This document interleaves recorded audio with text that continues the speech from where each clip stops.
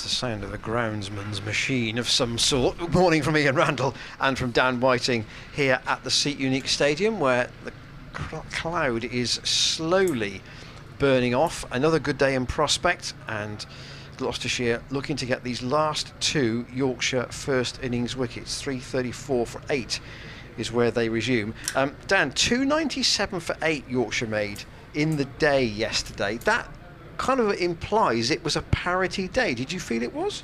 No, I thought Yorkshire probably was slightly in the ascendancy. I thought it was a good day for them. I thought they probably just pipped the first day as well, and they'll be very pleased with their position here at the Seat Unique Stadium. I think there are probably only 2 results possible in this game. I don't think Gloucestershire will win it now. I really don't. And I think the 2 results possible will either be a Yorkshire victory, which they'll be hoping to stick on 40-50 for these last couple of wickets, and then winkle out Gloucestershire quite cheaply, or I think the draw is in place if Gloucestershire have to bat and bat and bat. And do you think Yorkshire will be bothered about how long this innings lasts for? Do they want to take, would they be bothered about taking an hour out of the game at this point? No, I don't think so. I think they'll be looking just to extend their lead. I think that's what it's about, and I think they'll be looking to there's a little bit of cloud cover here this morning as well. We're expecting the sun to burn it off by lunchtime. It's watery sunshine. It's not, we're not under slate grey skies or anything like that, but I think it might just assist the swing bowlers a little bit this morning. So have Gloucestershire, do you think, from what you've seen out of these 2 days, do you think that they have been a bit below par and that they've got to actually raise their levels in the second innings? I mean, effectively they have to bat probably until lunchtime tomorrow, if not a bit beyond. Yes, they do. Yes, they have been a little bit below par. I think they probably be a little bit disappointed with their performance. First game back here in Division 1 for 16 years or 17 years, and I think they will be disappointed in their performance here. But Gloucestershire are one of those sides who triumph having been behind the 8 ball regularly, and we saw last season they came from behind to win a number of games. I don't think they'll win this one, but I think they can save it.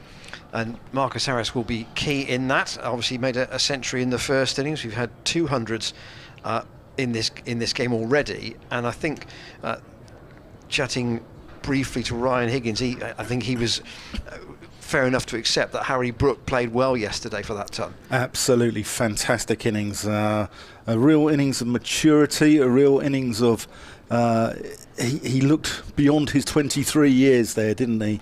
And I mean, we were thinking that the middle order for Yorkshire would be slightly callow, and that was, once Milan and Lyth had gone, we thought, Gloucestershire fans would have thought they're through Yorkshire, and to skittle out the middle order. But Harry Brook, aided by Harry Duke, I thought batted very well for a young man, and aided and abetted him.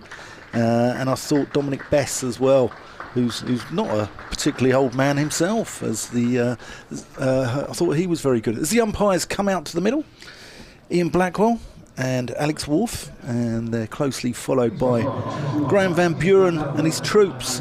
So Graham Van Buren picking up a wicket right at the very end of play yesterday. Removed Matthew Fisher, caught behind by James Bracey. Just looking at the Yorkshire batsman coming down the steps, I think that's Steve Patterson following Jordan Thompson. Obviously the incomplete over will be finished by Van Buren from this Ashley Down road end, and then we'll get into the day.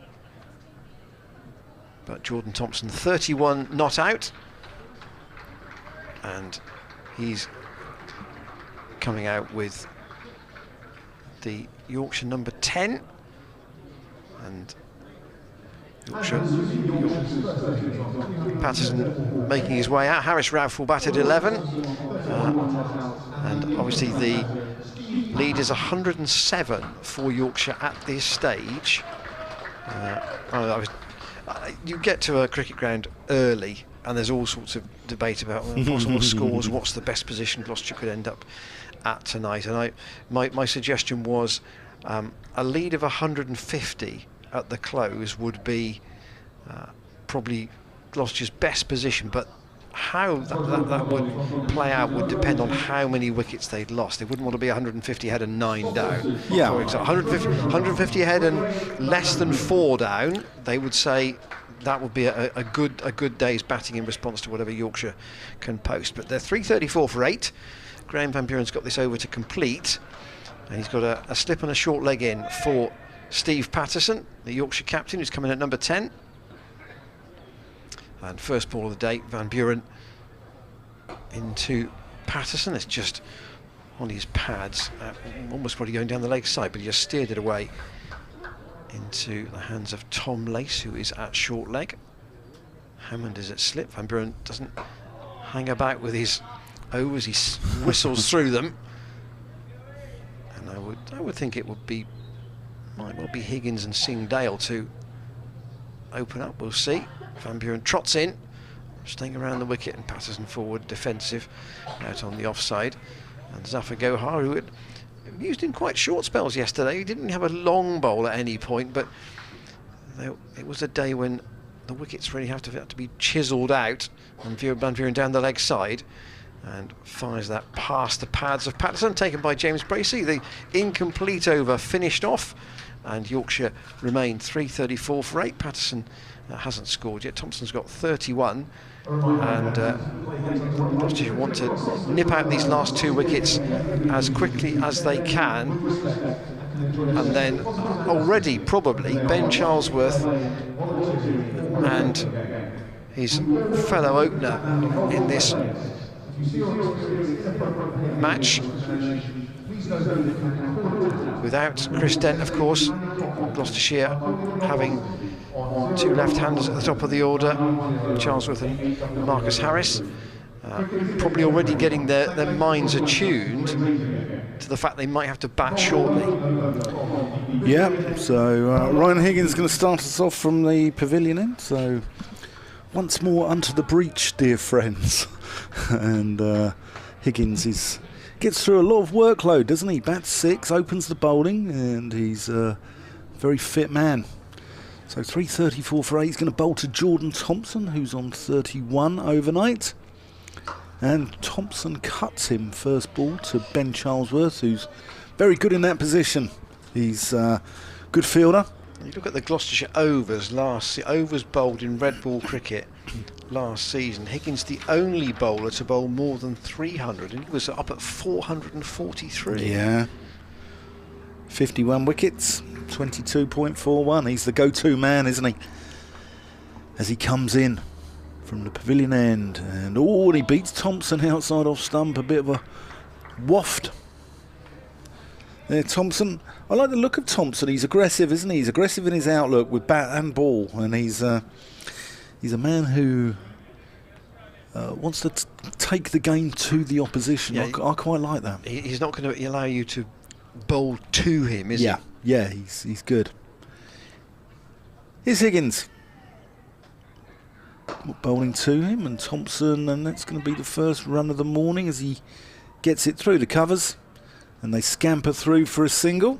I was scrolling through 1 or 2 messages last night, and it came across a question that somebody had asked. It was right at the end of last season, actually, and it was a question that somebody had put to me, and I thought it was a very good question, and what sort of thing you can debate throughout 6 months when there is no active domestic cricket. And it was, do you build a squad and then prepare the pitches for the squad you've got, or does it work the other way around? Higgins wide and Patterson lets that one go through. And in other words, do you try and look at the pitches you have available and then build your playing group around what you're facing effectively? Which comes first? I think you look at your pitches available. Here's Higgins. Oh, and that's a good ball. That beats Patterson outside off stump, and he plays at that. I think you look at your pitches. I think Gloucestershire have done this last year. They played a game against Surrey where they were spun out. Death by spin. So they went out and signed Zafar Gohar. you know. And I think you build your side accordingly, and you build your side maybe where you've got slight weaknesses there as well. And Gloucestershire did that. As Higgins comes in, and Patterson gets an inside edge past the stumps, and he's going to get one. They think about a second, but they don't take it. Good morning to all listening in from Yorkshire as well. Welcome to the Gloucestershire stream, and we hope you're having a lovely day. We hope the weather up there is just as pleasant as it is here in Bristol, where it's a hazy sunshine bathing the ground, and it's going to be a very pleasant 19 degrees, and there's plenty of your folk down here as well watching the game and making the journey down to the southwest for the bank holiday weekend. And we're going to see Ajit Singh Dale from the Ashley Down Road end. I did wonder whether he might get the first burst from this end. And actually, just to conclude that. Yeah, sorry. No, quite right. To conclude that point about pitch or squad. Richard Dawson's view, and obviously he has gone on to higher things, if you like, from a coaching perspective, but learned his cricket coaching the seconds at Yorkshire, and then got a first team opportunity here. Here's Singdale into Steve Patterson, his first ball of the morning, and Patterson gets a leading edge out on the offside. Didn't know where that had gone. He was trying to filter that, I think, down towards the fine leg fielder, right in front of the smaller of the two scoreboards, but got turned right round and got a leading edge out towards Zafar in the covers. What Richard's big thing was trying to make the side as competitive as possible and to take the games as deep into the fourth day as possible.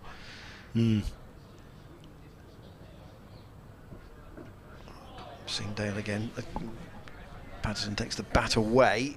I think the impression, even from a couple of deliveries, is that maybe the extra yard of Singdale might be troubling to Steve Patterson. He wouldn't be the first 10 or 11 to not like the quicker stuff.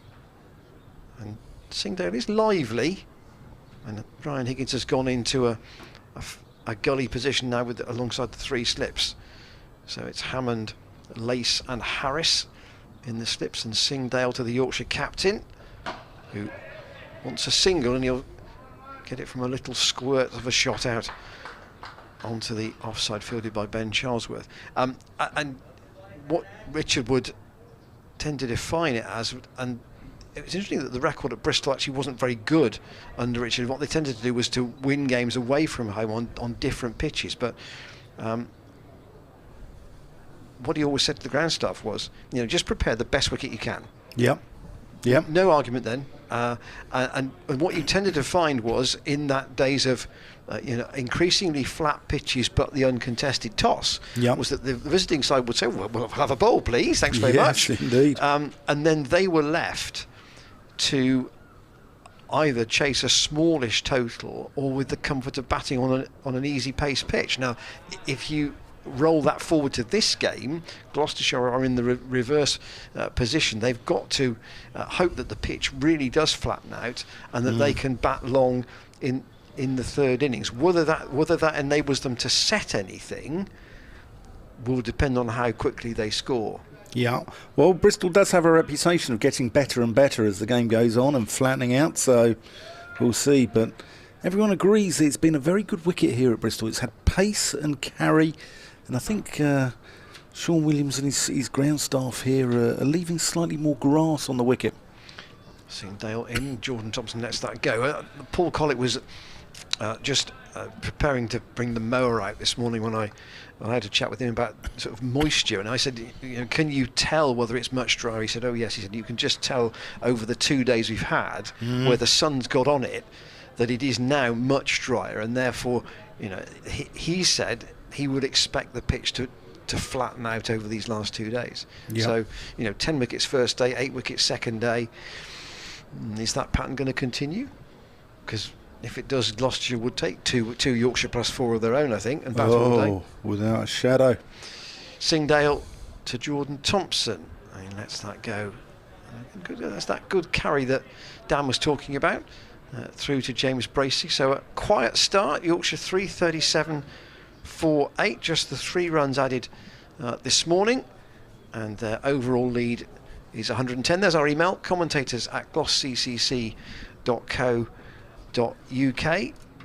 And we should say at this point, you may have heard us talk a lot about Shane McGannon, who is one of the digital media team here at Gloucestershire. I'm sad to say that he is going to be leaving us after this game and going off to work in a different sport in a different part of the country, and we'll miss him. Higgins in from the pavilion, and then that's thick outside edge. Goes past third slip, and that is 4 runs. First boundary of the morning. And Steve Patterson gets another 4 onto his total, goes on to 6. Shane, thank you very much for everything you're doing here. It's been wonderful working with you, albeit briefly. And I look forward to some good old-fashioned Irish hospitality later on. So,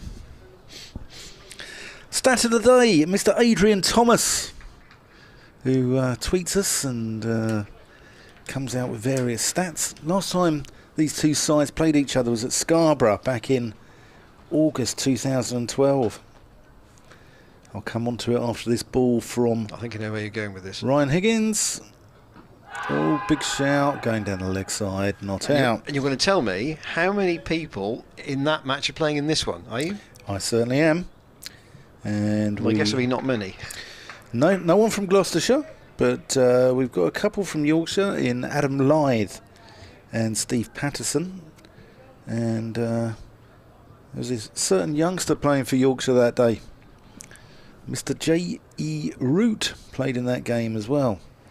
As Higgins comes in and Patterson gets an inside edge between bat and pad.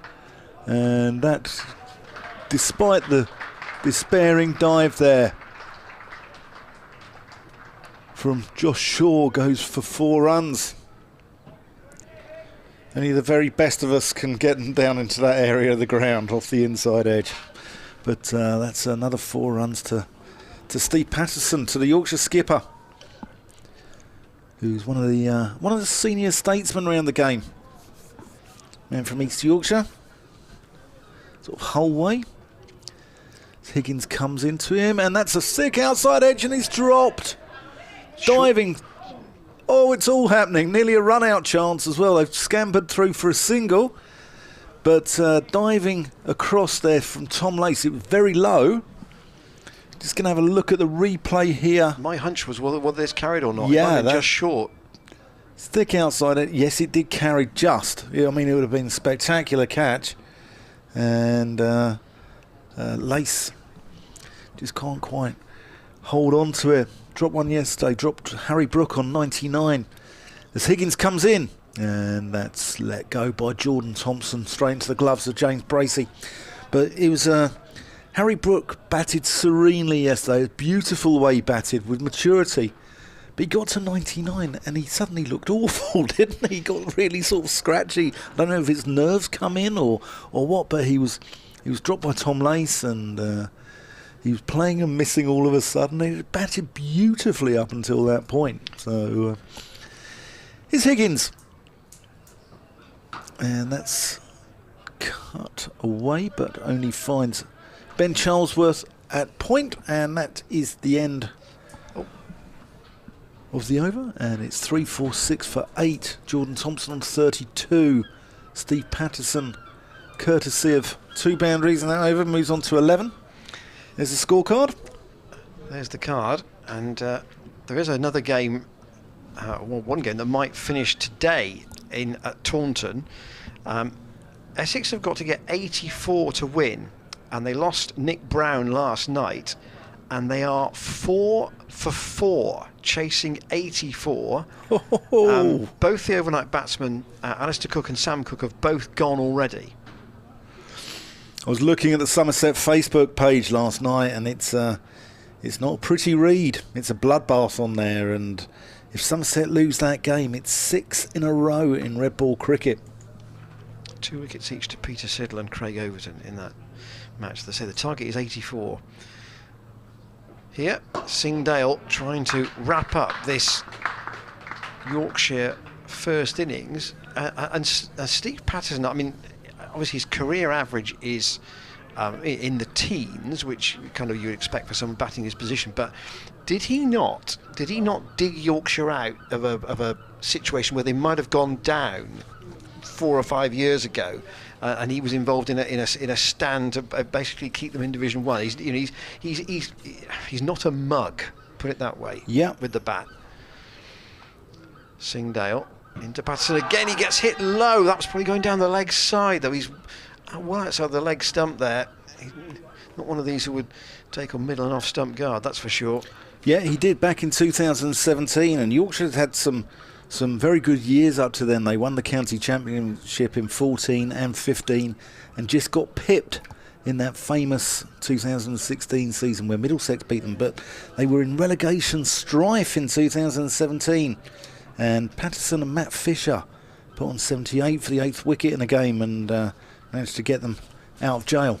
Still 3 slips in for Ajit Singh Dale, and Patterson edges, and Higgins flies across to his left, but he can't lay a finger on that, and it's gone through the slip cordon and down to the 3rd man boundary for 4. 350 up. You can't see Higgins in your shot here, but Singdale again, Patterson backing away, and it's gone past Higgins at sort of chest height. It's gone quite quickly as well, but he couldn't lay a finger on it. Yeah, I don't know if Patterson's worried about the carry, but maybe he's just one of those batsmen who gives himself a little bit of room, shall we say. Yeah. But he seems to be going towards square leg a little bit. 15 he's got, though. Off a couple of edges in that. And Singdale tries to fire one in again, and the Yorkshire skipper defends. It's one of those perhaps irritating batsmen. Do you think that the vast proportion of his runs are going to come from behind the wicket? Yeah, thank God there's not a short leg in place, because I think he'd be stepping on his toes here. Singdale spoke to the media last night, and unsurprisingly he said, we're going to try and get 2 quick wickets this morning and then bat as long as Gloucestershire can. Patterson again, just the first movement always seems to be about 9 inches out towards the leg side. Almost, I say, to maybe give himself a little bit of space, but he's certainly going to try and hang around here and extend this Yorkshire lead as far as it can, up to 123 at the moment. And psychologically, every 10 runs it gets up, particularly if it got to 150 would feel a big junction point for Yorkshire. Singdale, and that's again down the leg side. Only Singdale goes up for the appeal. Nobody else was interested.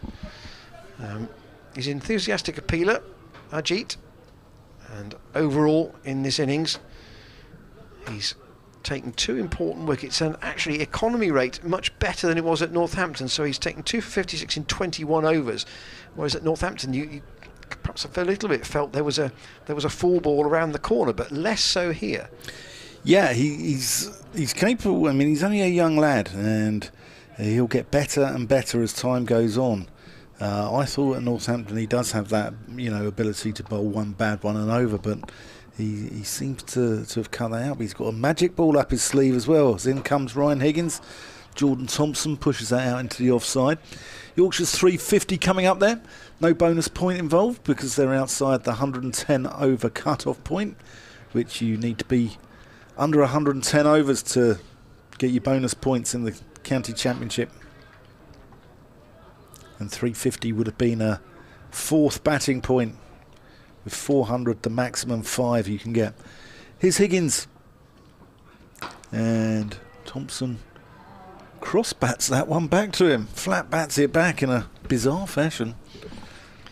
Higgins has got a fine leg and a deep square, but no, just Zafar Gohar at mid-on, in front of the wicket on the offside, on the leg side as you were.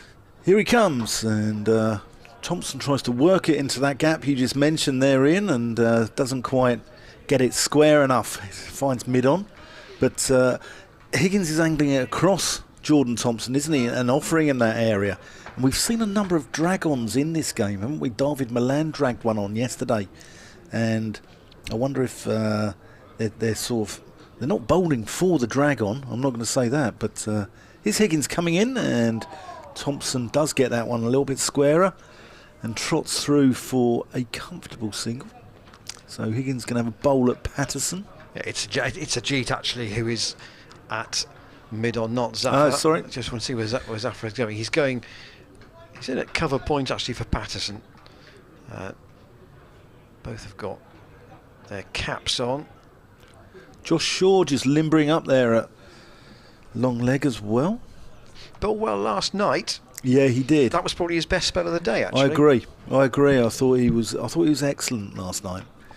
Here's Higgins to Patterson, and Patterson staying in line a little bit more there, still showing all three stumps, but not stepping away to square leg, and he seems a little bit more comfortable with the pace of Ryan Higgins. And I suspect. Yeah, I suspect that's the case. Well, there's been a conversation about who would take which bowler between this partnership. I'm not sure. Yeah, but I'm with you. I think Patterson would rather face Higgins. Here he comes, and a little bit of a waist shape. No ball called. Been a number of no balls in this innings, and Dale Benkenstein won't be very pleased with this. There were a number at Northampton as well. 22 runs now from no balls. 22, is it? Yeah. And that's 11 no balls. It's 2 runs for a no ball in the county championship, and it's 3 runs. And it's not only that, but it's the extra ball as well, where you can score runs from. So Higgins comes in, and that's wide, and Patterson just lets that go. But it's we've seen it at Northampton as well, where Higgins bowled a no ball, and Gareth Berg was caught off it, and obviously doesn't count because it's a no ball, but it will be something that's just crept into their play and won't please the coaching staff, will it, Ian? No, and I think there are certain things you can control within your tactical game plan. Putting down slip catches is not great, but you can hopefully improve that. But the bowlers bowling no balls or not is just, I would say, an ordinary discipline that should be easy to sort out, and then you're not giving the opposition free runs.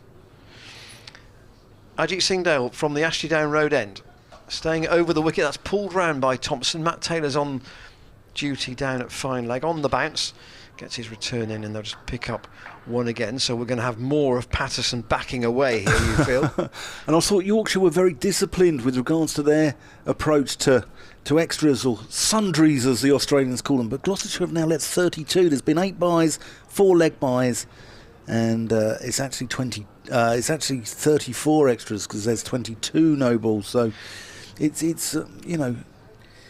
that would be a lead of just under 100 now, which is salvageable, but 130, who knows? Full toss from Singhdale, and squeezed away through the gully area by Patterson. That's going to go all the way to the rope for 4. It's the first bad ball Singhdale has bowled this morning. But looking for the Yorker. Here's the camera view with the bowler coming towards us, and Patterson got it away on the full, and in a sense just let the pace of the delivery generate the pace of the shot. Didn't play it with any backlift at all. Ed Seaborn, our good friend, calls them buzzers, by the way.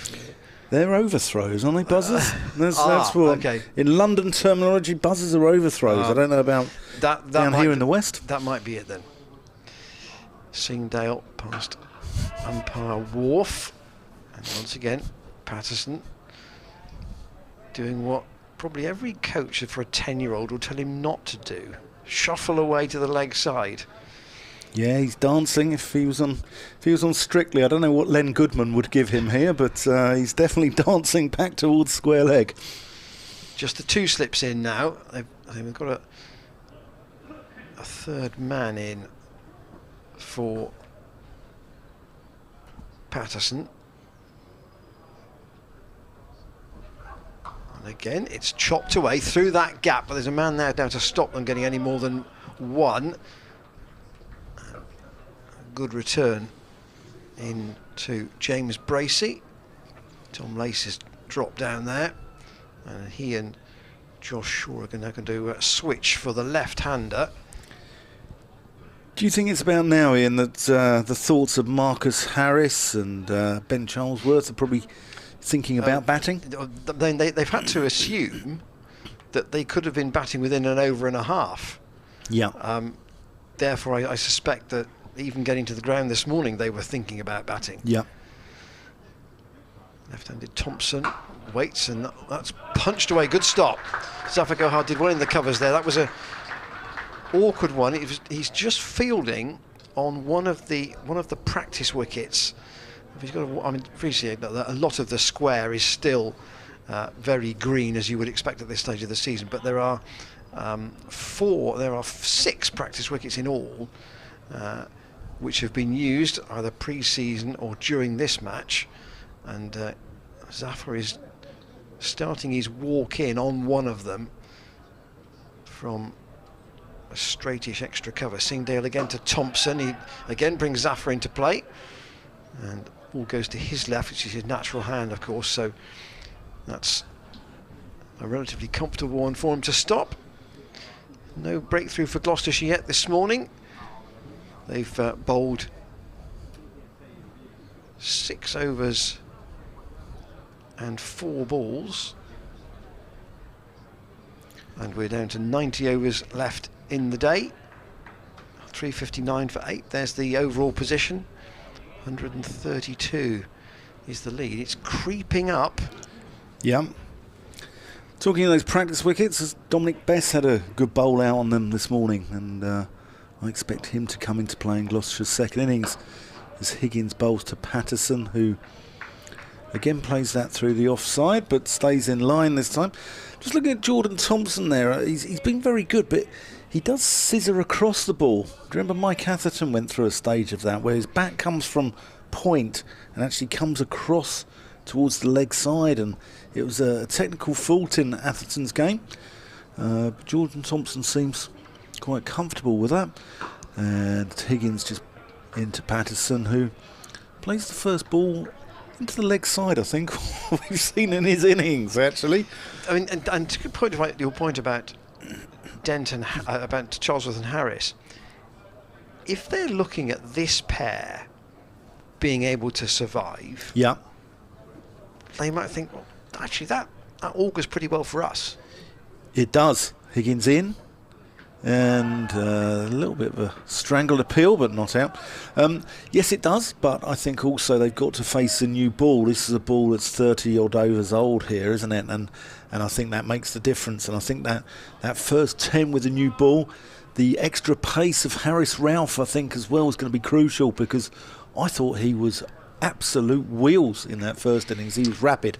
Yes, he may not get the new ball, but have him lurking at first change is something you'd like as a captain. Oh, that's a good leave there from Patterson. Yes, definitely. I think he won't take the new ball. I think, but Matt Fisher, I thought, bowled beautifully for Yorkshire with that new ball, and was just on the money. Virtually every ball. 4 for 19, 14.1 overs, 6 maidens, 4 for 19. And I thought he was absolutely fantastic, Matt Fisher. And you can see why he's got an England call-up. Here's Ryan Higgins. And Patterson squirts that. Thompson's on his toes there, backing up. But the 38-year-old Patterson doesn't fancy the quick single. I think the cry was waiting from him, unsurprisingly. There are some of the spectators in the ground early this morning. Yeah, enjoying the sunshine. Yeah, it is a bit watery at the moment. There's probably more cloud cover than they had at some stages yesterday.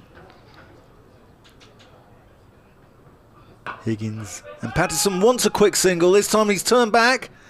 And well in there from Ben Charlesworth. Sharp. Those two in the covers have been excellent for Gloucestershire. Both games I've seen them actually. You've got Ben Charlesworth at point. Zafar Gahar, who made a brilliant stop in the last over at conventional cover. Maybe more extra. And both of them are very, very good. Very sharp on the single. And not a lot gets through them, and that'll be something that Dale Benkenstein puts a premium on his fielders, save you a lot of runs over the course of a season. And those two are really, really good fielders.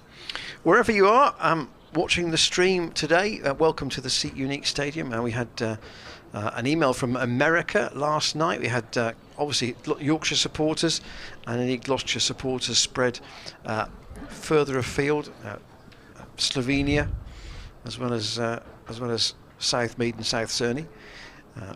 But here's Ajit Singh Dale trying to dislodge this 9th wicket partnership. Jordan Thompson waits for him. He pulls on the hook, and it's short enough that he can get it square behind Josh Shaw and all the way to the boundary for 4. If this pitch is going to get easier, and I know that some of the bowlers have really tried to bang in a bouncer just to see what they can get out of this wicket. That is not going to be particularly fruitful over these next 2 days, and I don't think Yorkshire will, maybe Ralph might because he's got the extra pace, but I don't think the other Yorkshire bowlers will use the short ball very much on this down. They'll try and keep the ball pitched up, and Ajit probably learnt something from that one. That's a better delivery, driven, yes, by Thompson, but straight to Van Buren at mid-off. Update from our noisy neighbours from down the M5, down at Somerset. Essex recovering 16 for 4. Matt Critchley in there, the new signing from Derbyshire, good all-rounder. Bowls a little bit of leg spin and right-handed bat. And Tom Wesley. Target is 84 in that game, so still looks a long way off, doesn't it? It's it might still take some getting. Sun's just gone in here at the moment. Singdale to Thompson, who looks a pretty. I mean, you actually sang his praises as a bat earlier in the piece, not just today, but actually when the team was announced, and he does look pretty organised, doesn't he? He does, and he's an impressive individual. He did very well for Yorkshire in the Blast last year, and did very well for the Northern Superchargers, which got him some contracts over the winter with the Hobart Hurricanes and the Karachi Kings in the Pakistan Super League as well. So he's a good player. Again, quite happy to call weight with a defensive shot. He only made 150 last year, played in all but one of the championship games. So, if you're steadily making, somewhere around about, well, his average was 21. He's sort of Ryan Higgins kind of average actually with the bat last year. So, you feel that there is a chance for him making useful runs. Yeah, he's a bowling all-rounder, I'd say. Yeah, that's a fair call. But somebody who clearly can bat. And in this situation where you've got a decent total already, he's just the sort of man just to top it up, which is what he's doing here. One more to him that's got away again behind square on the leg side. Just practices the clip that he would like to have played with a bit more force probably. But he and Patterson started the day 334 for 8. They've added 30 runs. And the lead up to 137. I'd say any all-rounder wants to average more with the bat than the ball, don't they? That's what they pride themselves on those figures. And Thompson's averaging 25 over his career with the bat, which he'll want to improve on. But with the ball, just 19. Patterson, Yorkshire captain, waits, and he's bowled by Singdale. That was too quick for him. And a third wicket for Ajit Singdale. And Steve Patterson has to go. The 9th wicket stand is ended at 30. And here is Singdale firing it in and beating Patterson. And hitting the off stump with some force. 364 for 9, but that's still 30 more runs than Yorkshire started with, and Patterson, I'm sure, he'll be disappointed he's out, obviously, but he's looking back at the board, and I think he's still going to be pretty happy with where Yorkshire are. They've got a sizable lead. It's a more than useful lead. It will be down to his bowlers, really, as to whether it's a match-winning lead or not. Yeah, I mean, I think Yorkshire just wanted to come out and put some quick runs on this morning. They're looking at it as a bowling day, really, and they'll be looking to make inroads into the Gloucestershire innings. And, as we said, thoughts are probably turning to the Gloucestershire innings from both sides. And Yorkshire will be thinking if they can get this up to maybe 370, 380, they'll be pleased with that. And if they take a couple of wickets before lunch, they'll be elated. Well, they'll be thinking now about when they might be bowling, and the bowling group, those who have already batted, will be getting their minds attuned. Matt Fisher obviously was out late last night, and Gloucestershire are going to try and tempt Jordan Thompson, or indeed Harris Ralph here, because Ralph has come in at number 11, with Zafar Gohar from the pavilion end. Yeah, Ralph and Zafar Gohar just having a little chat. Pakistani guys over here playing county cricket and playing the game with a smile on their face, enjoying it. Don't think Harris Ralph was enjoying certain times when he was bowling out there. Marcus Harris collared him a couple of times through the covers, but there's steam coming out of his ears. But he plays aggressively, and he's a fantastic addition to the county circuit, like a number of Pakistanis over here, with the likes of Shaheen Shah Afridi. It looks like Shah Masood got a big one for Derbyshire yesterday, didn't he? 239. Here's Zafar Gohar bowling to Thompson, who hits him out to long off, and they don't take the singles. There's a little bit of protection going on with Harris Ralph. So here's a little Harris Ralph's batting. This won't take long. It's only his fourth first-class innings. Zafar Gohar to Thompson, who backs away, and he gets that one square of the fielder out in the covers. So they manage to take two, but the fielder cuts off the boundary. Go on, Ian. So only his fourth first-class innings. He's made 15 runs in the other three. And his main batting has been in T20 cricket, where he averages 7.4 with a highest score of 19. So I think we could have a bit of fun if he gets on strike. Zafar Gohar. Thompson backs away. They're trying to carve him through the offside. Doesn't time it. Frankly, we've got no idea what he's like. No. I've got a feeling he might like to put bat to ball. Yeah, I think probably, he might wind things up a bit. Here's Zafar Gohar. And Thompson goes, and that's a mis-stumping there by James Bracey, and that's going to go through for 4 byes by the look of it. And it does. Actually, is there an inside edge on that? Here's the replay. Let's have a look at the replay. Mis-stumping might be right there. No, mis-stumping. Don't think it hit anything. And it's 4 byes. And Thompson giving him the charge, misses it.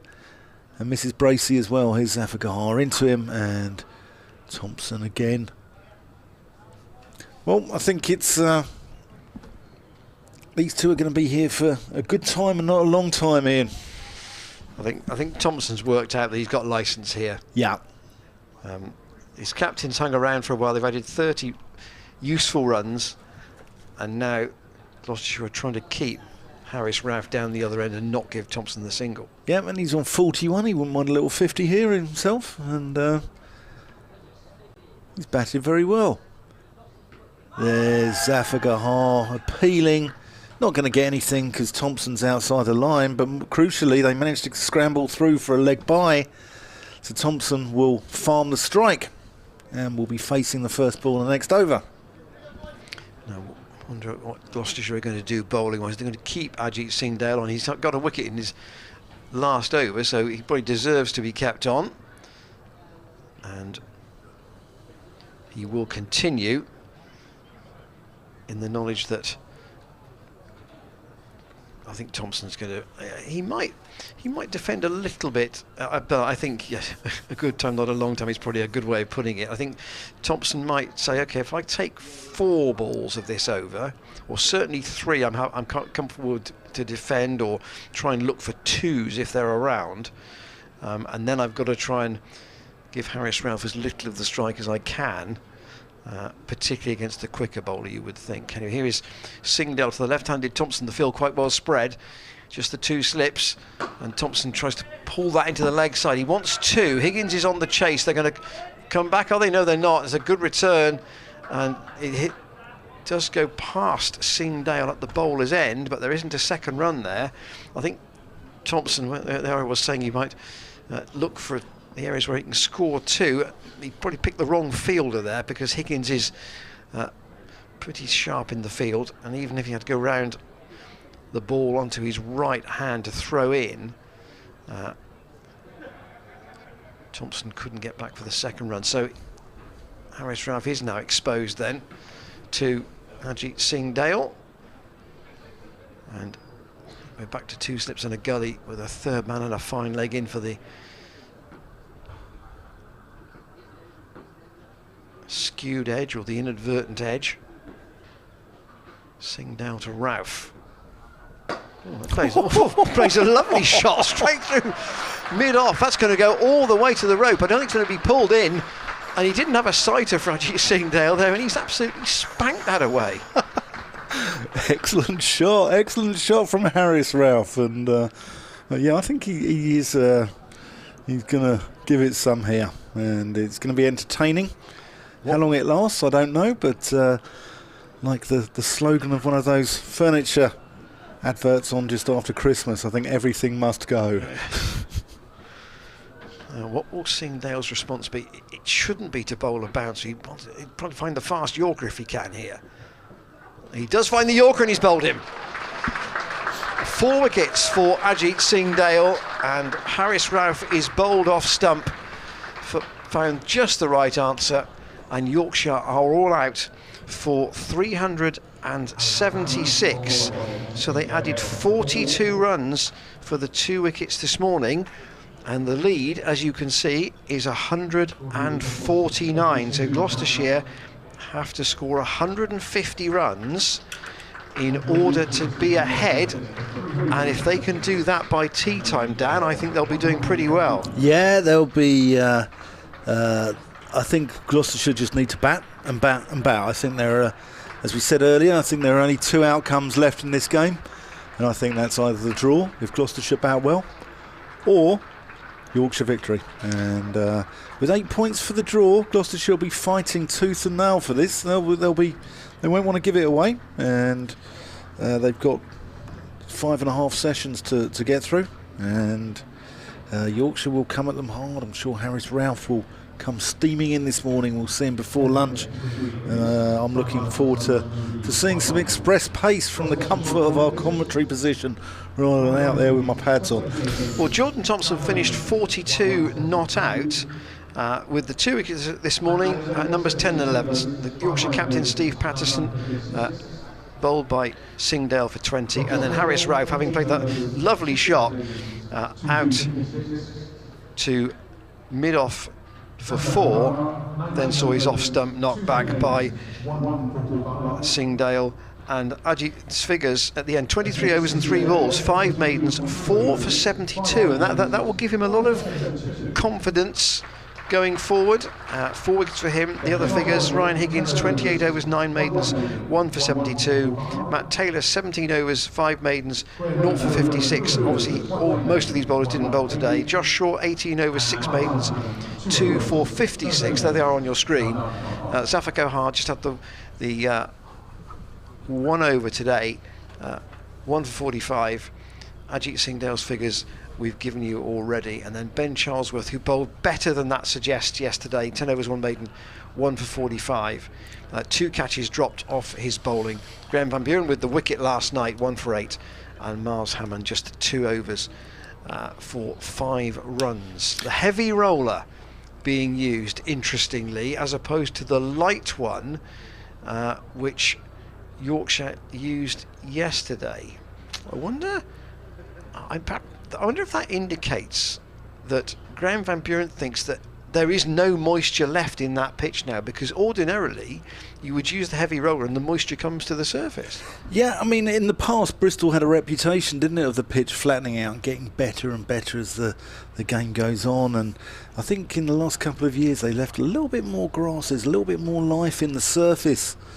And Graham Van Buren getting a heavy roller on it, trying to possibly squeeze that life out, because they want a dead pitch here, Gloucestershire, so they can just bat and bat and bat, and if they can, they can save this game, and they'll take 11 points out of this with the draw.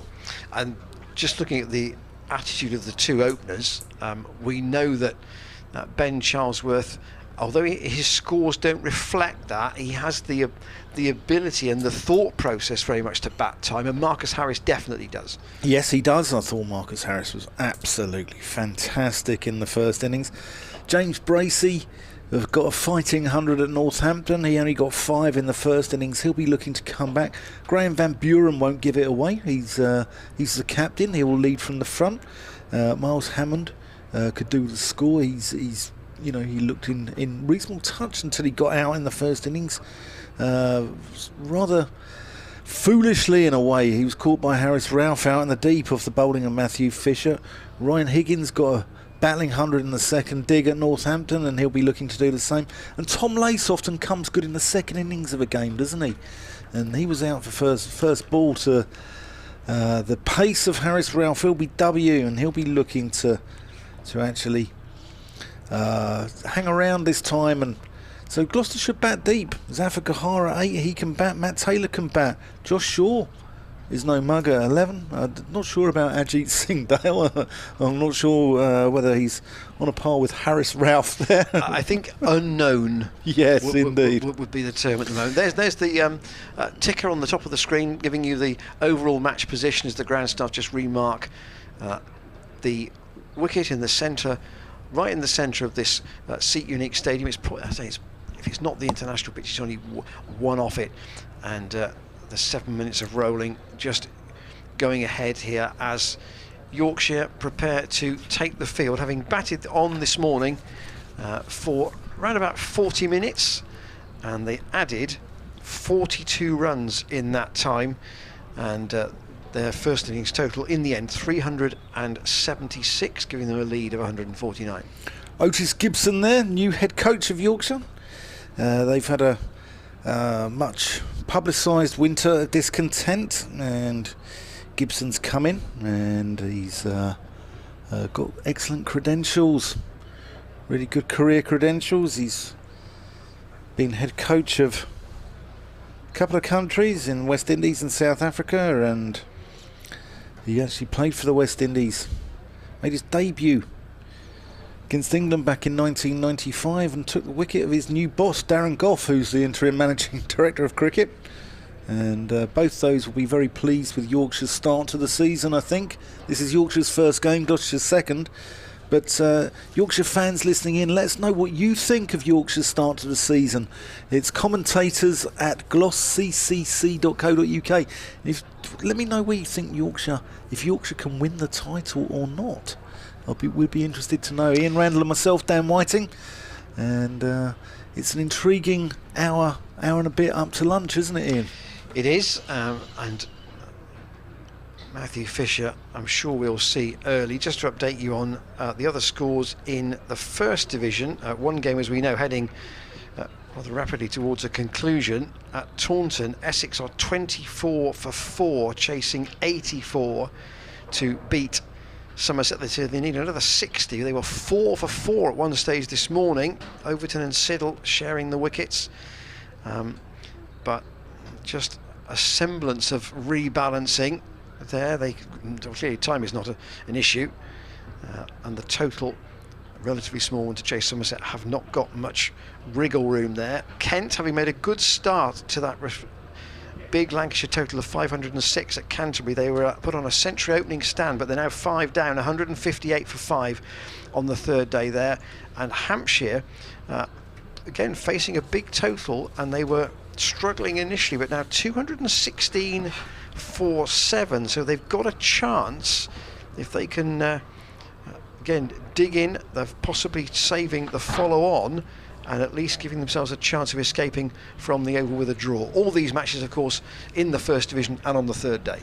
There are a number of sides with batting issues around the county championship, and Hampshire fans, obviously, I think personally Hampshire have got the strongest attack in the country with Abbott and Abbas. I think he said Abbott and Costello. Abbott and Abbas, obviously a fantastic opening attack.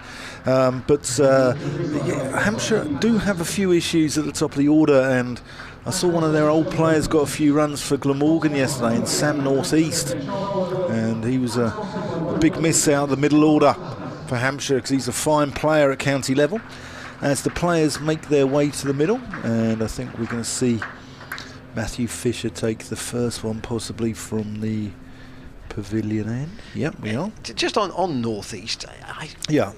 He's been a batsman for me who, by his weight of runs, maybe not in the last 2 years, but certainly before that, you think, well, why has he never had almost like a Chris Dent type situation?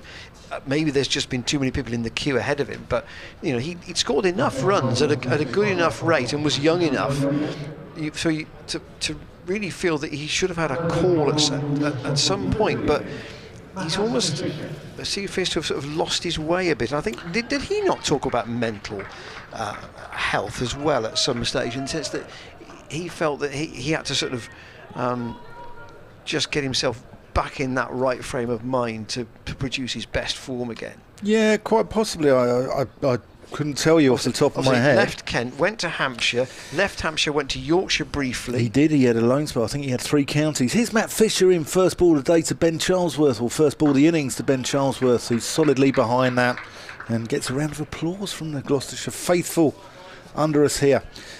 He had 3 counties there last season, didn't he?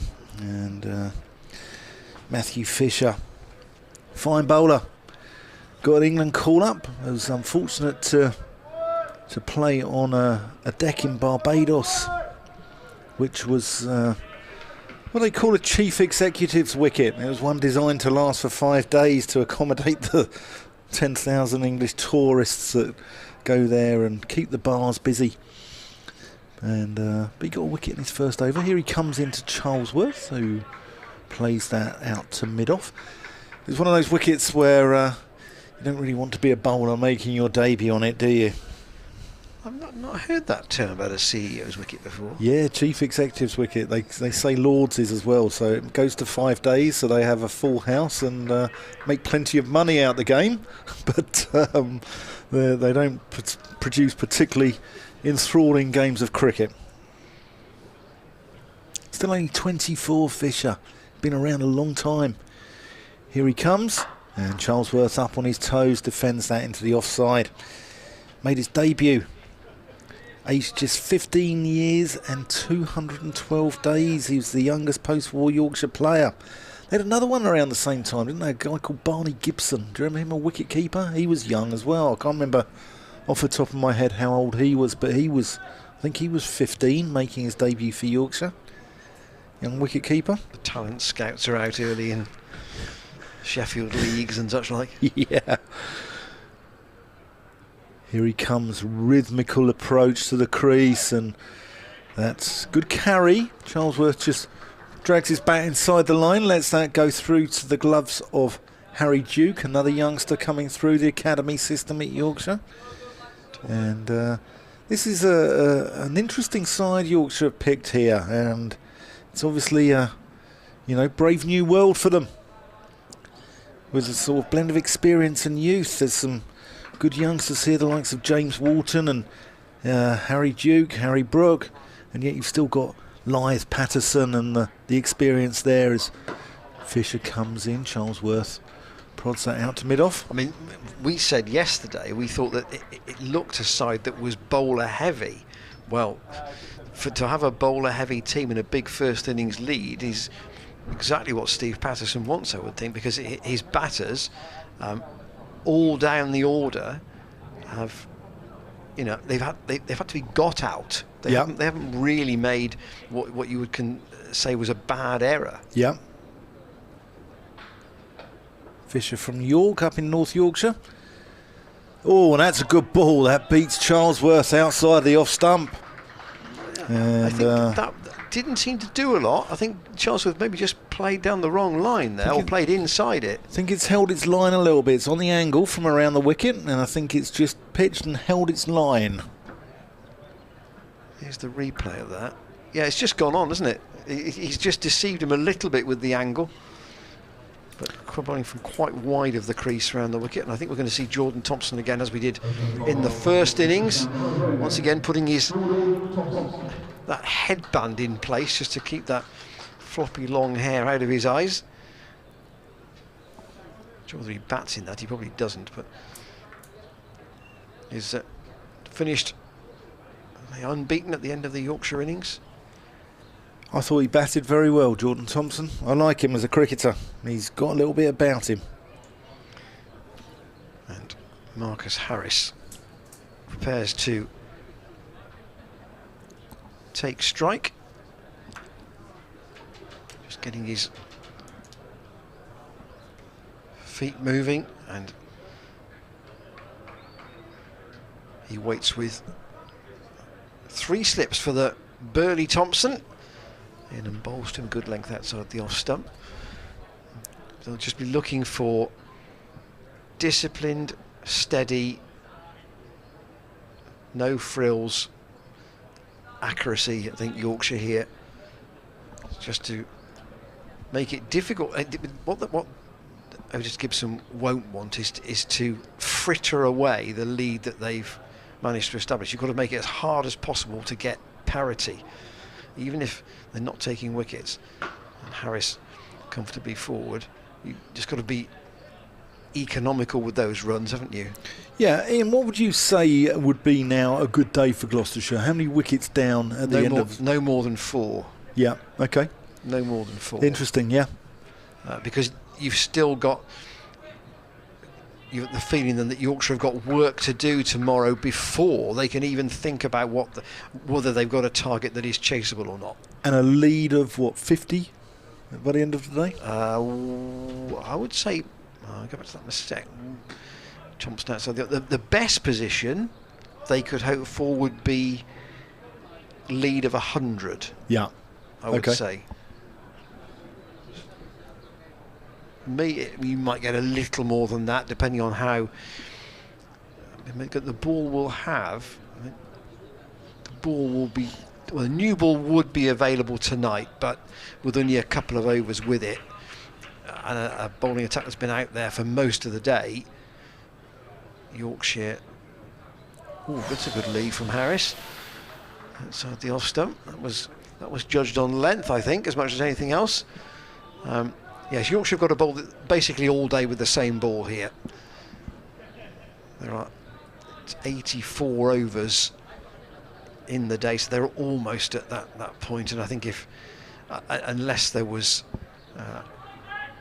maybe if there were 9 wickets down, perhaps tonight, might they take the new ball for 4 overs, just trying to finish off the Gloucestershire innings? They might do that, but Harris has got away here. Ooh. And he's got that square of the wicket, and it'll race away over this fast outfield to the point boundary for 4, past Dom Bess. It was in the air for a while. I was going to say that. I was going to say it was not all the way along the ground. That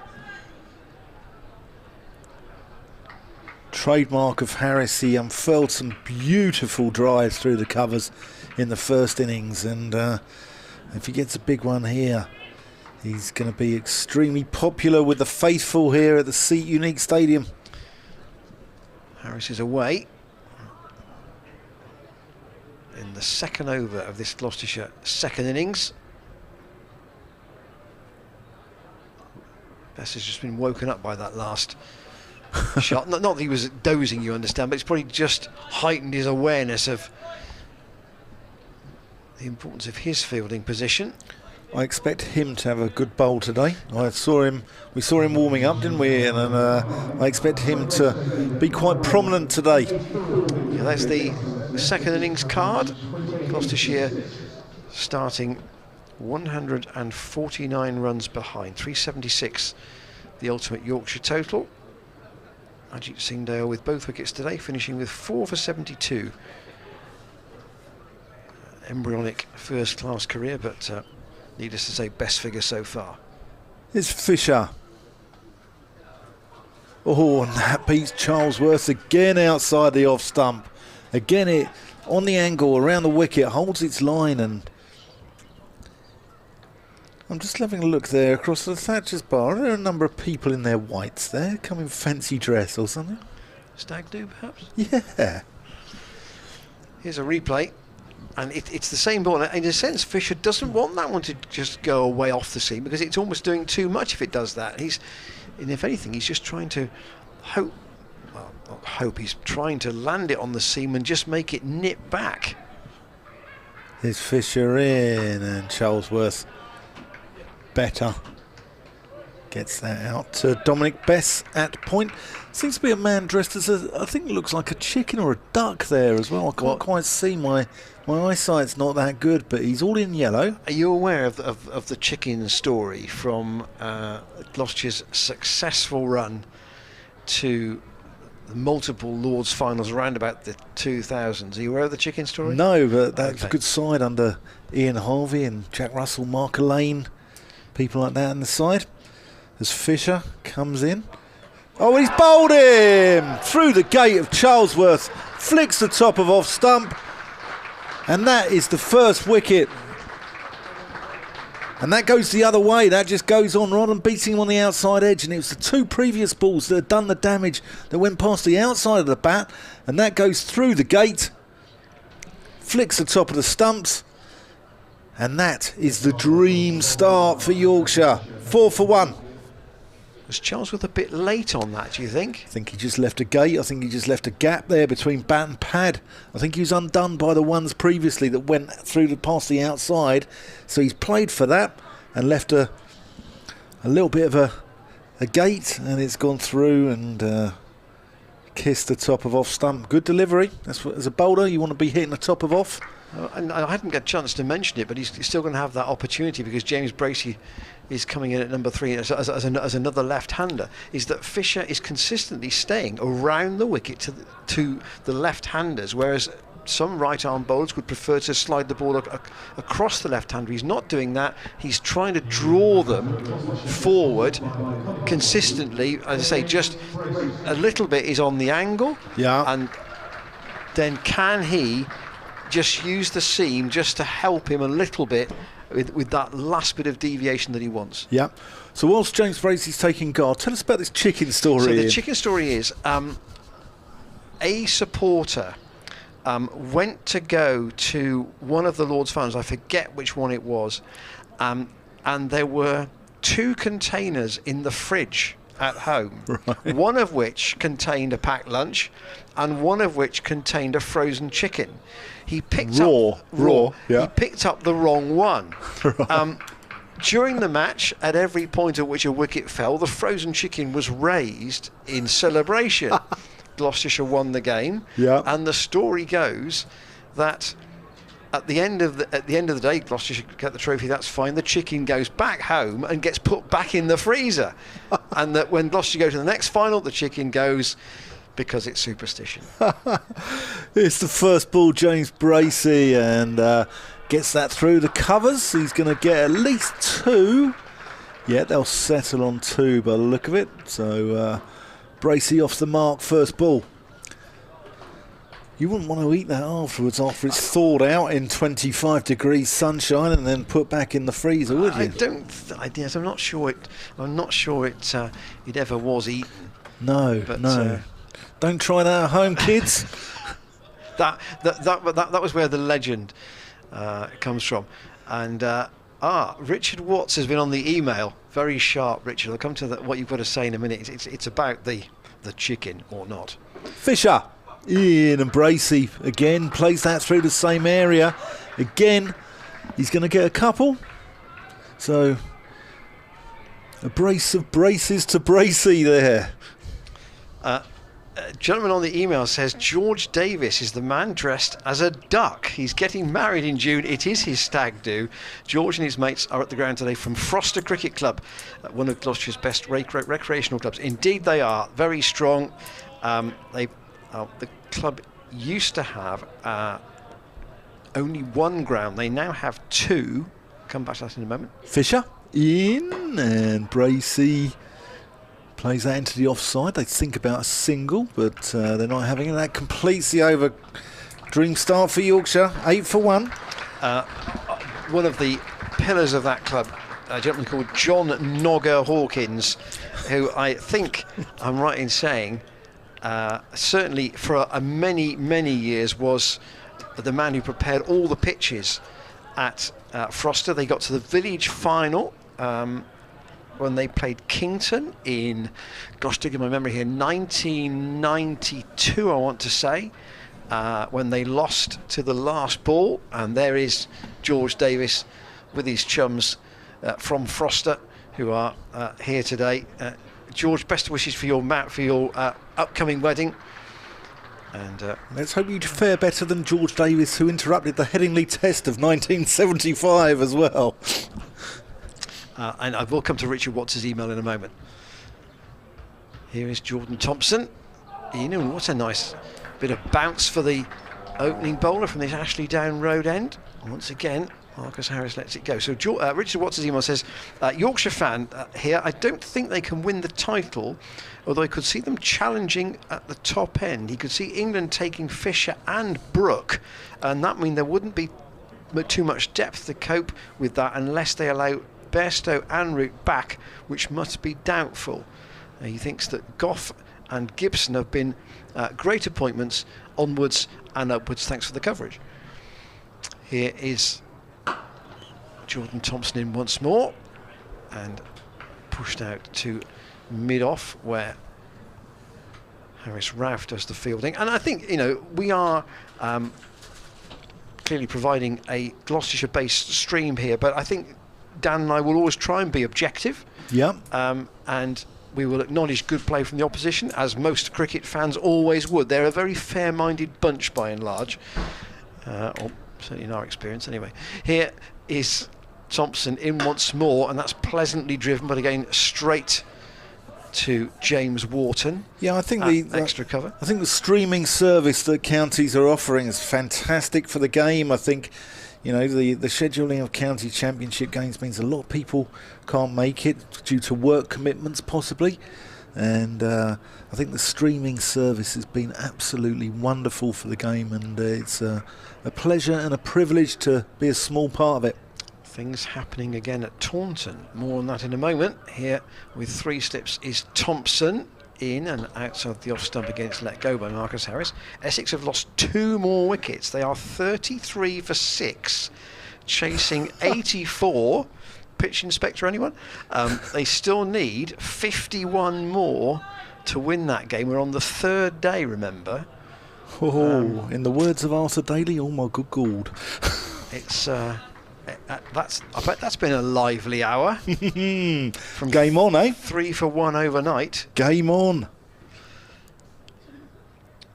Thompson again to Harris. Ooh, and he just pushes it past a little tentatively at that. It wasn't a good job. It wasn't a much firmer push, because Harry Duke would have been leaping in the air for a catch, I suspect. Thompson is... So he's adopting the over the wicket approach to the left-handers, just trying to slide it close enough to them to induce the edge.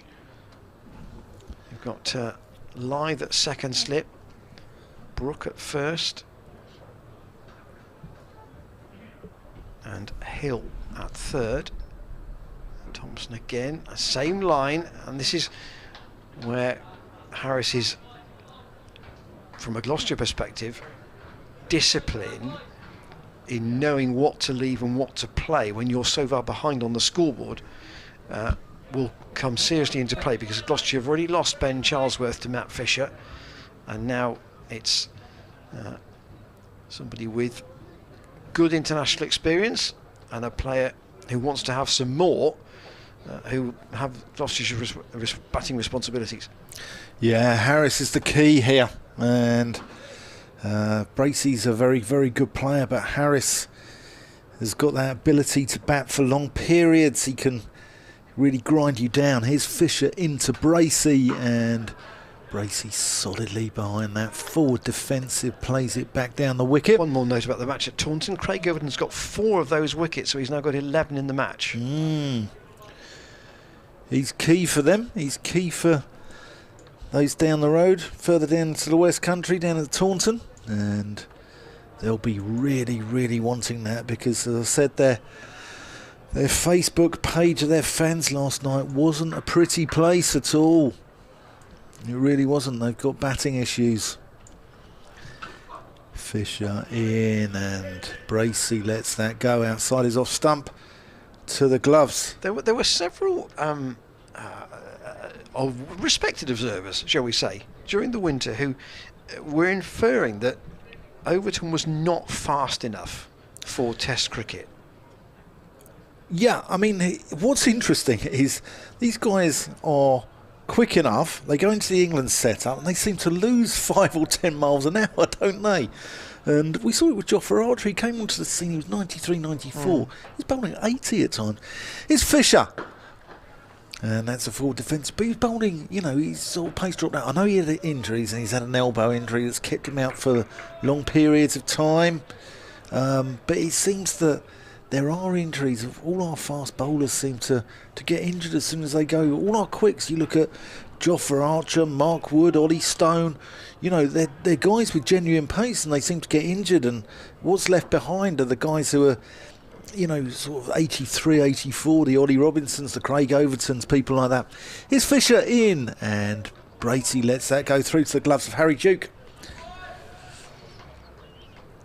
If you go back, and are those injuries caused either in matches or in some of the winter work that they do? Because it was said that Gloucestershire had Craig Miles going from here to a winter session at Loughborough, and it was felt that when he returned from there, he wasn't the same bowler. Really? Yeah. Here's Fisher. Another man, you know, I want to ask your opinion. You saw a little bit of him here. Was Liam Norwell. He's been touted as the next cab on the rank. So I got a lot of time for Liam as an individual. He was really good for Gloucestershire. Obviously, originally spotted playing club cricket in Cornwall. Yep. Came up through the Gloucestershire system, if you like. Had a virtually lost one season completely because of injury. Fisher. And that's driven nicely through the covers, and James Bracey's going to get 4 runs for that. Beautifully put away. Nice shot from Bracey. And Yorkshire are hunting wickets here, obviously they are, but they're not. They're doing it in a fairly orthodox fashion at the moment. They're not being too funky about the fields. No. Yeah, Liam is I would say, so he's not. He doesn't have raw pace. He's not an absolute strike bowler, but he is a wholehearted bowler. Will do long spells for you if you want. Yeah. And worked out his run, which was very long when he first was at Gloucestershire, cut it down, but was able to maintain the pace that he had. And short, Jordan Thompson thought that would carry. Lythe fancies this. Look at Lythe. Look at Adam Lythe there. He fancies this as carried. Marcus Harris is not moving, and Yorkshire are going to continue, and fair play to them for that situation. That was a close call, and they may be disappointed, but they are going to carry on because it's an inconclusive situation. We may have the chance to have a look at that in a moment on the replay. But here is Thompson once more, and that's let go by Marcus Harris. He's only got 4 at the moment. I don't think we'll see that on the replay because the third slip's just out of camera shot there where it went to, was it third or, yeah, it was third slip. But Lythe was adamant that carried, wasn't he? He seemed to think. Yeah, I mean, he's at second. George Hill is at third. Has he taken half a step forward there as well? He has. Perhaps that's reactionary to what we've seen. Thompson in, cut by Harris. Out to Dom Bess. You don't expect Harris to walk anyway. I mean, he's Australian and they only ever walk when their car runs out of petrol, Ian, don't you? So. But I say that replay may not exactly tell us whether it carried or not, but it would be. Well, George Hill is the person who really knows, and sometimes the edge happens so quickly that you're really not sure. And maybe the youngster was hopeful rather than absolutely knowing whether it had carried or not. Yeah, it was the third slip, and we're just getting around and seeing if we can have a look at that on the replay. But Lythe was certain that it carried, wasn't it? And he couldn't believe that. Well, he certainly looked towards Alex Wolff. Yeah. And I think Wolff's reply might have been almost like it's your call, Thompson. And that's driven nicely by Harris. That will be 4 more. And that will grate a little for Yorkshire a little bit at the moment. But they've got to put that moment out of their head. And Harris goes to 8. It's 16 for 1. Both batsmen on 8. And here is the replay of the shot that Harris has just played. He's had a couple of those, and he marked in the first innings that the square boundaries here at the Seat Unique Stadium are the longer boundaries on the ground, but Harris has timed a couple of those nicely already. That was felt a safer shot than the earlier one, which was in the air for a while. Tom Bass again waits, and there's a big appeal for an LBW there from Thompson. I think that's pitched outside leg stump, don't you? Well, it's an eventful over, that's for sure. Is. 6 overs gone. And here is the last delivery. Yes, it probably is just outside leg stump. It's a tight call though. Ian Blackwell pretty clear in his own mind. There are the opening bowling figures for Yorkshire from Messrs Fisher and Thompson, and Ben Charlesworth, the man already departed, bowled by Fisher through the gate for a duck. The fantastic Jack Longstaff here just bringing us in some food, keeping us going in the comms team, and it's a wonderful team here who've helped bring you the stream behind the scenes. As Fisher is about to start us off again from the pavilion end. And that's good carry. Harry Duke takes it above his head there. And Fisher just going, that might have been the one he tried to get to be the off cutter, but it was really too short. And I say, took that with the ball climbing, but yeah, he's a tall man, Fisher. He gets good bounce, good carry.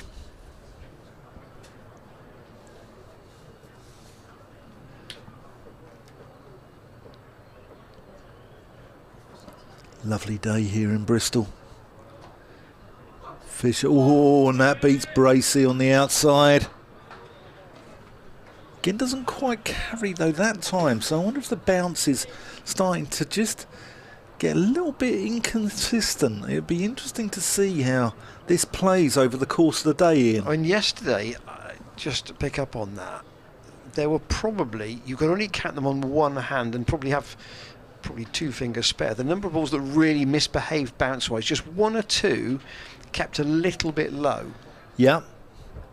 It wasn't misbehaving dangerously. No. And that's for defensive. Bracey behind it solidly. And any further news from our friends down the M5? 44 for 6 Essex. And they're chasing 84. 84. They need Whoa. 40. Interesting. Interestingly poised. Here, Gloucestershire's deficit, as you can see, has been reduced by 16. It was 149 on first innings. Fisher. Oh, and that's played with an angled bat there. Bracey just runs it down to third man. He's going to get a single. And throw comes into Harry Duke. George Hill just looked at the outfield there, and I think he's gone to turn, and it's on one of the drainage channels, and there's just a tiny area there where the grass hasn't quite taken, and as a result, it was a bit of a stumble when he went to turn round. He's gone back into third slip again, and interestingly. Oh, yeah. So I don't think. I just check, has Harris actually faced Fisher yet? No, I don't think he has. And Fisher's going to come over the wicket. Yeah, he's going to change the angle to Marcus Harris. So good to see Fisher thinking about it, working out his angles to the left-handers as he comes over the wicket to Harris, and that one slants across the left-handed Victorian. And goes through to the keeper. As you said in the first innings, Ian, Victorian by place of birth as opposed to age. Which I thought was excellent. It made me chuckle in the car on the way home the other night, actually. So there you go. And just to say too that if you don't catch all the stream live, you can of course go to our social media channels and look at the clips for the wickets and the key shots of the day at the close. Fisher, knees pumping, and Harris solidly behind that. Thou shalt not pass. 40 minutes to go until lunch. Yorkshire will want another wicket by then. And Steve Patterson looks like he might be bringing himself on quite early here. I mean, we've only had 7 overs. Jordan Thompson's had 3 of them. And the skipper's decided that will do for the time being. There's a chat between Patterson and David Milan, and I wonder if that's just to change the picture for the batsmen in terms of what they're going to expect, because Patterson will be, I'm sure, looking for absolute accuracy first. Yeah. They're just trying to, I used the phrase earlier, but they're trying to squeeze an error, aren't they, in this situation? Yeah, Harris Ralph just swinging his arms around, warming up there as well, and I expect to see him from the pavilion end fairly shortly, because I think he will offer something different, offer pure pace. Patterson just pulls out. He's lost his run. They were out this. One of the Yorkshire staff were out this morning with the pitch marking paint, and putting down all their respective sort of ends of runs for the bowlers. So really, there should be no excuse for Steve Patterson getting his wrong unless they've measured it wrong. Here he is, first delivery from this Ashley Down Road end, almost a floating half volley, almost on middle stump, and James Bracey plays it so straight back down the pitch it hits the stumps at the non-striker's end. We saw a number of those yesterday, bowlers pulling out, didn't there? There were flies in the eyes and flies in the mouth and all sorts, weren't there? So I don't know what's going on here in Bristol, whether we've been the fauna of Bristol getting in the way of the cricket here. No third man or fine leg for Patterson, but he has got a man at deep backwards square, and again that's driven straight down the ground by James Bracey. They'll just pick up one, well retrieved by Thompson up towards the apartments. There's the view from the analyst camera at the pavilion end of the ground.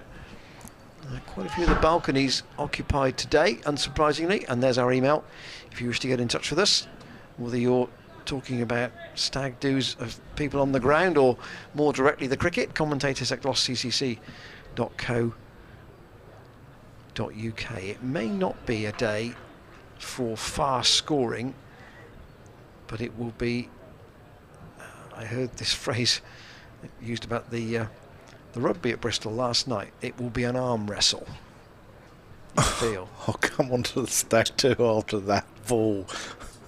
Patterson in, and once again, Harris defends. What I'm loving is there seems to be a full cricket team in whites there. There's also a man dressed as an umpire. Yeah, but you need one of those, don't you? You always need an umpire.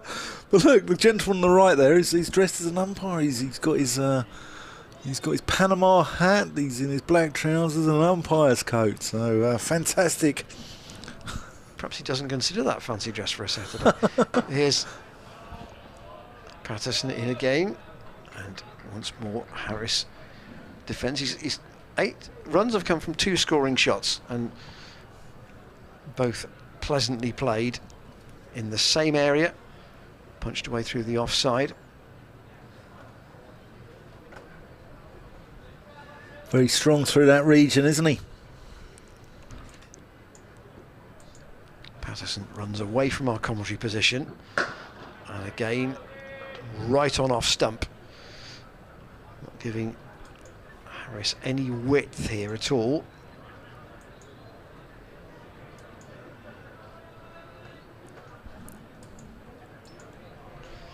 Gloucestershire taking the last 2 Yorkshire wickets this morning for the addition of 42. Both wickets to Ajit Singh Dale, who finished with 4 in the innings. And with a 150 run, was a good ball from Patterson. Nicely bowled. Outside, not a lot of bounce there actually, outside that off stump. They kept a bit low, if anything. Harry Duke had taken 1 or 2 from Fisher at the other end that were climbing as they reached him, but here's the bounce on the replay, or the lack of it. That's no more than modest carry, you would say, from this Ashley Down Road end. And if anything, this was the end where there was the odd one misbehaving, rather than with the bowling coming from the pavilion end yesterday. Yeah, I agree, and Harry Duke taking that one around his bootlaces. We've just got just over half an hour left to lunch. Gloucestershire 18 for 1. Matt Fisher's going to continue from the pavilion end.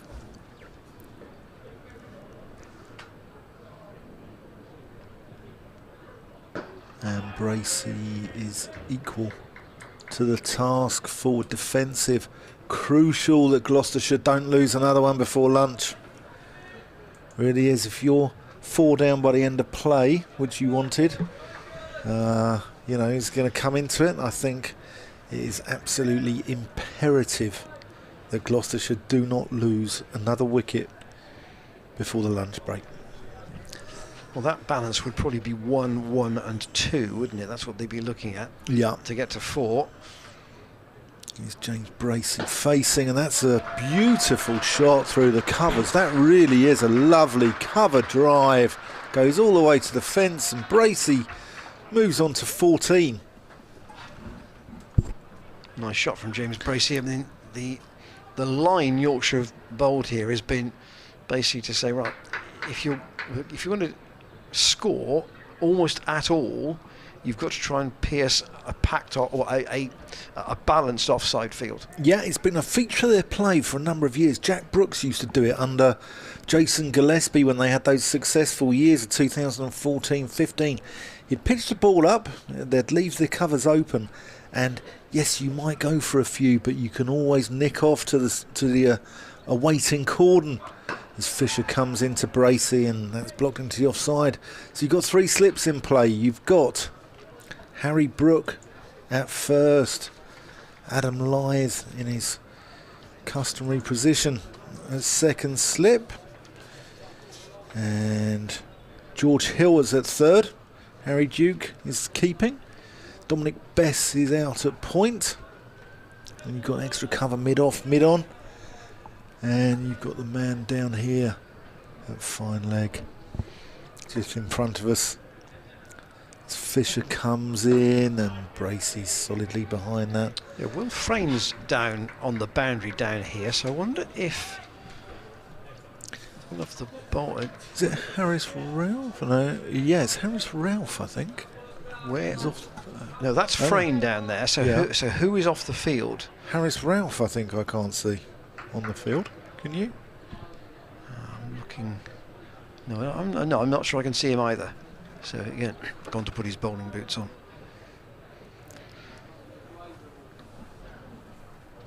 Fisher in, and that's short and pulled, and there is a deep square out there, and that's gone through the man on the fence. I thought he's recovered that well because it went through him, but he recovered it well from a boundary. Well, no, James Wharton didn't see that, you know. He's looking. The sun is moving round, and he's also looking into a mound stand where the seats are grey. Not the easiest to pick up. Ben Charlesworth in a similar position. He was further up at point yesterday. Just did not pick one up that went through the air. He just didn't pick it up out of the backdrop of the city of Bristol College. There's Fisher comes in, short ball. That's quick. Harry Duke takes it above his head. Good carry. And Fisher bending his back here. It's good cricket, this. Gloucestershire 24-4-1. There's the bounce and that delivery from Matt Fisher, who's bowled unchanged so far in this innings from the pavilion end. So he's had 5 overs, and Steve Patterson continuing from this Ashley Down Road end. Probably just wanted a little bit of time with a newish ball, Patterson perhaps. Felt he would have been greater, more effective with it, having seen what Jordan Thompson has done. He's staying around the wicket, running away from us, and that's dabbed with quite soft hands by Harris down through where Gully would have been, and they're going to come back for a comfortable 2. It's sort of one of those days where if you're a spectator, you look at the card overnight and you can fairly easily assess what the pace of the cricket might be like. It might be a slow burner of a day. Yeah. You know, scoring rate may not be that high, but you know that you're going to have 2 very competitive teams. That's a lovely shot from Harris, straight down the ground. Didn't really hit that hard either, but he's punch driven that, and the timing has taken it away to the boundary, the shorter of the 2 straight boundaries for 4. But it's not much more than a defensive push, this, and he's timed it so well. And Patterson's not the quickest bowler either. You've really got to work him to actually get full value for your shots, and Harris there just showing in the maker's name. Absolutely gorgeous shot.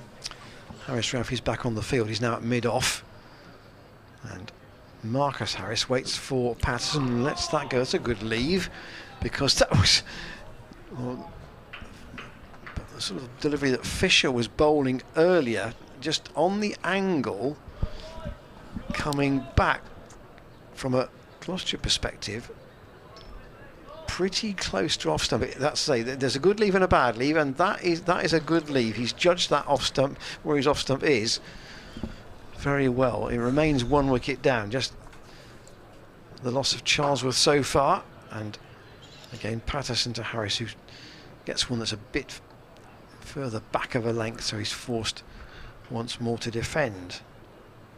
Just to, if you have joined us in the last 15 minutes or so, there was an incident, I can call it that, or a moment perhaps, in Jordan Thompson's 3rd over, where some of the Yorkshire slip cordon thought that Harris had edged a ball to George Hill. Nice, again, nice sound off Harris's bat up to Harris Ralph at mid-off, but it was inconclusive as to whether the ball had carried or not. We'd have had a VAR moment in 1 or 2 other, or a TMO moment in other sports, but we have no 3rd umpire here. And here, once again, is Patterson staying around the wicket. Lovely delivery. I think if we did have a TMO, I think there has been a soft signal of not out. Lovely delivery at the end of that over from Patterson. This is, Harris has played a couple of really nice shots right out of the middle.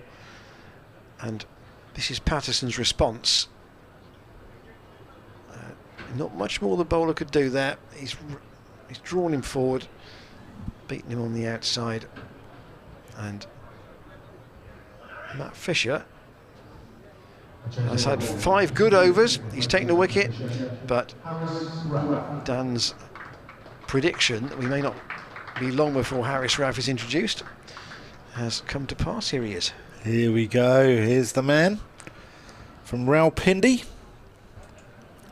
Brought up on tape ball cricket, which is very popular on the streets of Pakistan, and produces some really quick bowlers. Was Waki Yunus the Rawalpindi Express?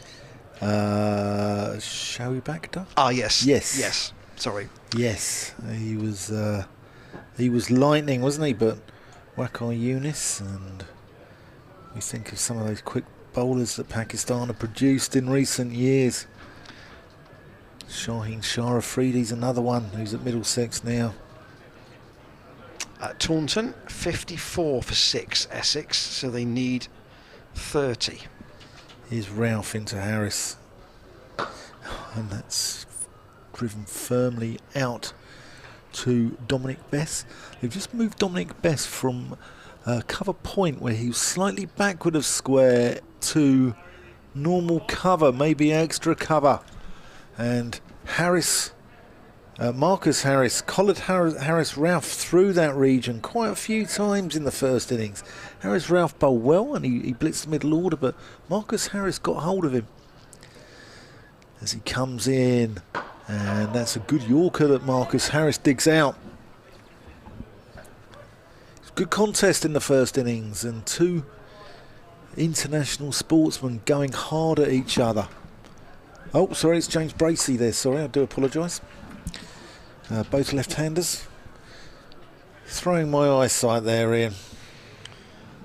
Do apologise to listeners at home.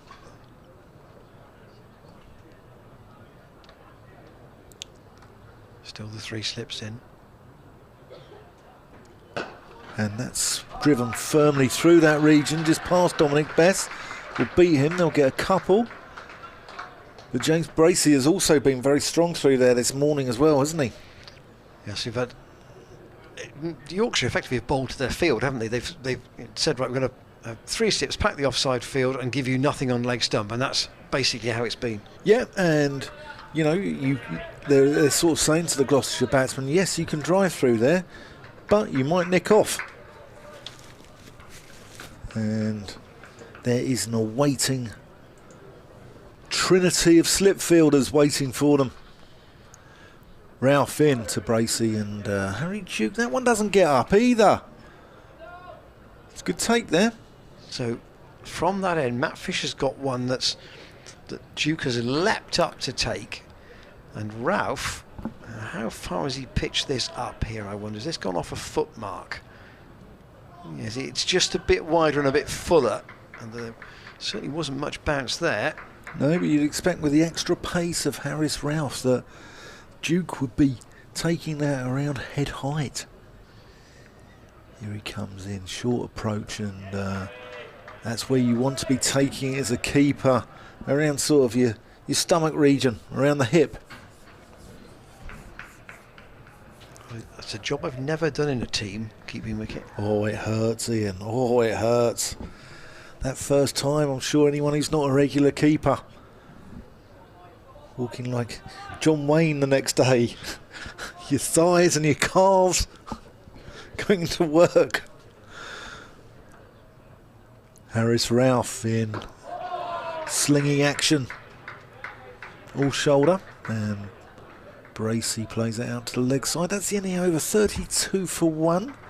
James Bracey on 18, Marcus Harris on 14. We lost Ben Charlesworth for a duck early on. He was bowled through the gate by Matthew Fisher. And Gloucestershire will be wanting to reach the luncheon period unscathed. Yorkshire bowling at the moment. Fisher 5 overs, 1 maiden, 1 for 15. Jordan Thompson just the 3 overs at the start. No wicket for 8. Steve Patterson 0 for 7 from his 2 overs, and that was Harris Ralph's first over. Skipper Patterson just having a chat again with David Malan, the Brains Trust out there. They're going to stay over the wicket. See whether Bess is quite a square for Patterson. The answer is, in fact, he's a little bit squarer, in fact, for Patterson when bowling to Marcus Harris. He's probably, for Ralph, he's probably 5 yards to his left. But that may indicate Ralph's greater pace.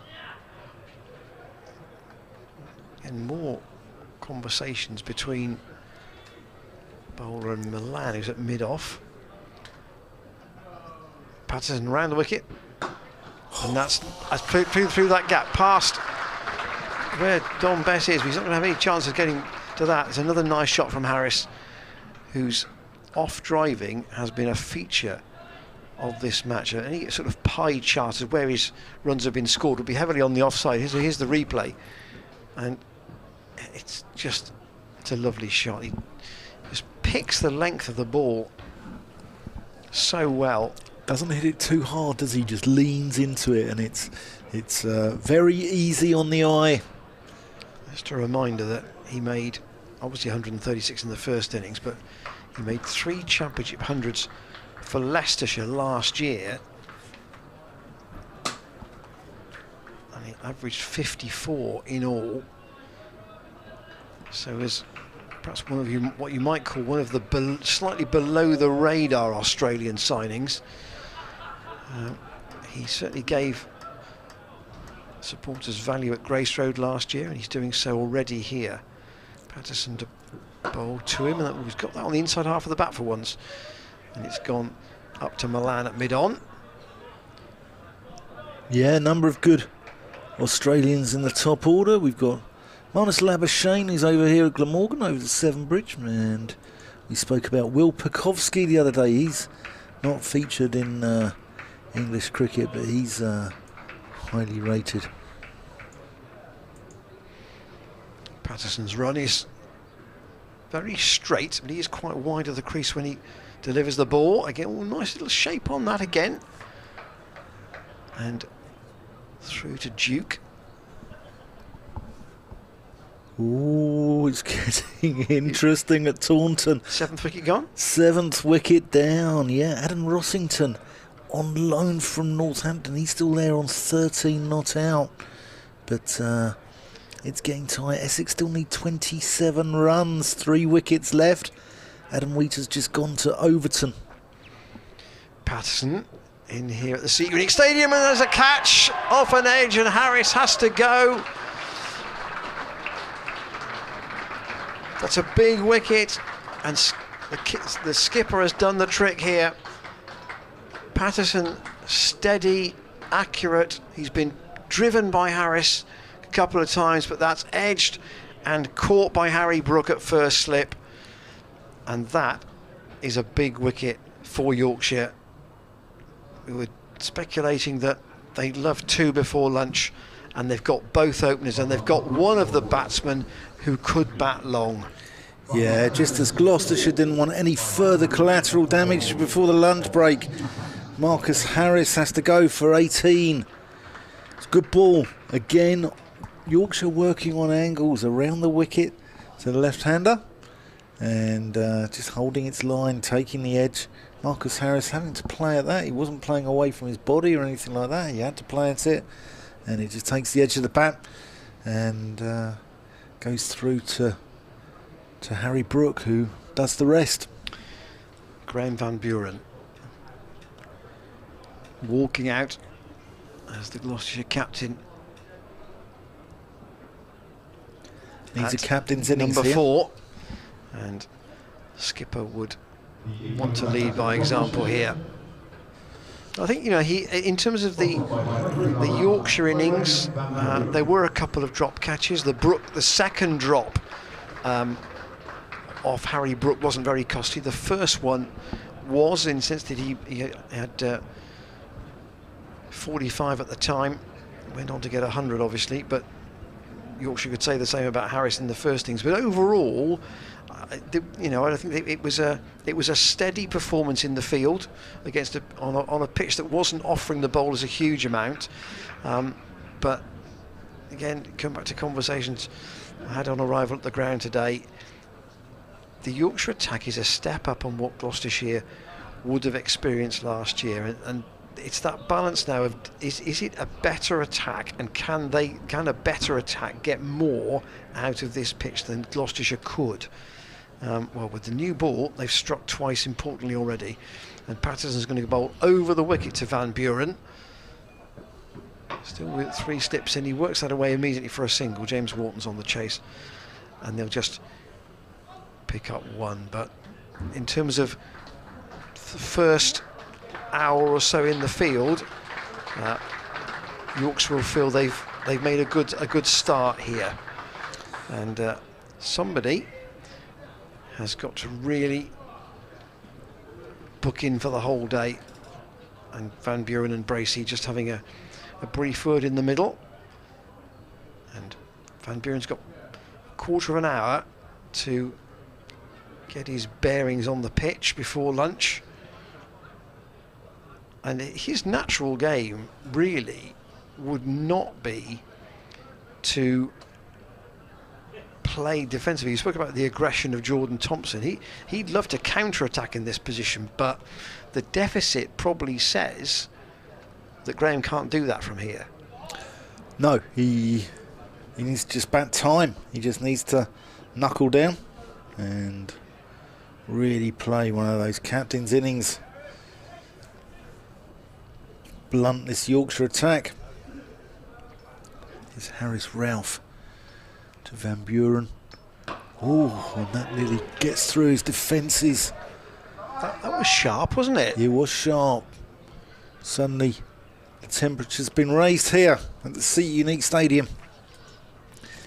In further news, just down the road, so Somerset are... Essex have just lost another wicket. Simon Harmer's just gone to Peter Siddle. It's 60 for 8. 24 needed, 2 wickets left. Adam Rossington defiant, 16 not out. Craig Overton 5 for 16. Ho ho! Here's Harris Ralph. And that's pitched up, and Van Buren drives pleasantly, but doesn't beat the man there at extra cover. Matt Fisher is the man doing the fielding duties. No, it is said that tea is a movable feast. There is a rule now about whether lunch can be delayed, isn't there? At 9 down, yeah. Yeah, you can claim you can put it back half an hour, can't you? It's half an hour or 8 overs, I think. I think if you're an Essex batsman, I think if you're either Snater, Rossington or Stakiti, who's still yet to bat there. As Harris Ralph drops a bouncer in at Graham Van Buren, he ducks underneath it, goes through to Harry Duke. If you're one of those batsmen, you probably don't want to break in your concentration, no, actually, do you? I don't think you do. I don't think you do, but what a game. 60 for 8. They've only used 3 bowlers, Somerset, in that second innings. 5 wickets to Craig Overton, 3 to Peter Siddle. There's a little bit of rivalry between those two sides. I don't think they like each other very much. After the shenanigans a few years ago where Somerset were docked points. Harris Ralph, and that's a good bouncer at Graham Van Buren, who drops his hands, weaves it, and goes through to Harry Duke. Yeah, the earlier bouncer was what I would call a tennis ball bouncer, yeah. Sort of no danger. And you know, you would say that a bowler, I don't think it ever bowls to hurt a batsman, although Patrick Patterson back in the day, you might have questioned whether it was in his armoury or not. But that was a real better bouncer from Harris Ralph. Harris Ralph, and Van Buren cuts in the air, but that goes through to the boundary for 4 runs. But that was in the air for quite a while, and looks like a good contest developing here between the Gloucestershire skipper and the overseas express pace for Yorkshire of Harris Ralph. And I did say about, Graham's natural game might be to try and counter-attack. It's judgment all the way, isn't it, on a ball-by-ball basis. Yep. Play each ball on its merits, as they say. But I think there have been some quick bowlers who like to hurt people over the years. As Harris Ralph comes in and Graham Van Buren gets a thick outside edge. It runs away down to the third man boundary. And that's fetched back inside the rope, and there's 2 runs there. But no, going back to your point, I think Patrick Patterson liked to, I think Colin Croft liked to, and I think there was a West Indian who revelled in his nickname of John the Dentist Maynard because he liked extracting the teeth of various batsmen around the circuit. So, I don't think all of them are gentlemen, but, it's part of the game, is it? Intimidation, if you're a fast bowler, it's all part of the game. Gloucestershire 43 for 2. Gentlemen in the bar at the end of the match. Exactly. But once you cross the rope, the competitive nature is there. Nail on head. Steve Patterson to continue. So Bracey and Van Buren now with quite a rebuilding job to do for Gloucestershire, still more than 100 behind and 2 wickets down in this period up until lunch. Bracey plays that's a nice shot too. Some of the cover driving, leaving the gap open, as Dan has been saying, has been well placed and well timed, and that was another one. Bracey with one out of the Marcus Harris book, although he's got a book of his own. Patterson is coming towards us from or towards your camera, but away from our commentary position. Yeah, one of these two needs to go big in, don't they? There is again more conversation between Malan and Patterson, and they're going to put a man on the rope now on the offside. I think they've seen enough of the play through that area of Harris and Bracey. Yes, they've got 2 wickets, but it's a balanced position here. So James Wharton's come across to short extra, and they put a man back on the rope. Patterson's bowled that a bit straighter, and Bracey defends. So the leg side field is now just a man just in front of the square leg umpire, Don Bess, and Milan at mid-on. Other than that, it's a 7-2. No fine leg, no third man.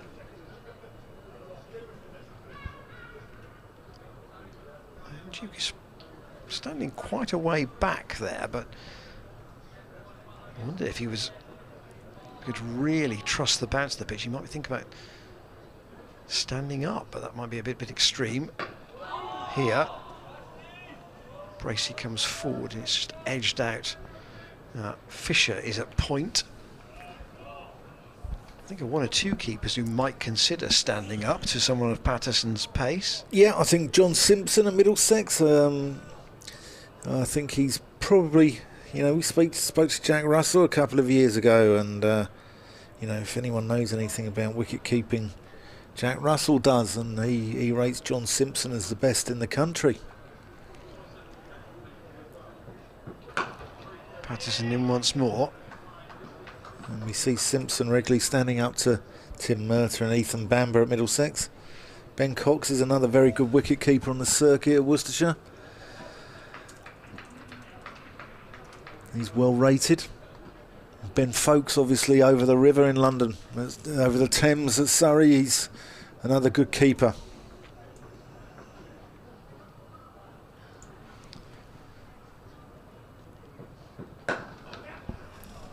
Pitched up by Patterson. Only just 1 run to Bracey. Out towards, that's Jordan Thompson there out on the boundary. Deep extra cover. Just like to say good luck to all those in club cricket who are embarking on their first game of the season today. I've seen 1 or 2 tweets saying, this is my 44th year. Ah, excellent. Love it. There's a photograph of the kit bag. Bat and pads all in there. Fantastic. Never batted long enough to need any pads, me. Here's Patterson in on Van Buren tried to play that pass mid-off, and it went out off the inside half of the bat to Thompson at mid-wicket. 7 minutes to go until lunch. That's probably 2 overs. Harris Ralph, well, being pretty clear with his fielding position what he wants here, but Yorkshire would want to get 2 more overs in. That means they would have bowled 16 in this session since they were dismissed. 376 was their total. Yeah. 42 put on this morning, exactly what Jordan Thompson finished with. 42 not out. He lost the bottom 2 in the order, Patterson and Harris Ralph, both to Ajit Singh Dale, who finished with 4 wickets. And then Gloucestershire, in reply, have lost both openers. Charlesworth bowled by Fisher, and then Patterson getting Marcus Harris caught at first slip. Here's Harris Ralph. Oh, that's a good bouncer. Harry Duke taking that above his head. James Bracey ducking underneath it. As a rather noisy plane goes over the Seat Unique Stadium here. Hope it's not interrupting your enjoyment of the excellent stream here at Gloucestershire. Essex need 10 with 2 wickets left. Ralph in, and Bracey lets that go through to Harry Duke. And if they get there, I think the one angle from the media would be tremendous effort by Somerset to make them struggle that much with such a small total. But to come back to your point, Dan, the bigger issue would be the Somerset batting. Yeah, and it's, batting will fail occasionally, but it fails repeatedly. There's an issue there. Ralph in 2. Bracey inside edge, gets it down to fine leg. That brings Yorkshire's lead to exactly 100.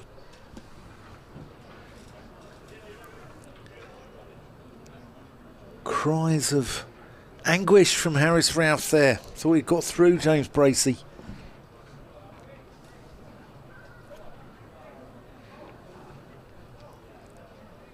James Wharton just asking where his captain wants him. He's moved across to the leg side. Should I go squarer or straighter? And the answer is about two strides to your right, James. So slightly squarer at mid-wicket. Ralph into Graham Van Buren, who drives pleasantly out through mid-off. And he's going to get 4 runs out there. Runs away down towards the Thatcher's bar. Played that a little bit inside out, He did a little bit. Yeah, he did a little bit. Back coming. Yeah, it was on leg stump and ended up going out through mid-off.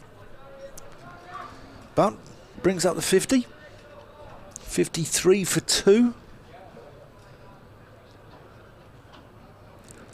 Yorkshire down to 2 slips now for Harris Ralph. Yeah, just over 69 overs remaining in the day. They are conscious about this balance. They're trying to keep the lead as valuable as possible. Oh, and Ralph nearly sneaks one through Graham Van Buren's defences, who just works it back with a square. They're trying to, if I can talk about it, it's a very odd thing to say it sort of in shopping terms. They're trying to make the lead go as far as they can. Indeed.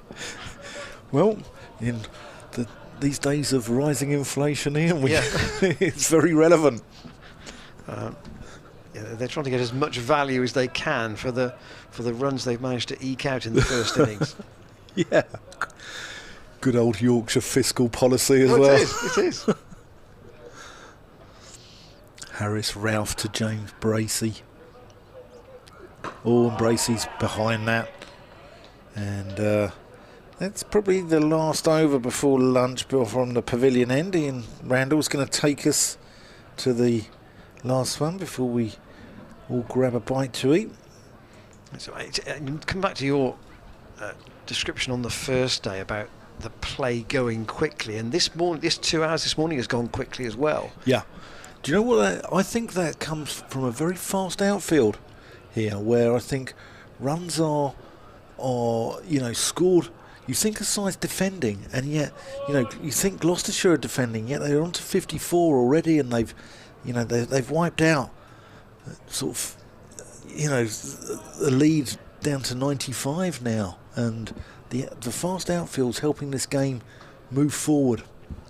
3 sips back in for Patterson to bowl the last over before lunch. The right-handed Van Buren, captain to captain, and he's clipped that round his pads. As a chase for Matt Fisher, they should get 2 comfortably.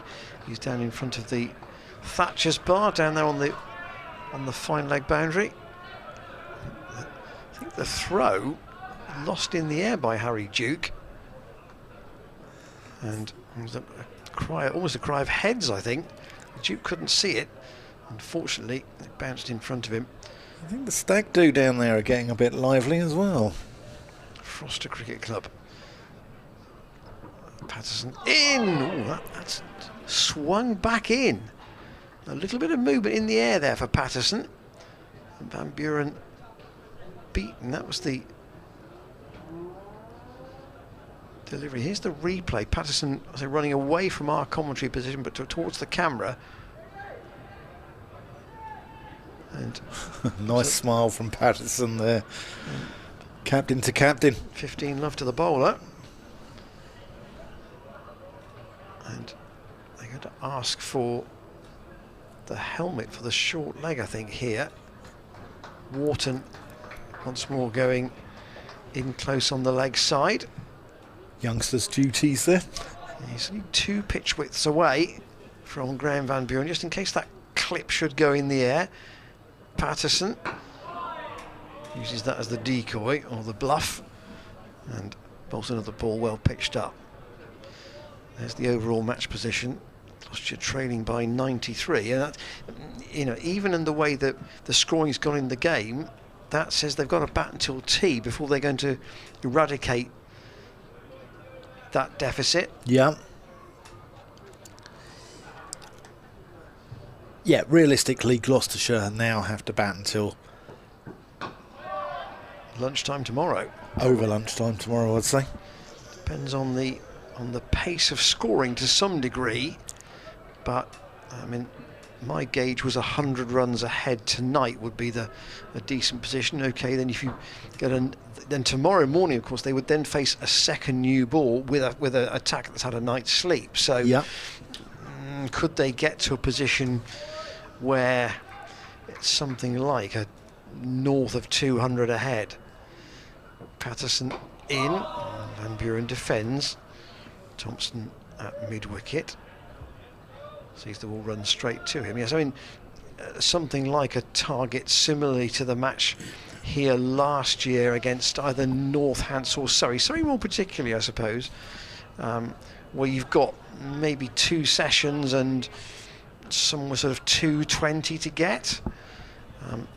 You'd still probably, on this pitch, be rather the batting side than not. And that's probably why they've got to bat a really long time here. Patterson can't dismiss Van Buren before lunch. The skipper will resume on 14 with James Bracey on 24, but Yorkshire have made 2 important breakthroughs before lunch here at the Seat Unique Stadium. Charlesworth for 0 and Harris for 18, the men out. And ultimately, with Harris having gone, that moment with George Hill when he made only 4 is of less relevance now. Yeah, it's been a very intriguing morning's play. Yorkshire resumed their innings on 334 for 8, and they were all out for 376 thanks to Jordan Thompson with 42 not out, marshalling the tail. Stephen Patterson got 20, and rather brief stay from Harris Ralph for 4. Both fell to Ajit Singh Dale, who finished with 4 for 72. In response, Ben Charlesworth went for a duck bowled by Matthew Fisher, and the key wicket of Marcus Harris caught by Harry Brook off the bowling of Steve Patterson for 18. So Gloucester going to resume after lunch, 56 for 2. It's going to be a wonderful afternoon's play. We're going to go and grab a bite to eat, and we'll see you back here fairly shortly. Yes, we'll be with you just before 1:40, just to tell you at Taunton, the game on the cusp of finishing, Somerset against Essex. Essex, remember their target was 84, the scores are level there, and Essex are 8 down. Adam Rossington 29 not out, Shane Snater 9 not out, so that game will clearly conclude before the lunch interval, and we'll bring you the result of that game when we rejoin you at 1:35.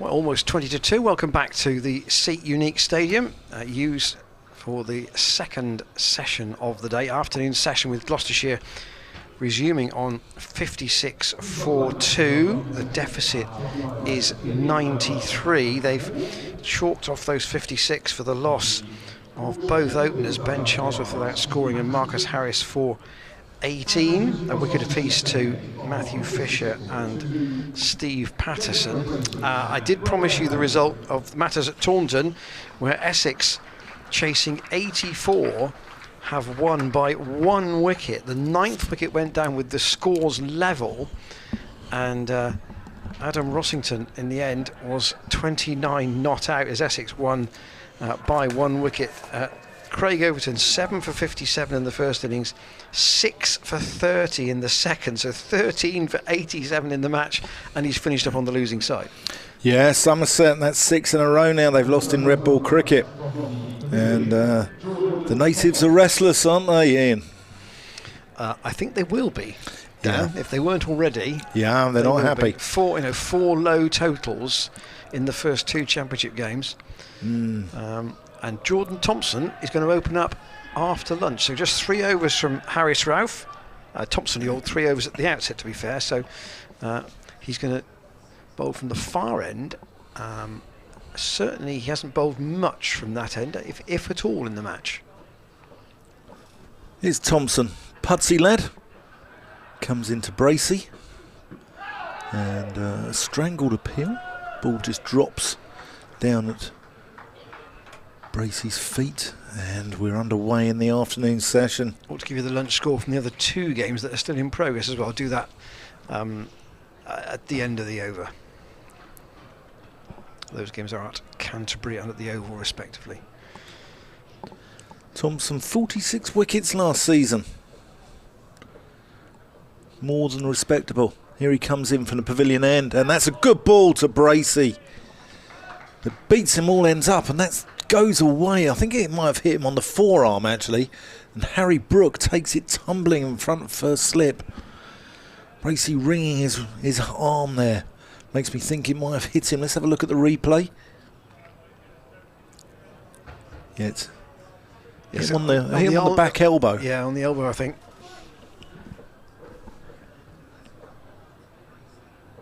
Bit of lift though, wasn't there? Here he is, and facing that one, and pushes it to short cover. George Hill doing the job there. So we've got Harry Brook at first slip, Adam Lyth at second, Dominic Bess at cover point, extra cover, mid-off, short cover, mid-on, short mid-wicket, or normal mid-wicket, and a long leg. As that one's into the legs of James Bracey, just turns it onto the onside. I wonder whether they think by having Hill where he is there, just the 2 slips, generally catches in front of the wicket, would indicate the risk is of a ball stopping and a batsman being through the shot too soon. Possibly. Yeah, I think also Bracey likes a drive, and it also, just putting the man in his eye line there, plants the seed of doubt. Here's Thompson in, and that just goes out to Dominic Bess at cover point.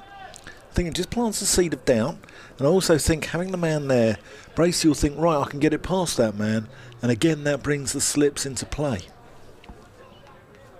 Wharton is covering a more orthodox cover point, so there isn't much gap between. So he's got, I say, orthodox mid on and mid off, but it's probably only 5 yards between him and Hill. And that just goes through. That completes the first over after lunch. 56 for 2. Graham Van Buren on 14. James Bracey on 24. There's the scorecard. Ben Charlesworth, one going through his gate early on from Matthew Fisher, bowled very well. And Marcus Harris, the key wicket, the cornerstone of this Gloucestershire innings, caught by Harry Brook off the bowling of Steve Patterson for 18, and Yorkshire's captain doing a real job for his side. Sam Keir there announced Harris Ralph switching ends. The other two matches in Division 1, Hampshire were, in the end, forced to follow on by Surrey. 223 in reply to 467. And they've lost 2 wickets second time round as well. 46 for 2 is where they'll resume. So they're still 198 behind at the Oval. And at Canterbury, Kent gamely battling on in their first innings, but they're still a long way behind. 209 for 6. Still 297 behind Lancashire, who made 506 in their first innings. The sun's just gone in for a moment. There's probably more cloud overhead than we had this morning. It's high cloud though. Well, the question is, will it help the the Yorkshire bowlers this afternoon? Ralph in to Van Buren, who 14 not out at lunch, having come in when Marcus Harris was out, and 3 slips for Harris Ralph. Gully, point and mid off again, as Dan's made the point about the gap through the covers being left. Trying to tempt Van Buren. Harris Ralph stays over the wicket, but he goes straighter this time, and again a comfortable stop this time by Jordan Thompson. Only 3 men on the leg side. Fine leg, mid wicket and mid on. Steve Patterson there, so he can have a chat with Harris Ralph if necessary, just to confirm that Ajit Singh Dale this morning, having taken both wickets to fall today, 4 for 72 his figures. And Van Buren getting one that from over the wicket he played inside of, but by contrast with 1 or 2 that have bounced a lot, that didn't get up very much. This is the camera from the pavilion end. Van Buren inside it, backing away. He's a little bit quicker than the rest of the attack, isn't he, Harris Ralph? And I think he'll go through some sides this summer. Stays over the wicket to Van Buren off the edge. 2 bounces into the gully. Good stop. That's Milan there, I think, with the glasses perched on top of his Yorkshire cap. Bracey and Van Buren have got to get started again here. Clearly an important partnership with still quite a bit of a deficit to be made up. Gloucestershire might find they're only getting to parity about tea time, and Van Buren off an outside half of the bat, but again played dead weight, so no chance of a catch, and a diving stop by Milan. Crucial session this for the hosts, I'm thinking. Yes, I mean, we might go even further than that and say first half hour of this session really important to see if these two can really dig in again. I was watching intently from the pavilion at the far end as again Harris Ralph forces Van Buren to go back. He couldn't play that away through the leg side, which is where he wanted it to, because he was on him a little bit quicker, as Dan's been saying.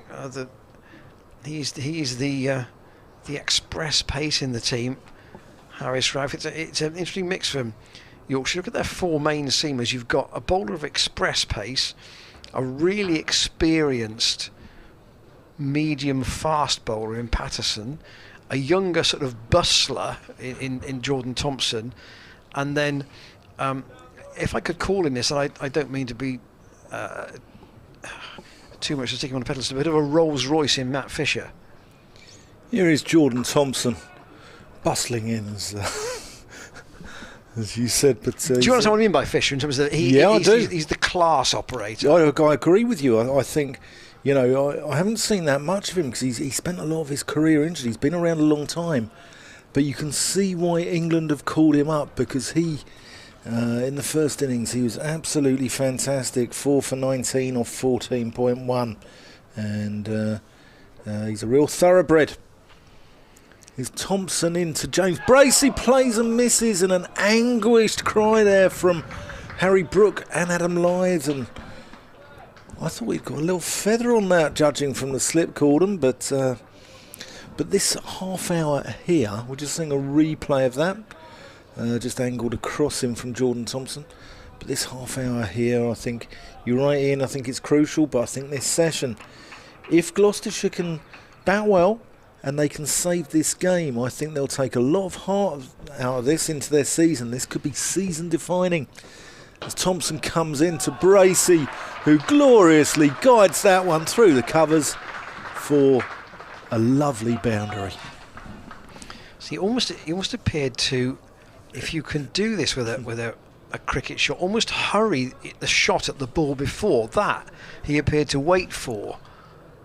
Yeah, that was a much more graceful, measured drive than the one that was. It was almost a dart at the previous ball, almost a hurried stroke. Yeah, textbook, foot out to the ball, head down, middle of the bat, and the ball's crossing the boundary right within a couple of seconds.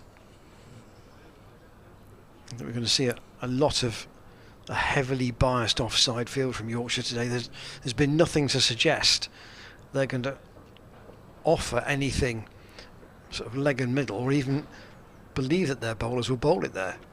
Thompson in and Bracey's equal to the task.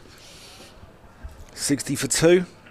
Crowd building up nicely. Reminder that if you're in the Bristol area and you fancy some Saturday sunshine, with free entry here at the Seat Unique Stadium after tea. And it's going to be a gripping contest, so why not come down if you're in the Bristol area?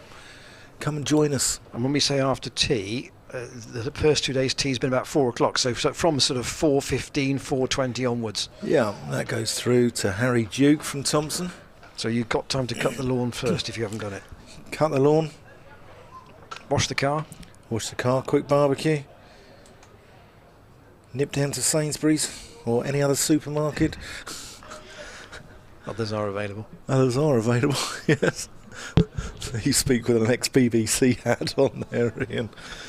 And, but no, come and join us in the sunshine. Jordan Thompson in, and that one's on the hip. And Bracey just gets on that a little bit early, and it goes out to Matthew Fisher at mid-wicket. That completes the over. 18 gone. Let's see where Dom Bess is, and the answer is he's at going to be in the covers for Harris Ralph. Not maybe a bit early for him yet, but with 19 overs gone, certainly by mid-afternoon, if Yorkshire are still bowling at these two, you'd expect to see Don Bess in the fray, but Harris Ralph for the moment, and Van Buren over Bess and away for 4 in the air, but square of the wicket and into the big gap behind the man at point and away to the boundary. They're going to play these shots, these two, aren't they? They are. They're not going to die wondering. Van Buren, if that was it, it wasn't really a cut, it was more slice drive. Yes, it was. Yeah. It was played really hard, so he knew that the carry on the ball would take it beyond Bess, who I think is dropping. I mean, he's not say dropping out a little bit, but he's actually walking in now, almost to the same position. And that's on the pads of Van Buren, who can nudge that away. They'll come back for a comfortable 2. It's a long chase for Fish around there in front of the small scoreboard, and they come back for a second run. Positive stuff from Graham Van Buren. And he might feel that the best way of him getting a score here is not to go into his shell too much. Yeah. He won't be dictated to, will he? He'll try not to be.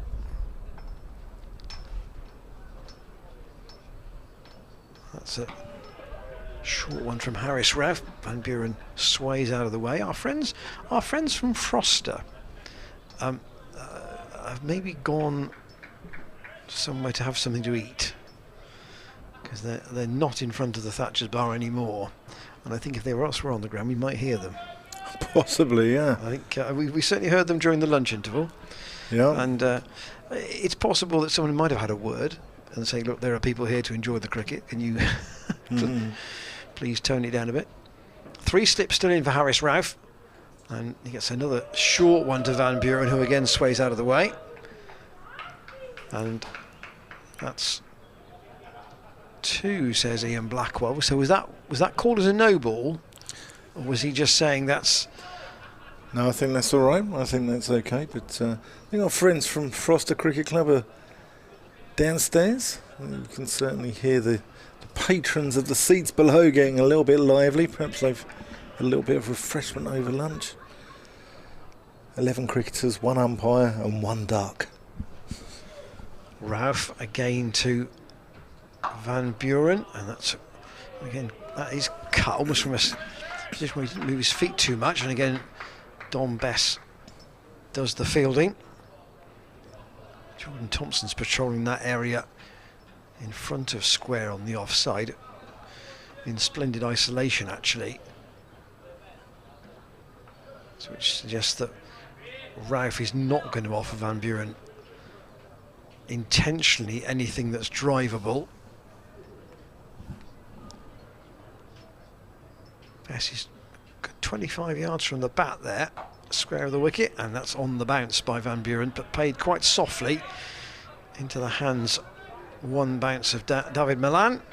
End of Ralph's over. He had 3 overs before lunch from the pavilion end, and he's resumed at this Ashley Down Road end since we came back onto the field of play. His overall figures are 5 overs for 20, and Jordan Thompson, who's going to continue from the far end, has 0 for 12 from his 5. In fact, the 4 Yorkshire bowlers that they've used have all bowled 5 overs now.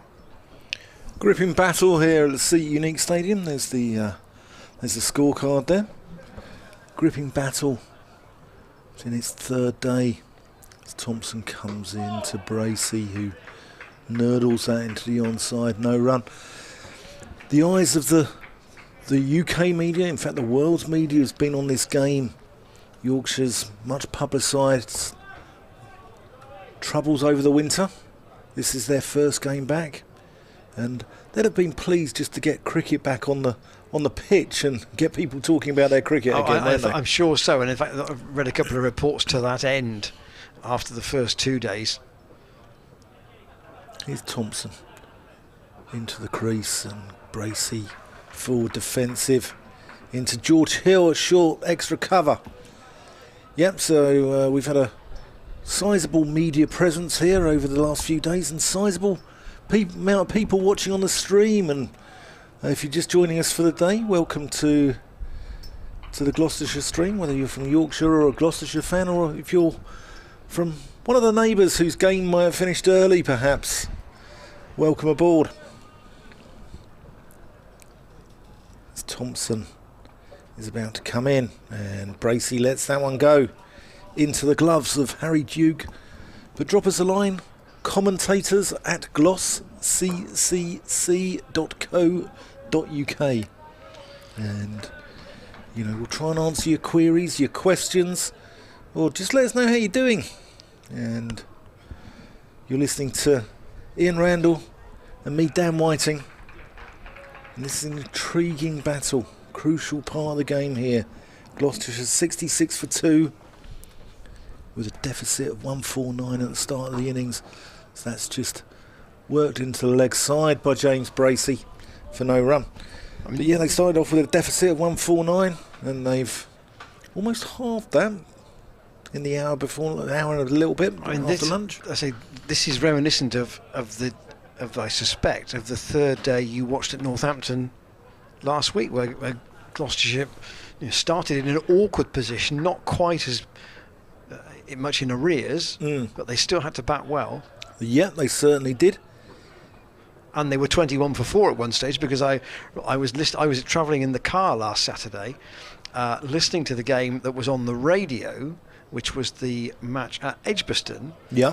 And latest score, Northant's doing well. They've got Gloucestershire 4 down. And I thought, oh gee, and 21 for 4. Yeah. And I thought, still behind. That looked to be a big call to dig out a position where they could challenge from there. But the middle order did, Higgins and Lace in particular. Yeah.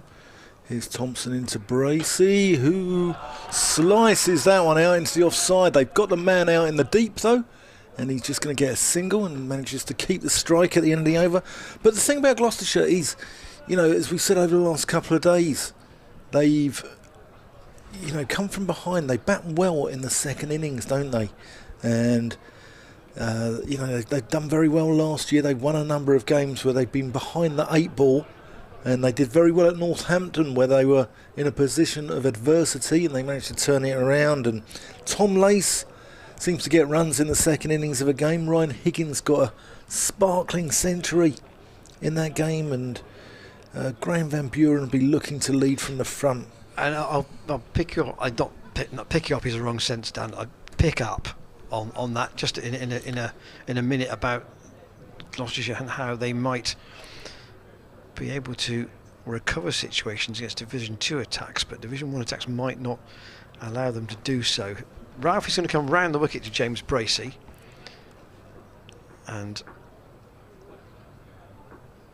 he waits as the left-hander now, and Ralph is in. Bracey defends.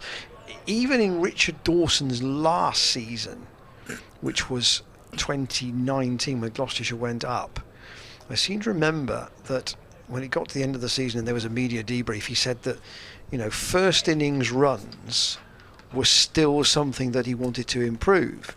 Obviously 2020 was truncated. 2021 they won 4 games here at Bristol. Basically the 4 that weren't, the one that was affected by weather for Somerset, it was almost no chance for a result. Here is Ralph in outside the off stump and through to Duke. The 4 games they won, they all won batting last, and first innings runs remained a problem. And here we are, only 2 games into this season, and once again, it appears to be the first innings, which is the point at which they've got to strengthen that first innings showing. Otherwise, they might find that against good attacks they cannot recover. The other issue is that you don't get your bonus points if you collapse easily in your first innings. Ralph in, all Bracey, highish on the bat, but again played very softly out to Milan at cover. He's probably 25 yards or so from the bat there. The ball was well short of him, but Ralph might induce that. Unless Bracey can really get over the top of the ball, there might be the odd one that just loops up. 2 slips and a gully. He's got a fine leg, but no third again. That's almost 2 straight, if you can have such a thing, and Bracey able to defend. But going back to your point, Ian, the difference between, say, 249 in the first innings and 350 is 3 batting points, isn't it? And, when the championship table, there's a lot of sides there who are much of a muchness, and I think this is going to be a really tight table this year, and I think every point is crucial. I think I'm right in saying that, I'll come back to that maybe after I've checked it, but that's very short from Ralph, and it's called as a no ball by Ian Blackwell. He wasn't having that. That was very short, and perhaps Ralph getting a little bit annoyed by not much happening for him out there. Bracey just watching the ball. He's still got to pick the length of the bounce early, even if it is very short like that. But I think it may have been even right at the end of that 2019 season. It might be something like 12 batting points Gloucestershire had. It was really a very, very low total. Ralph in once more, and Bracey again defends. 69 for 2, still 63 overs, 62 overs after this to go in the day. Remember that tea is taken with 32 left, so it would be around about 4 o'clock you would judge, even if Don Best should have a bowl. Harris Ralph a bit like Ajit Singh Dale, not the fastest back to his mark, but bowling round the wicket here and again. Bracey defends. If Ralph does pitch the ball up, actually directionally he's been very good. Yeah. I know that, yes, he has been. He was driven in the first innings quite a lot, but I suspect that's how he will try and tease his wickets out rather than using the short ball too much. That was a pretty errant bouncer that he bowled, but a reminder, the 2 wickets to fall, both before lunch, the 2 openers, Ben Charlesworth, and you feel from a Yorkshire point of view, importantly, they got Marcus Harris before he really got going. Some very nice cover drives again from him, but he was caught at first slip by Brooke off Patterson. 69 for 2. Van Buren on 20. Bracey on 29. It's the skipper who's about to face the bowling of Jordan Thompson. Yeah, I think the stag do are definitely down below us, as you might be able to hear on our outdoor effects mic. I have an email from Marcus Moore, who's well known in Gloucestershire for his poetry. Okay. Good afternoon, gentlemen, he says. Enjoying the weather and the coverage and the start of the championship season, and great to see the Froster lads among the spectators. Oh, and that turns Van Buren around, nearly catching the outside edge, squares him up, and the ball squirts out to the offside. So what's Marcus got to say for himself? Many years ago, playing for Slimbridge Cricket Club, I scored my highest innings of my modest career, an unbeaten 68 in a friendly at Froster. Slimbridge was, of course, and is famous for its ducks. More significantly, I used to be a teacher in nearby Stroud, where my head of sixth form responsibilities included giving careers advice to one R.C. Russell. Dot ball? You won't be surprised to hear that as a Yorkshireman I found every excuse possible to encourage him to prioritise cricket over his academics to his best wishes. Marcus, thanks for your email. Yeah, he is. There are a number of poets in the Stroud Valleys, of which Marcus is one. So thanks for your interest. I didn't know about your cricketing prowess, though. I think there's a big RSPB place there, isn't there, at Slimbridge? There is. Yeah, here's Jordan Thompson into Van Buren. He plays that nicely, firmly into the leg side. The Wildfowl and Wetlands Trust. Okay. To give it its full title. So is this where the duck thing comes from, is it? Possibly. Right. Possibly. I mean, it is a very wide habitat, that site, for birds from across the globe. Brainchild of Sir Peter Scott. Thompson in to Graham Van Buren, and that nearly goes back onto his stumps. Van Buren there, just dropping his bat on the ball and stopping it from dribbling back and kissing the bail. We saw that with Harry Brook yesterday, didn't we, where the bat just came down slightly late and the ball dribbled back and the off bail just... In fact, that didn't look possible that could actually get back behind his back pad there. But it did, and he stopped it. That's pleasantly driven out to Matthew Fisher. In the covers, that completes the over. Still 69 for 2. Maiden there for Jordan Thompson. Van Buren still on 20. James Bracey still on 29. Intriguing cricket. Lovely day here. City of Bristol there beyond the pavilion. Looking lovely. Steve Patterson just having a look at the shape of the ball before he hands it to Harris Ralph. I wondered whether he was going to just show it to Ian Blackwell there for a moment, but he didn't. So he must be convinced it's almost round. The old chestnut of when nothing's happening. Just showing it to the umpire, and if you ask enough, often they'll change it, and then things start to happen, don't they? Yeah, I don't think we've had that at all in this match. No. Not once have we had one of the fielders question the shape of the ball. Ralph in and Bracey lets that go. The one thing I would say since lunch, and obviously we're playing for about half an hour now, is that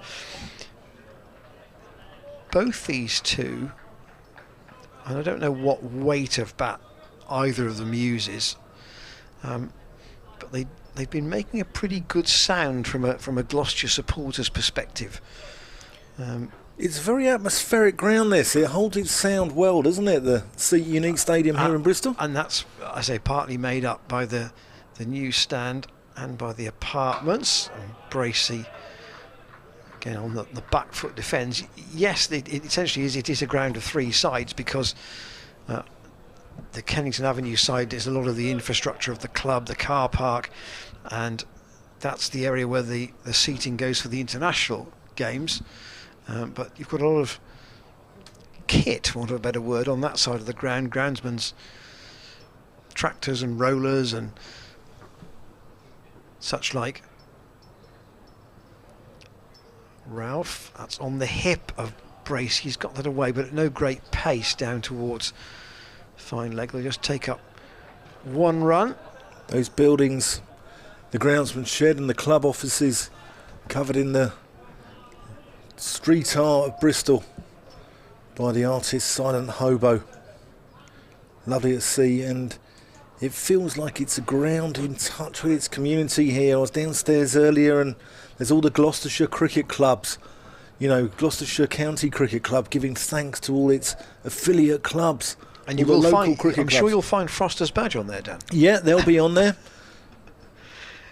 Ralph over the wicket to Van Buren, who again cuts aerially over the man at point. There's a big gap behind Dom Bess, and he feels that is a safe shot to play, and he picks up four more. Yep, all those cricket clubs downstairs who... Ralph giving Van Buren enough width to play that shot with some force and with Van Buren's judgment. Yep, Froster will be either on manageable risk or almost no risk at all. Yep, Froster will be on that list, and it's a club really in touch with its community here, Gloucestershire, and it's fantastic to see. And all those clubs will feel part of the team, part of the club. Bess is now dropping out about another 5 yards, so it's a small change, but it's a change nonetheless, and Ralph has lost his run up. So wherever you're joining us from, home or abroad, all very welcome to what is a very sunny scene now. There is a little bit of high cloud. The sky is not as blue as it was yesterday, but still very pleasant conditions for the second Saturday in April. And Ralph's got all sorts of run trouble here. He started twice from the wrong place, and on both occasions he's had to abort the delivery. There is an R on the outfield, which I'm assuming is Ralph's start of his run up. Let's just see where he walks back to here. He's beyond that run, and he's starting from the line that's a bit further back, probably 2 yards back from there. He's happy with that rhythm, but it's still outside the off stump and taken by Harry Duke. It's interesting you said that's an R, because I think that says AJ, and I wonder if it's for Ajit Singh Dale, whose nickname is AJ. And you've seen it as an R on its side, and I'm looking at it from this angle, reading AJ. Interesting. Yeah. Okay.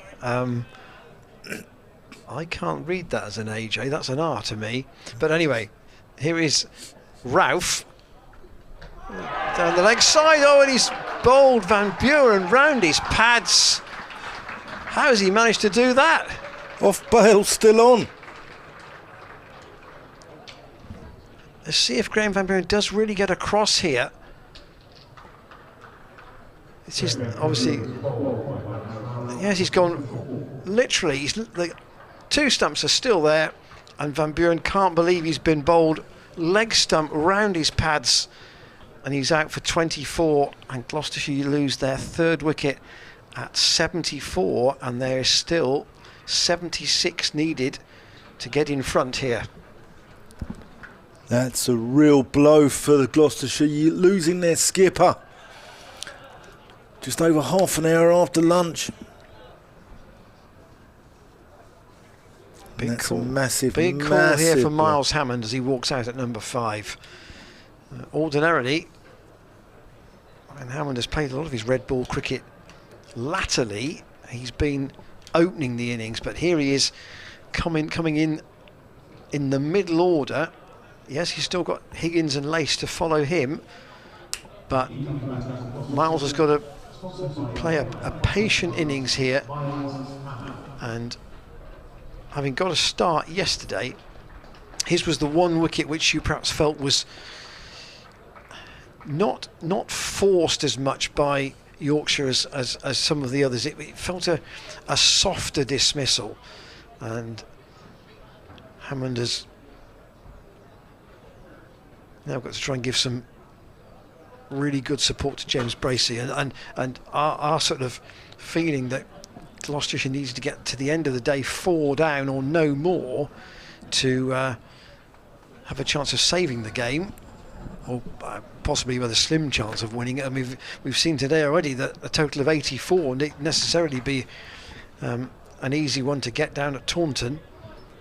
Essex winning by 1 wicket there, but if Gloucestershire have a meaningful chance of saving the game, probably no more than 4 down at the close. That was the last ball of Ralph's over. Jordan Thompson into James Bracey, who just chops him backward off square, and he's going to pick up a couple. But you're right, Ian. Hammond was the one he was suckered in a way, wasn't he, when the hook trap caught by Harris Ralph down at long leg off the bowling of Matt Fisher, and didn't really need to do that. He'd pulled him a few balls before aerially and got away with it, got that one in front of square, but that one went behind square, and it was a hook, line and sinker as Bracey's in behind that one. Jordan Thompson. And we ran a poll on the first day asking you who your top 3 would be, because obviously Chris Dent's missing this game with COVID, and the majority of the viewers here thought that it would be Harris, Dent, Bracey. And I think when Chris Dent comes back into this side, for he will, that Hammond and possibly Charlesworth are playing for one place. And that may be down the order. Yeah. Bracey lets that one go. Good carry through to Harry Duke. Takes that one head high. Yeah, I think that would be at the number 5 position. Charlesworth has bowled quite well in this game. I think he's been a useful man to turn to, and his seamers have opened the door a little bit in the Yorkshire innings and unlocked a couple of wickets. I thought he was a little bit unlucky. But his main focus in the team is his batting. Exactly. As Thompson comes in and Bracey just nudges that one into the onside, and Charlesworth with scores of 15 and 0 and 6 and 0 last week is under pressure. And Miles Hammond again will be feeling it. He's got 20, but he's got time to make amends here in the second innings, and if he gets a big one, his side will be indebted to him. And just to pick up on that point, 20s are not going to get Gloucestershire out of this situation. No, someone's got to go big here. Jordan Thompson. Lovely drive there by Bracey. They've got a man out in the deep though. He's been watching his Marcus Harris videos, has he? It's a very pretty drive though, and he only gets a single. His Trump's moving on to 32. 77 for 3 here in the 25th over of the innings, and Miles Hammond is about to face. And I mean, the one thing about his first ball. Bracey coming into this game is that, you know, he's already got only won Championship 100 last year, which was early at Taunton, but he's already got one in the locker this season and had a long bat. Yep. In that game at Northampton. Thompson to Hammond, who walks across his stumps there and plays around that front pad a little bit, but he gets bat on ball, and that's the end of the over. And part of that sort of long bat scenario is you kind of, if you remember how that occurred, and so much of this, the game is probably played in the mind in terms of having the confidence to go out and bat for 5 hours if you want to, knowing you can do it, knowing you did it very recently, not that you did it 4 years ago. Yeah. That you remember how you felt in that recent knot where you got 117. Yeah. And therefore you know that you can go out and replicate it. Having got to 32 and having had a break in that innings as well and got a restart, you would hope that Bracey can feel he's heading for another big score here. Ralph into bowl 2. He's again pretty well organised in defence, just turns that into the leg side. Confidence is a massive, massive part of cricket, isn't it? You're right, Ian. It's huge, and you know, sometimes you go out there in the middle of a bad trot and you don't know what end of the bat to hold, and other times the game comes easily to you, and that's the beauty of cricket, isn't it? I'm just going to throw him up. What's a rather random thought here, but it came from an interview with two musicians that I saw during the winter, and it comes back to a cricket phrase that is quite mute, and that is Bracey just pushing at that. Harris Ralph gets it past the off stump, and we talk about players making their way in the game, don't we, at a certain age, and you wonder whether, you know, is Harry Duke and Harry Duke and Harry Brook making their way in the game. The two musicians, I saw an interview with them, and they said that they in their industry they define making it as being the end goal, if you like, but it was how they talked about achieving that I thought was interesting. Here is Ralph again. That's almost a Yorker, dug out by Bracey, no run, and what they said was it was kind of two stages to what they would term as making, and they weren't sure what making it actually meant, but they said if we worked hard enough and we got good enough, we would end up making it whatever that meant. And there is that thing, isn't there? It is application, and then either the learning of a skill or natural ability. Yeah. And again, Bracey defends. And in my head, musicians are people with natural ability. You might say a cricketer, you can teach, you can coach those skills more, but they've still got to have the aptitude to take those skills on, piece them together, and put them into a set that makes them either a bowler or a batsman or both. Yeah, and I think the best cricketers are those who take that on board and take that coaching advice and encompass it in their own game. The short ball from Ralph, Bracey ducks out of the way. I mean, the backstory to Bracey, as the Gloucestershire fans will know, the family live almost on the ground at Winterbourne. I think he said he was playing cricket when he was 6 with his brother. It is a family that has got cricket running right through it from a very early age. And if you think, well, if you're playing cricket at age 6, there's half a chance you'd be a decent club player, and then you just work up from that. Yeah. And I think he's, always had the aptitude for it as well. But it's how you define success, though, as well, isn't it? Because, some people define success as getting into their club first 11, others will define it as getting into their county side, others will define it as getting into the England side, and then it's what you do, not just getting into the side, but actually making a difference when you're actually there. It isn't, oh, by the way, I've played one game in, I'm a first-class cricketer, I've played one game in the first team, I've arrived. No, you haven't arrived until you've probably played 50 games, and you're in a position similar to the one that Matt Fisher is now, arguably, where he's established it within the Yorkshire setup, and he wants to go one stage further. Yeah, and he'll want to establish himself in the England setup now and be a regular, as especially it looks like James Anderson and Stuart Broad are coming to the end of their careers. Anyway, it's Jordan Thompson, and he bowls to James Bracey here on the Easter weekend, seeing if he can resurrect the Gloucestershire innings. 78 for 3. Bracey on 33. Miles Hammond yet to score. 20 past 2. And welcome to a long afternoon session. Shane's just gone to boil the kettle. So we've got Cameron Hastie back with us on the cameras. Cameron was with us last year, And those of you who remember us mentioning his name will know that he is associated with quote, the mighty Blagdon CC. Thompson in to Bracey, who drives that firmly towards George Hill at short extra cover. He tells me nets have been very intense pre-season, but they don't play a league game for a fortnight yet, so he's got time to catch up. Yep, and just have received a WhatsApp message from our club on the WhatsApp group saying, reminding people to pay their subs. Yes, quite.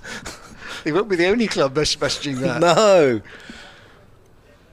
Here's Jordan Thompson.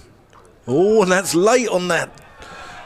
Bracey, they don't take a single. It dribbles through the slip cordon. They thought about a single, but never run on a misfield. But Bracey not lifting the bat out in time. I think he meant to leave that ball. And it goes through to Harry Brook at first slip, who just lets it go through, but they don't take the single. So, controversial point here. Yeah, go on. We love a controversial point, don't we? Do you have an annual membership at your club? Yeah, we do, yeah. And then match subs on top? Yeah, it's... I'll come on to it after Jordan Thompson. Bracey just working that one round the corner, picks up a single. Yeah, it's £100. I think it's 140 if paid after the 1st of June, and then we pay a match fee of, I think it's £12. But this is London cricket as well, which it can be a little bit more expensive perhaps than other parts of the country. I don't know. Let us know what you're paying in Yorkshire or in Gloucestershire. So, what's your budget for teas? Well, we charge a side, I think it's 45, it might have gone up to 50, rising food prices around the globe, etc. Thompson in to Miles Hammond, who shows him the maker's name, and that goes down the wicket. So you don't charge per person, you charge... It goes on to their match fee. Right. So, yeah. So, but, I still think tea is dying out in cricket clubs. And certain leagues, the Hertfordshire League now, COVID has made clubs not provide a tea. And some leagues are taking that on board. And I'm a traditionalist. I love tea at cricket. And I think it's part of the fabric of the game. Jordan Thompson approaching from the pavilion end to Miles Hammond, who plays that out into the offside. And I totally get the COVID situation impacting. But how many... At that level, how many overs are you playing for your game on a Saturday where there is no tea provided? Yeah, we play 50 over cricket. 50 over cricket. So it's a 100 over game, yeah. Yeah, so you're going to be over conservatively 3 hours in the field. Yeah, and, I think what COVID taught us was that you'd see various cricketers on a Saturday morning picking up their meal deal in their whites on the way to a game. And change of bowling at the Ashley Down Road end. Harris Ralph has bowled 5 overs, 1 for 13 in that spell. And Steve Patterson's coming back, Yorkshire captain. What's your view, Ian? Are you a tea? Yes. Tea's got to be part and parcel of the day, isn't it? Yes, I have to say that I tended not to eat a lot of tea if we were fielding second, because I knew that I might be bowling almost straight away. Here is Patterson in all nice shape to that. A bit of a waft, truthfully, at Bracey. A little bit of a... I'd say it wasn't a lazy shot. It was a little bit casual. There was a difference between that. The one is sort of ill thought, but that was almost a little bit sloppy. The first ball of a new bowler. He thought he'd seen Patterson before, not as quick as Ralph. 2 slips of Patterson, and again he's staying around the wicket and just trying to, if not tuck Bracey up, certainly cramp him a little bit, with the man Wharton at he's just in front of square there for the clip. He's the only player other than Thompson at mid on, who is in front of the wicket on the leg side. 2 slips and the man still at short straight with a short straight extra cover. George Hill. And just out onto the offside, fielded at point. I haven't seen Matthew Fisher since lunch. Yes, so to me, I mean, you remember the clubs that do really good teas, don't you? Oh, without a shadow of a doubt. And often, for a lot of us on a Saturday, I mean, the dietary habits of your average clubby aren't in the league of the pros, and they have a fry-up on a Saturday morning. Patterson, again, just a little bit of a wobble in the air there, but it was quite early. And again, played defensively by James Bracey. So they'll have a fry-up on a Saturday morning, and the cricket tea will be their only sustenance before they go for a post-match curry. Yeah, I knew he was going to say that. Late on at night. Why did I know you were going to say that? Club cricketers and Cameron Hasty here nodding their heads in appreciation. Patterson in, and again, very accurate. He's not at express pace, but just in the sense of knowing how. I don't know whether I would go as far as to say he's bowling within himself, Steve Patterson, but now at 38, he's probably worked out what his body can take. Yeah. And how to get the best out of it. Staying around the wicket. Simple action, and Bracey again defends. So Patterson returns with a maiden. First of his 6 overs that have been that. 6 overs, 1 maiden, 1 for 19. There's the small scoreboard, and the club office is with the street art now decorating. It's hard to believe that building was once a very, very pale cream. It's not been like that for a couple of years now. Yeah, lovely artwork. The down end doctor on the left hand side there, WG Grace above the scoreboard, and the Clifton Suspension Bridge on the right, all part of the folklore of Bristol. And I didn't think it would be long. We're going to have what I called the Rolls Royce, but you called the class act back, Matt Fisher. Here he comes. That's tantamount to the same thing. Tantamount to the same thing, actually. Yeah. Yes, but in terms of going back to the tee scenario, yeah. I mean, the club cricket I used to play, I occasionally got into the league side, but not very often. Was timed cricket, tee at 5. Yeah. And then obviously the side batting second would have 2 hours. But if I say we were fielding, I tended not to eat very much. Fisher in, and Hammond pushes that out into the covers. Not because I was sprinting half out from the boundary, you understand. You want to tear away quick in your time, Ian? No, never a tear away quick. Okay. In fact, never a quick, you might argue. But you doing the Steve Patterson job there, military medium? Sort of, and I would be quite happy if the keeper decided to stand up, even opening the bowling. Here's Fisher. And Hammond just plays that out to mid-on. And obviously, there are certain... I mean, you can do all sorts of teas for cricket, but I mean, you have to bear in mind my age here. Generally, the favourite sandwiches were egg and cheese and onion, generally. Yeah. It would be rather different if a club decided they would do a salad at tea, and some clubs did. Yeah. That was generally about as varied as it got. Cakes, obviously, as well. It's a changing... That's beautifully driven there by Hammond. He's going to get that past point. It could go all the way. No, it's been pulled up just inside the fence. Gloucestershire crowd think that... is that Dominic Best there? Might have overstepped. It's Wharton, I think. It's Wharton. James Wharton might have overstepped there, but he didn't. And Miles Hammond gets 2. But yeah, I think the cricket tee has changed.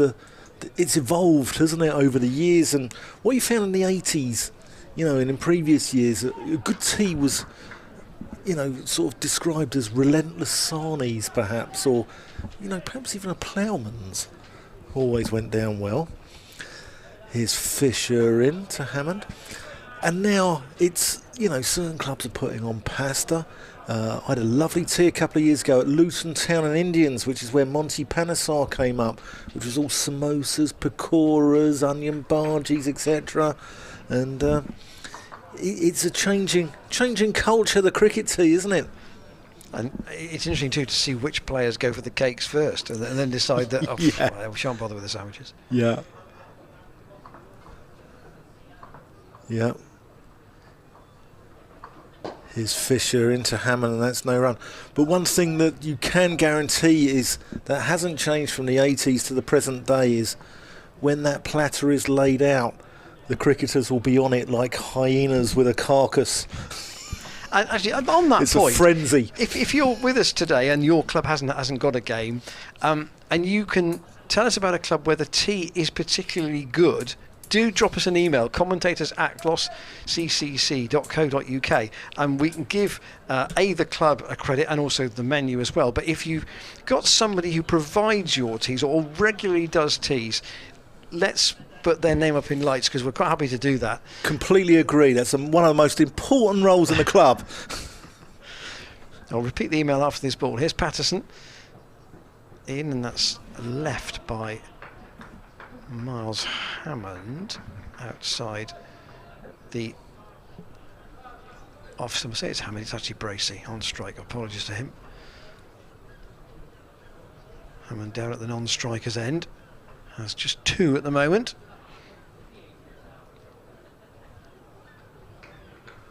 But our email, commentators@gloucestershire.co.uk. Bracey again. Just defending. So we've had almost an hour since lunch, and in a sense, I know there was, you might argue, a crumble, to keep the thoughts of tea going further forward, in the Gloucestershire first innings, but by and large the wickets have fallen, they've had to be chipped out on this pitch. And even if we've seen some accuracy from the bowlers, the ball's not been doing a huge amount for them, and they've had to really force the issue to try and get a mistake. And since lunch, I think Graham Van Brun will look at that clip of the delivery that he lost his leg stump to and think, how has Harris Ralph managed to bowl me leg stump around my legs there? Patterson in or off the outside half of the bat from Bracey. He'll get 2 here. I think he might even get more than that. Don Bess is on the chase down towards the boundary in front of the Thatcher's bar, and they'll come back for 3. Good running from Hammond. And Gloucestershire started 149 runs behind, so 81 for 3. There's the maths for you at the bottom of the screen. 68 still in arrears. 3 down. What can they eke out as a lead? Because it is going to be a tear-away acceleration to that position. Interesting there, see Miles Hammond. Patterson's about to come round the wicket and he's taking an off-stump guard, and it seems to be the modern way, doesn't it? I'll come on to it after this ball from Patterson. Here he is, it's edged and caught. Whatever guard he took, it didn't matter much. Adam Lythe's taken the catch, and another wicket for Patterson, and Hammond goes to a nick into the slip cordon, and Yorkshire now have a grip on this. Lythe with a good low catch. Yorkshire's slip work has been good in this match, and they've got Gloucestershire right on the back foot here now at 84 for 4. Yeah, they certainly have. And Miles Hammond there took an off-stump guard, which you can see the theory behind that, because someone comes around the wicket, you can get your pad outside the line, and you can't be out LBW providing you're playing a shot. But you've got to know where your off-stump is, and if the ball is outside your eye line there, you don't push your bat out if you're playing, if you're taking an off-stump guard.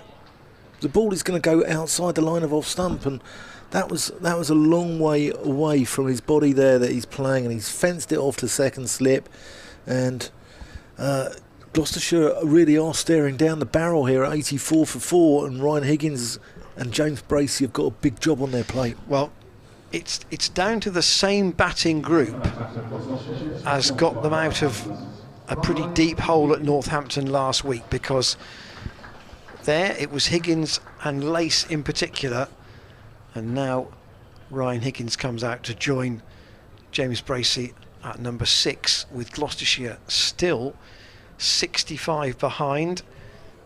They still haven't used Dom Bess, Yorkshire, and they might feel that the way the seamers are going at the moment, Matt Fisher's just into a fresh spell, and they've got a new batsman to bowl at, and they've got, in a way, and you tend to find this in the middle order anyway, don't you?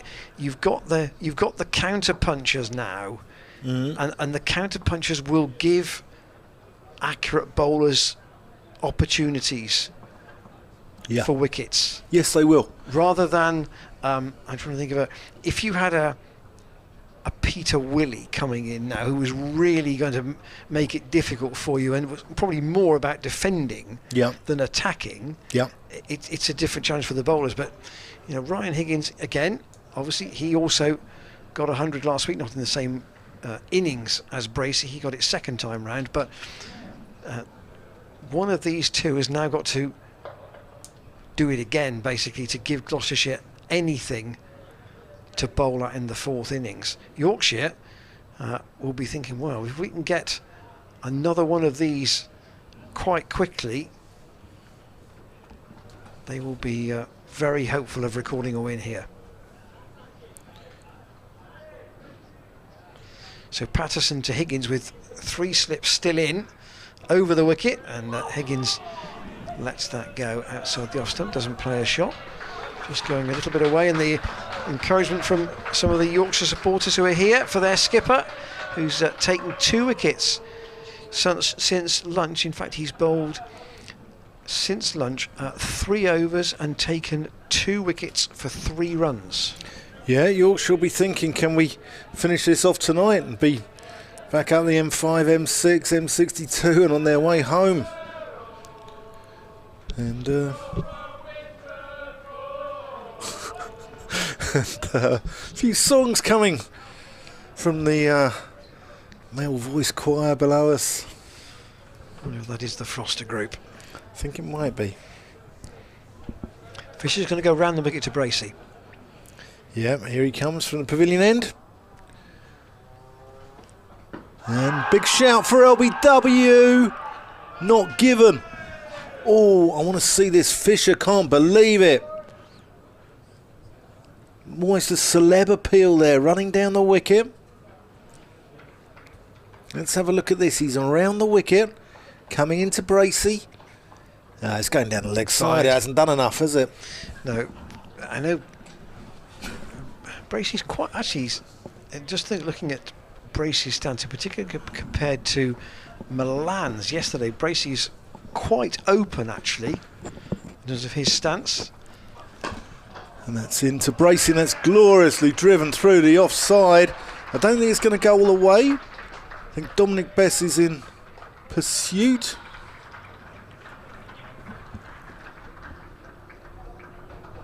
Just the 2, and Bess looking on and thinking, when's the skipper going to give me the nod? But he's, I'm sure, quite happy to support the 2 bowlers doing the business at the moment. And Fisher carrying a real threat here. Here he comes into Bracey, and that's gone through the same region. And that one is going to go all the way. That goes out to the fence. And 4 more to James Bracey. Moves him into the 40s, 90 for 4. Lovely shot. Yeah, the pipe, again, the graph of Bracey's shots, I think, would show, I would say, at least 80% of them on the offside today. Yeah. There's the wide-angle view from the camera on the Kennington Avenue side of the ground. Here's Fisher. And that's angled in, and they take one. I think it's going to be a leg by, actually, which it is. It's signalled there by... Looks like Alex Wharf is down at that end. Yes, he is. Yeah, He is umpire now. Alex Wharf. He is now. The score is up on the 3rd floor of the balcony. That's the top floor. Yeah. Yorkshireman Alex Wharf. Played for Yorkshire. Here's Fisher in. And Higgins lets that go through into the gloves of Harry Duke. The Rolls Royce of bowlers as described by Ian Randall. And I agree with you. He's got a bit of class about him, hasn't he? That's what I was searching for, a phraseology that would imply that he was somebody who he does cruise to the crease, and it's a very uncomplicated approach. Here he is, in and just straying onto the hip of Ryan Higgins, who turns that one round the corner and opens his account. Milan's down there. 92 for 4. 31 overs gone in the day. Bracey 43, Higgins on 1. Fisher's 1 for 23 at the moment. If you were out and about this morning, I didn't catch exactly how the first innings had finished for Yorkshire. 376 was what they ended up with. Sajid Singh Dale finishing with 4 for 72, and Jordan Thompson 42 not out. Singh Dale removed Patterson and Harris Ralph, and then Yorkshire starting their second bowl with a lead of 149, which even on an easy paced pitch felt like a big lead. And they took 2 wickets before lunch, both openers. Charlesworth bowled by Fisher without scoring, and Harris caught by Brooke off Patterson at first slip for 18. Wickets falling at 4 and 36, and then 2 wickets since lunch, both from this Ashley Down Road end.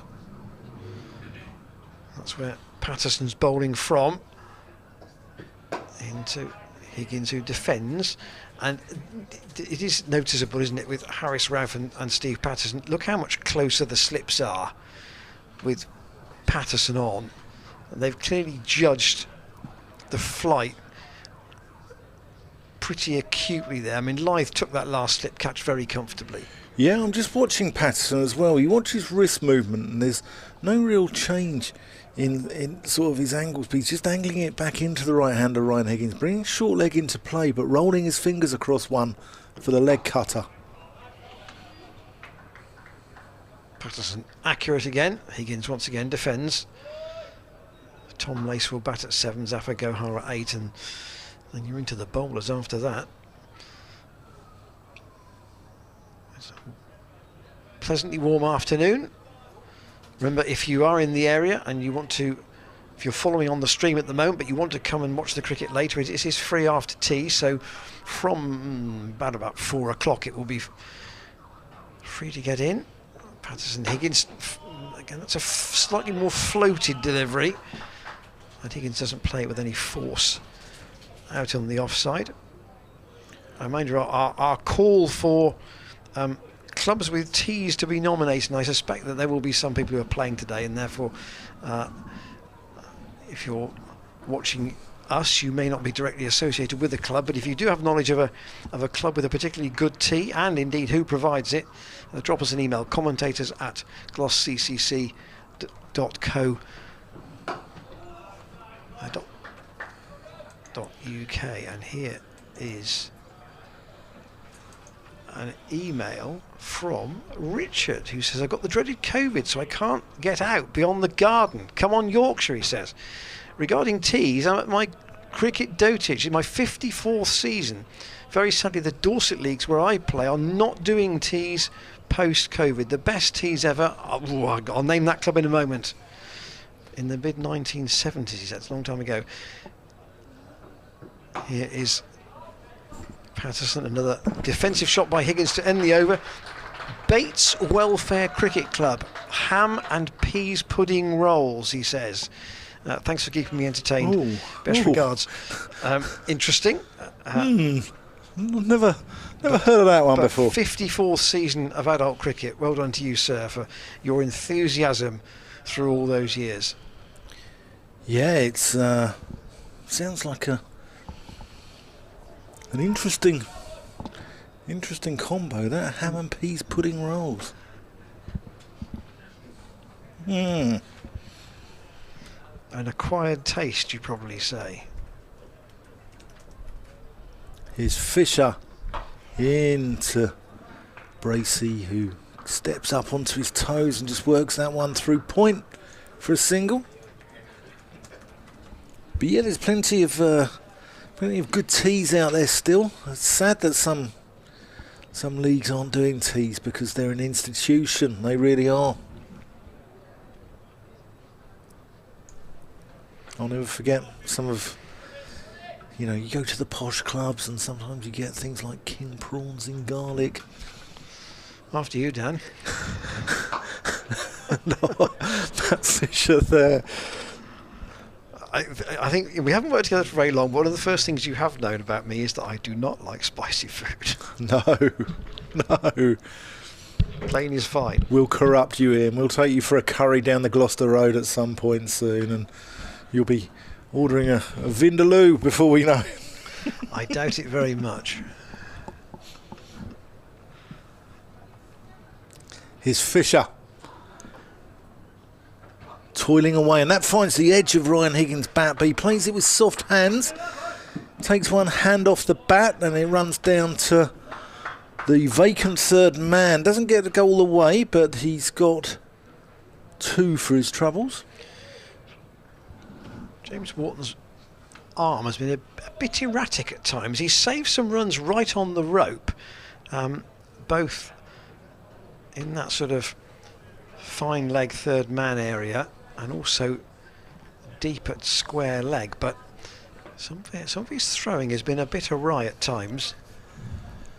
Almost as if he's got an arm where he can throw it well beyond the distance that's required. And Yorkshire have strengthened the offside now with a gully.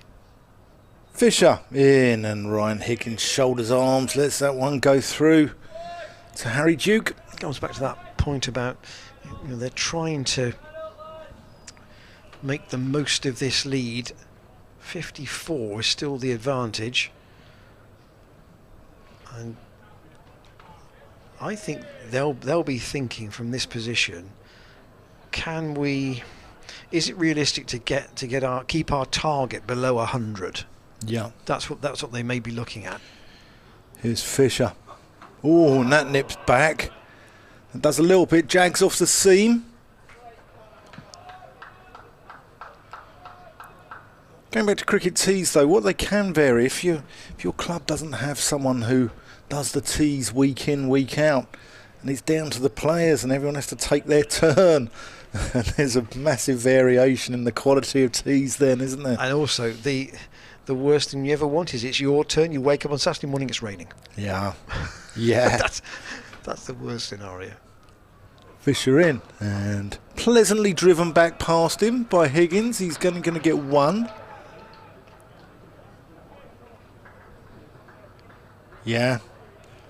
And, there's certain people who think that having your five a day consists of different coloured jelly babies, don't they?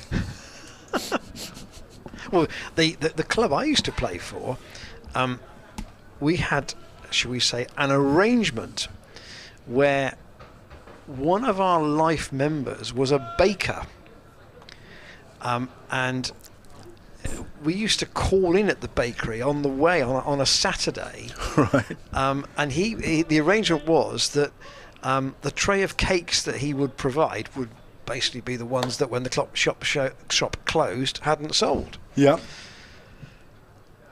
Patterson into Higgins, who lets it go outside the off stump. So the choice was really dependent on what other people had bought. So some weeks you had a wider choice than others. Yeah. But from a financial point of view, he was very gracious with that, and it certainly helped the club in terms of providing teas at an economic cost. So are you a cakey tea man or more of a sandwichy man? I'm a bit of both, but fruit or lemon drizzle would be mine, I think. Ooh, like it. On the cake front. Oh, that's a good ball from Patterson again. Higgins judges that well. Credit to the bowler for the delivery, and credit to Higgins for the judgment of the fact that he could leave it. Here's the replay. Yorkshire have still got just the 2 slips in for Patterson. Left it on height, but it did come back a little bit. So although Dan's been talking about Patterson just rolling his fingers across the seam for the leg cutter, the one that just straightens away from the bat, he's perfectly capable of getting one to come back into the right-hander, and that's why the short leg is there. Good bowler, Steve Patterson, isn't he? Been round the block. But here he's doing a stock job, if I can call it that. Yeah, he is. For his team. And to go back to a player we discussed before lunch, at a different pace, it's a job that Liam Norwell did when he was at Gloucestershire, as well as also, that's not being unkind to him, but he was quite somebody who would fulfil that role quite comfortably and able to bowl a longer spell. Obviously he's gone to be a part of a different bowling group at Edgbaston, and had a good set of figures last season, contributed well to the Yorkshire Championship team, and that attack also has in it Craig Miles, who we mentioned this morning, previously at Gloucestershire but also now playing his cricket up in Birmingham. Here is Patterson again, and Higgins again happy to let it go on length. It'll be interesting to see if they can defend their title, because not many sides do they? And it's very hard to win back-to-back county championships. And Warwickshire were bolstered by Chris Wokes coming into their side in September, weren't they, when they played in the new group? They played that last round of 5, I think, wasn't it, in late August and through September, and Chris Wokes came in. He's an international quality bowler. Patterson in, and again Higgins defends. He's only made 4, but he really is trying to really block Yorkshire at the moment, trying to give them a real... Yeah, runs are irrelevant now. It's time, isn't it? To try and get past the 5th wicket pair. Jordan Thompson's just going off for a moment. Will Frame's back on the field as a fielding substitute. We still haven't seen Don Bess yet. Yeah. Patterson has bowled 4 overs in this spell, but he's taken 2 wickets, so maybe another couple. Thompson may have gone off. Fisher in, and that's gone past the outside edge of James Bracey, perilously close. Still looks a danger to me, Fisher here. In fact, he's had all his overs from that far end actually, and I've not seen him bowl from. We've not seen him bowl from this end at all. Will Frame from Melton Cricket Club in Huddersfield, or as they call it up there, Huddersfield. Fisher comes in, and Bracey cuts away. There's a man on the boundary out there. There's a man out there, and they just get a single. But they all drop their H's, don't they, in Yorkshire? It's Huddersfield, Halifax, all, unless you live in Harrogate, which is frightfully nice, in the spa town. Yeah, I went to Harrogate during the football season. That is, during the last football season, as you were. In that little period when the the COVID restrictions were just being lifted before Christmas 2020. Here's Fisher in to Ryan Higgins, and that's wide, and that goes through Harry Duke as well, and they're going to get 4 buys. Yeah, so you went to Harrogate. Did you go to Betty's Tea Rooms? I didn't. 100 up for Gloucestershire with those 4 buys. Almost that's the first really bad ball Matt Fisher's bowled, actually. It is in both innings, and that's in the 35th over that comes up. What did strike me, we did the journey on the train, both there and back. But there is a lot of very nice green space in and around Harrogate. It's lovely. It's a lovely town, and starts getting really picturesque, doesn't it, as you go up into North Yorkshire? And I'm sure there's people listening in to us from that part of the world. More on as Fisher comes in to Higgins, and you'll be very happy if you are tuning in, because your side have taken 4 Gloucestershire wickets in the second innings. Jeff Leonard on the email says, afternoon chaps, I'm going back several years, but teas at Oldbury on 7 were always superb, though more enjoyable if you fielded first. Yeah. In those days they played on a ground where a line from a telegraph pole was partly overhead. If the ball struck it, it was 2 runs and you couldn't be caught out. Love it. Nice story. We love a local rule. I can do a local rule as well, actually. Here's Fisher in, and Higgins just dabs at that. Not a lot of foot movement there. I'll do my local rule in a bit, but Steve Sklenar says, my daughter Olivia, aged 14, used to do the teas at the Hit or Miss Cricket Club in Penn Street in Buckinghamshire, always popular and great quality. One certain Sunday she decided to change the formula from cut sandwiches to Mr. Kipling cakes to fresh baguettes, cheese, ham, salads, etc. Make up your own teas. It was almost a revolt, and it was never repeated. Yeah, never ever mess with a cricketer's tea, ever. Here's Fisher in, and just nudged onto the hips of Ryan Higgins. They've got to be quick here. There's no need for that. Good backing up. Yeah, there's no need to take those risks. Score moves on to 102. Higgins moves on to 5, but it was a little bit too close for comfort. Bracey hesitated there. Throw went in at Higgins' end, and when you play it off the back foot like that, you're always up against it, because you've got to transfer your weight. And Steve's interesting, the punchline's in the bottom line of this email. My daughter Olivia got married last week, so congratulations. So when aged 14, so we're going back a few years, to her doing the teas at the Hit or Miss Cricket Club in Penn Street in Buckinghamshire. And talking about local rules, I many moons ago played a game or two at a club called the Lenches, which is on the Worcestershire-Gloucestershire border, and it's a very narrow ground. Yeah. So obviously there were rules about the square boundary. Here is Patterson in and just short of the man at short leg. Nudged away by Higgins. Wharton is 2 pitch widths away there, and it's just bounced in front of him. He's not quite in your shot, but he might dive into shot when we look at the replay. Not quite, you can't quite see him, but it was just short. And Patterson, accuracy personified here. I'll just quickly do that rule at the Lenches off the narrow ground, almost more like an oblong than a circle. So anything to the boundary square of the wicket was 2 runs. If it went on the full, it was 4. Okay. So rather than 6 and 4, it was 4 and 2.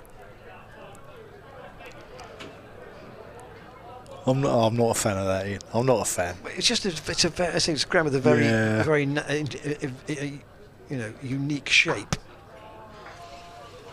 I've played at a cricket ground with, I'm sure many have played at cricket grounds with roads running through them, but there's a village called Langley, which is out near Saffron Walden on the Essex-Hertfordshire border up there. Not only has it got a road running through it, but it's also got a bus stop, which you have to negotiate in the corner of the ground as well. Odd obstructions in grounds, discuss. Yep, there's plenty of trees, aren't there? Plenty of trees. Higgins has got 2 slips to contend with here, and the metronomic Patterson still continuing to chip away at this Gloucestershire batting. He's got 2 of the 4 wickets. Bracey on 45 not out. He's only 5 boundaries now. It feels as though he's actually hit more boundaries than that, but the range of shots has been chiefly through the offside. Patterson back at the end of his run and in once more, and Higgins leaves that, spotting the length more than anything else. It remains Brook and Lythe in the slips. Wharton is at short leg. In fact, I would say Wharton's he's half a stride closer. He's probably than he was before. Yeah, he is. I think he was probably just off that cut strip, and he's now probably where the ball bounced. Yeah. Patterson running away from our commentary position, and Higgins again defends. Is Higgins starting his innings today as he started his at Northampton? Yes, he is. He's very circumspect, and he's having a look, because the runs aren't important. It's time here today, and Gloucestershire will want to try and take this game deep, because you never know what's going to happen, do you, in cricket? You've seen what's happened down the road at Taunton with Essex, and even if you can get a slender lead, it's something. And you never know, panic sets in sometimes, doesn't it? And sides do throw away. Right, from the pavilion end, we are going to see Dominic Bess, talking of Somerset, ex-Somerset bowler. And he's going to come around the wicket to James Bracey. And we've got 16 overs for tea. I wonder if they're going to change to a baguette from the cheese cut sandwiches, which will cause ructions, cause revolutions. The thing is that, I mean, at first class level, the players obviously do have a choice of what they eat at tea. I've never I've only seen this largely not here in Bristol, but at outgrounds. But Chris Dent is one of the biggest consumers of fruit you could wish to see on a county circuit. He will have a big bowl of fruit at tea time. Very healthy. Northampton last week was quite interesting. At tea, it was build your own tacos. There was like a chili con carne there with the shell of the taco, and you put it in and put your cheese on with jalapeno peppers as an optional extra. Here's Dominic Bess around the wicket. And Bracey doesn't get all of that, and it just drops down by his feet. Harry Duke cleaning up. It was never in danger of hitting the stumps. Oh, and we've got some lovely singing from downstairs.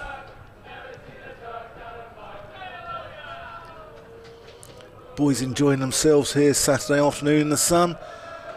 Bess drops that short, and that's cut away. The man's out in the deep cover boundary, and he's only going to get a single. And we should say one thing is, obviously we have no control over the language that the gentleman downstairs may use, so if you do hear the odd word that you perhaps shouldn't or shouldn't be broadcast, we do apologise in advance. Indeed. Indeed. So 103 for 4. Short leg in for Higgins to the off spinner. Yeah. Dominic Bess will be turning that, hoping for that inside edge, hoping for a bat pad.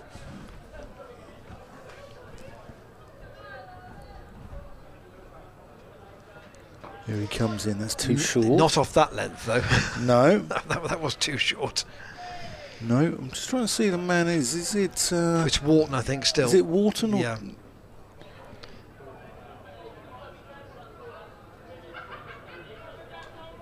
Here's Bess, the son of Sidmouth.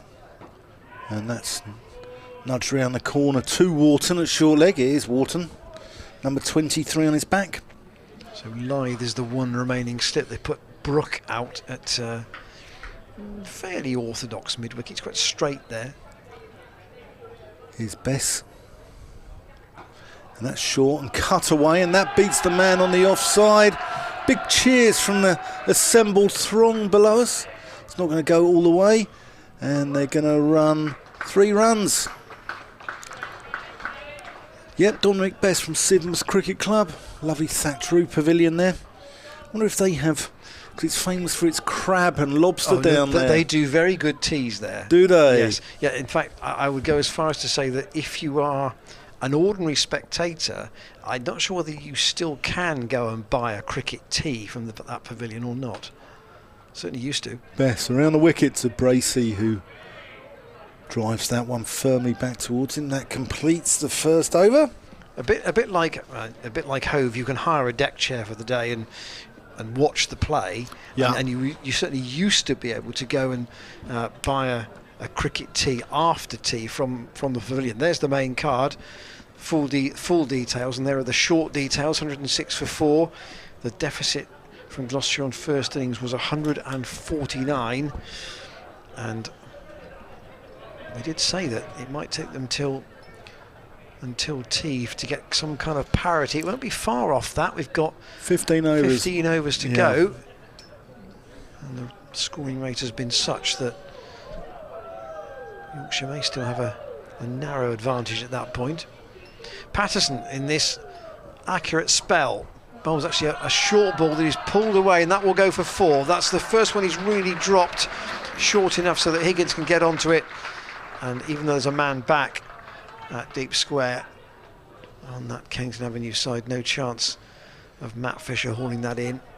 So 4 more to Higgins. Keep your teas coming. Let us know what clubs do a good one. Name the club, we'll give them a shout out to commentators at glossccc.co.uk. And if anyone does a sterling job preparing those teas, name them and we'll give them a shout out too. Patterson in. Cry of no from Higgins. So the Centurions from last week at Northampton, albeit first innings and second innings, trying once again to breathe some fresh life into the Gloucestershire batting.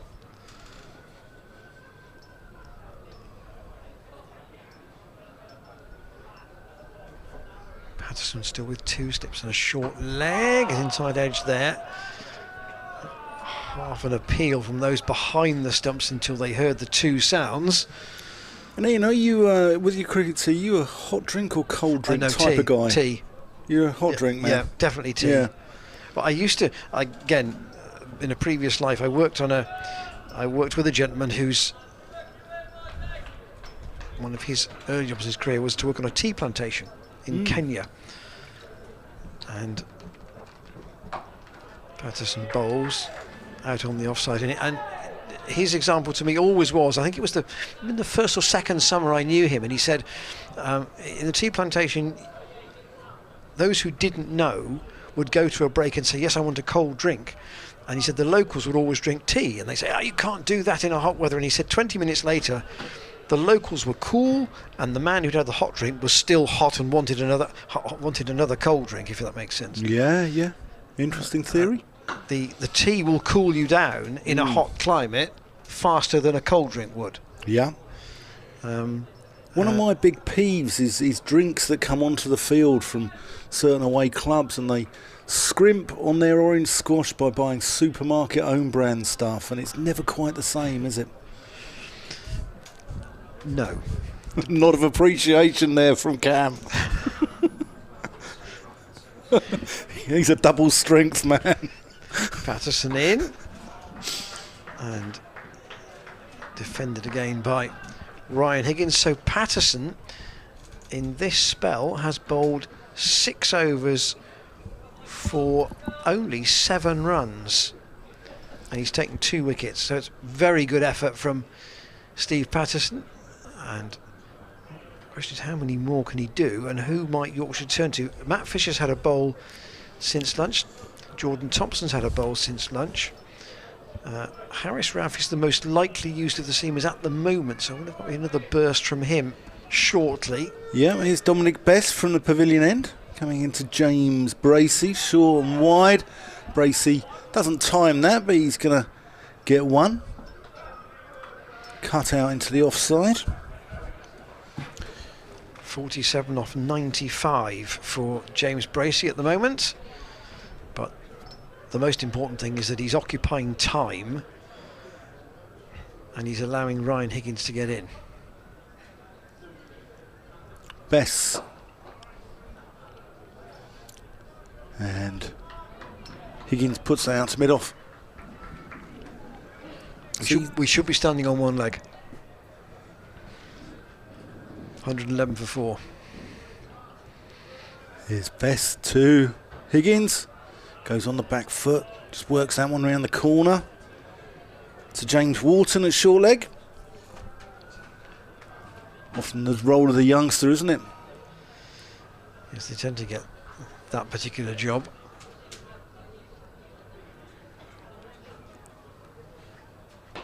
And that's driven away. Can't pierce the field though. George Hill out at point.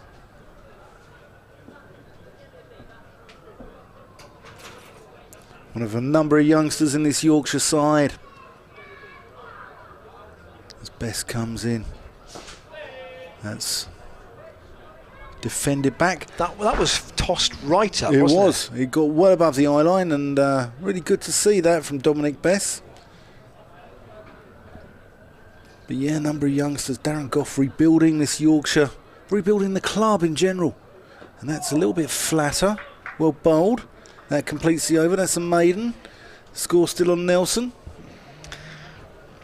Yes, we discussed David Shepherd yesterday in the context of batsmen who had made centuries on their Gloucestershire, I think it was I would say Gloucestershire Championship debut.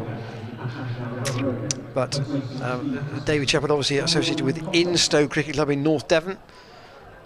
There are some very picturesque clubs in that part of the world. Yeah, Linton and Lynmouth, that's nice over there, isn't it? Well, they're not. That coast has got quite a lot of them. And Jordan Thompson's going to come back. So Patterson off after a 6-over stint. And Jordan Thompson had a brief spell after lunch at the pavilion end. Now back from the Ashley Down Road end. Still hasn't taken a wicket in the match, but he's threatened to. And James Bracey to face him on 47. Got that off the hip first time. Directionally not the best start from Thompson, and Bracey, if he can get one more, we'll get a decent hand from this Saturday crowd here at the Seat Unique Stadium. Reminder, admission is free after tea, so about an hour from now. Actually, Yorkshire are -3 on the over rate at the moment, which is perhaps reflecting on the way they've gone about their cricket. It's been thoughtful, and as a result they've lost a bit of impetus. Bracey getting close now to 100 balls. That was ball number 97. 2.5 hours he's been out there, just over. But yeah, keep your club cricket teas coming in. It's good stuff, and I'm sure we're all aware, and there are a number of things that club cricketers do that the pros just haven't got a clue about. Thompson in once more. It is not as yet as bright a day as yesterday was. There is a little bit more cloud about. You can see the shadows of the players caused by the sun, but the sky is not as almost azuri blue as it was yesterday. No. It's more humid, isn't it? A little bit more humid. Bracey with this sort of semi-square on stance drives pleasantly up to mid-off. Harris Rav does the fielding. He stays on 49. And I know it feels an odd day to have an Easter Saturday with not much other sport going on. And there is I think it's an FA Cup semi-final today. I didn't even realise that until this morning. But James Bracey would have been pleased with the Bristol Rovers result yesterday. Big supporter of the club. concentrating on his cricket here, and that was again just going on with the arm from Jordan Thompson around the wicket to the left-hander. So 2 slips,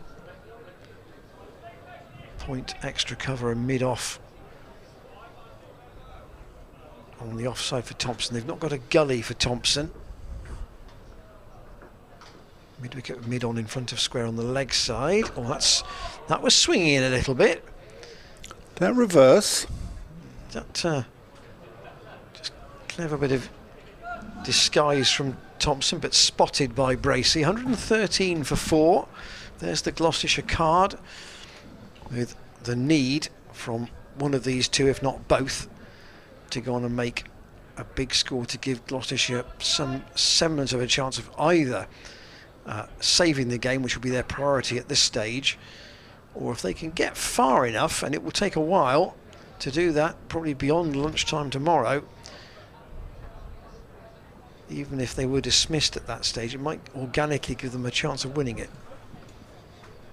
Yeah, here's Dominic Bess to Ryan Higgins, who plays that out into the onside. Yeah, there's certain things that club cricketers have to do that the professionals just will never be aware of, will they? I mean, you know, I think Joe Root, he might have resigned as England captain, but he's never had to say, "Here, Zach, do you mind sorting out Jimmy in the score box?" Zach, he's got to go and get his pads on. Bess in, and Higgins nurdles that one around the corner for no run. Or saying to him, "Can you take a dozen of those boundary markers out and put them out around the exactly around the rope, please?" Jack Leach, do you mind roping off the square at the end of play so the kids don't ride their bikes all over it? Bess. Oh, delicate from Ryan Higgins. Late cut. Runs away down below us, and that's going to be 4 runs. Beautiful shot. Very deliberate, that. Hands on head from Don Bess. He played that very late. Let's have a look at the replay. Yeah, lovely shot. Lovely shot. And the other thing, they never have to look in the nettles or the blackberry bushes for the ball, do they, like we used to? Here's Dominic Bess. Oh, quick single to mid-on. It's going to be tight. Oh. Gets home comfortably in the end. Throw errant, wayward. I mean, when Matt Fisher gets up, he might think about why he didn't do an underarm throw there. Yeah. For greater accuracy.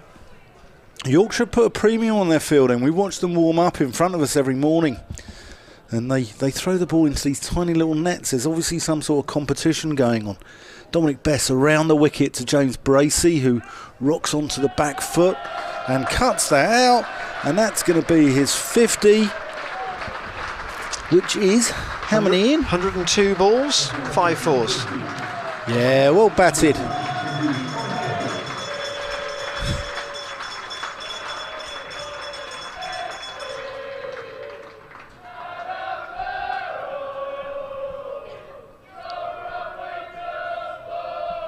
I think it's a song about Winterbourne, and Ryan Higgins drives that one firmly out to mid-off. I think it's Bracey, you're going to be the one that saves me, and after all, you're from Winterbourne. Brilliant. Some lyricists amongst us. And well batted James Bracey, and taking responsibility for his side here. 119 for 4, Bracey 50, Ryan Higgins 17.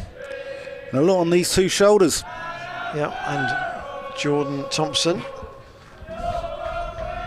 striving for a breakthrough at this Ashley Down road end. Gloucestershire have got still 11 overs to go until the tea interval.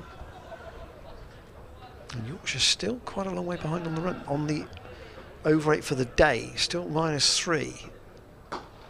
Bracey again gets into line here. Thompson very straight, cries of "come on Bobby" from downstairs.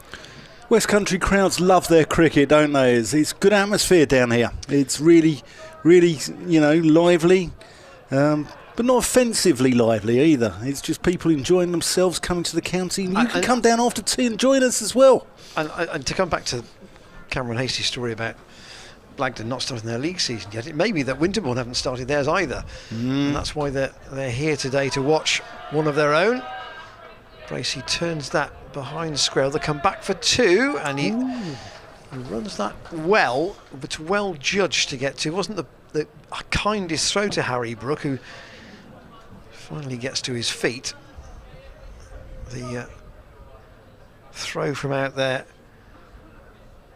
not a particularly kind one.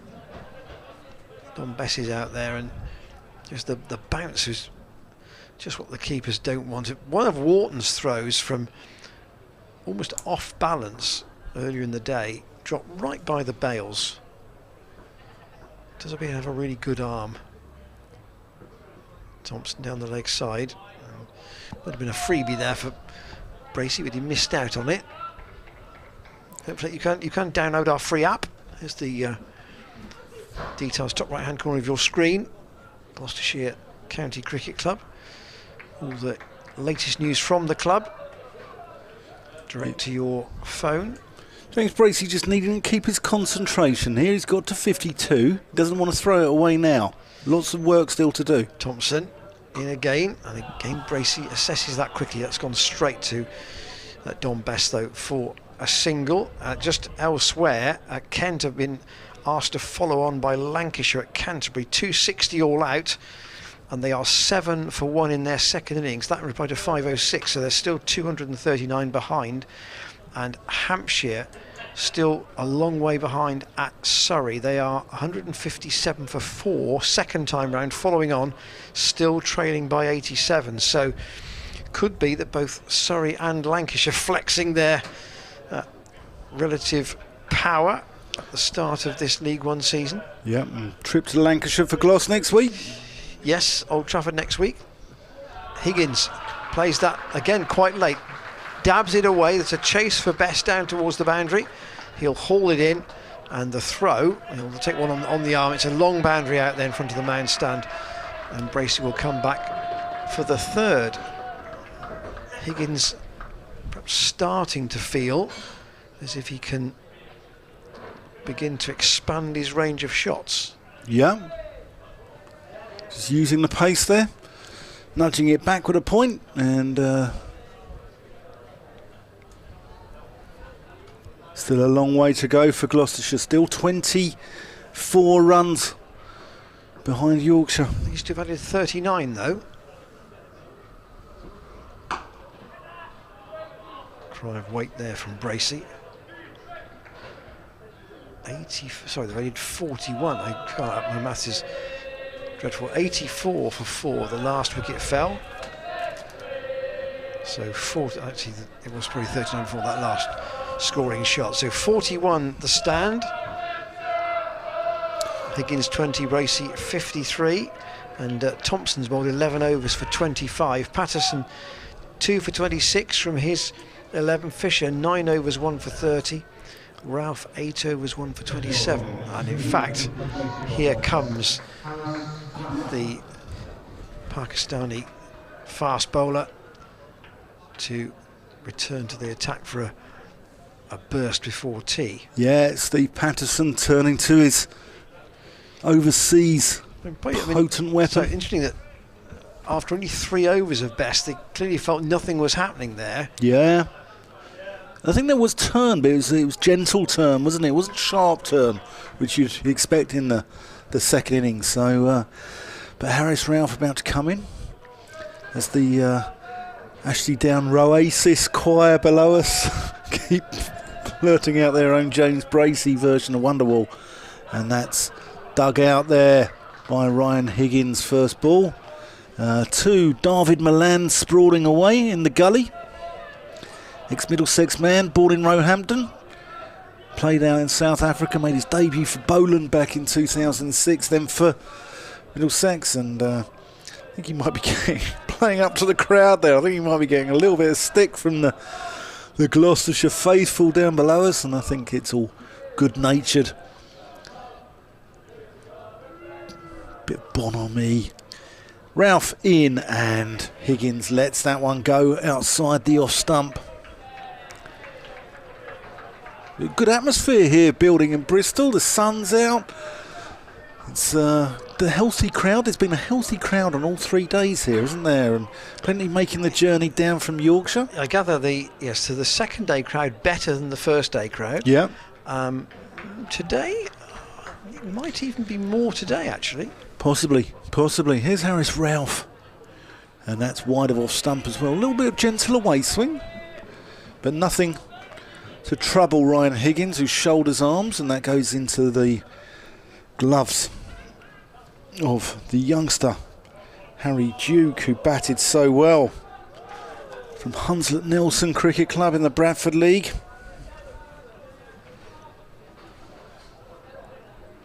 Made 100 last year in the Royal London Cup. Youngest player since Sachin Tendulkar for Yorkshire back in 1992. Harris Ralph, and that's angled in on the stumps. I wonder if it's starting to reverse a little bit, and if it does, I think Harris Ralph at his pace might be the man to exploit that. Just looking at the stands for each wicket, this is now the biggest stand of this innings at 41. Long way to go for Gloucestershire. He wants to save this game. Harris Ralph in. Oh, and that's a good leave, and that goes through to Harry Duke. I think I'm right in saying we've not had a century partnership in the match. The Yorkshire 5th wicket stand in their innings was 91, and that I think is the biggest partnership in the game. So the bowlers have always been, you feel the bowlers have been in the match, haven't they? It's not been a pitch where they really have been almost frozen out of it. Approaching the crease, Harris Ralph. Good Yorker. And Higgins digs that one out. That's the end of the over. I think there's 9 left till tea. 43 gone, 125 for 4, so still a deficit of 24. Still in arrears. And sorry Dan, just to remind everybody that Yorkshire cannot, they can take the new ball tonight, the second new ball, but they'd only have 4 overs with it. And you wonder whether actually they would want to do that with a bowling attack that's been out in the field all day. Don Bess is going to change ends. This will be interesting because he's now got the shorter straight boundary to defend, if defend it he wants to. Orthodox mid-off and mid-on. James Bracey to face him. I mean, I suppose the one thing I would say is that maybe there's been a bit more indifferent bounce from this end than the other end. And so slip on a short leg for Bess, and just defended quietly out by Bracey onto the offside. Lythe and Wharton, the 2 men in close. Bess around the wicket, just walks in, and then a little trot right at the end of his approach to the crease. He's got that idiosyncratic sort of flick of the arm, hasn't he, as he comes into the wicket.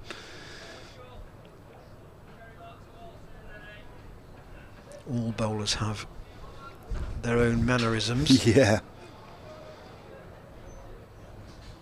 Bess, quite a simple action, and dabbed out by Bracey into the gap where Gully would be, but there isn't anybody there, so it's a single for the Gloucestershire wicketkeeper batsman. Big role in the team when you're batting at 3 and keeping wicket. Yeah, which is what he's doing. Bracey to the right-handed Higgins. Best to the right-handed Higgins, who drives him or works him away through the covers, and that will run all the way for 4. Likewise, you say Bracey's got a big role inside. Ryan Higgins opening the bowling, bowls the majority of the overs and bats 6. It's a big workload for him to get through, but they're fit lads, these two, aren't they? I think Higgins relishes this sort of competitive situation. 130 for 4. Deficit down to 19. And Higgins defends. Out on the offside. Gloucestershire, 4 sessions left in the game after this one. If they get to parity at tea, they've certainly got a bat for 2 of those remaining 4. That will be the target, I would think. Best with a change of ends, but no change of luck.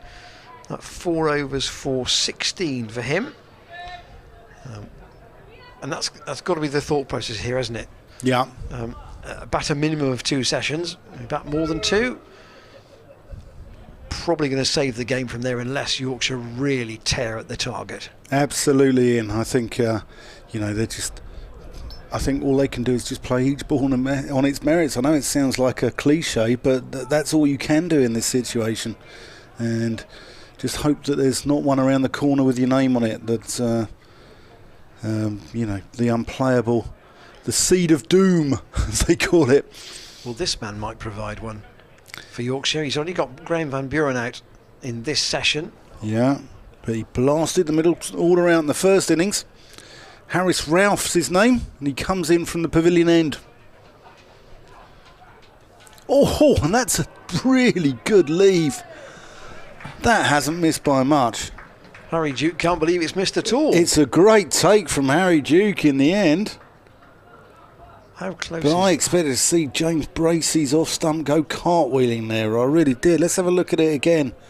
Here's Ralph. It's a great take from Harry Duke, because I think he thought he had bowled him. I thought he'd bowled him. You thought he'd bowled him, Ian Randall, and but it didn't.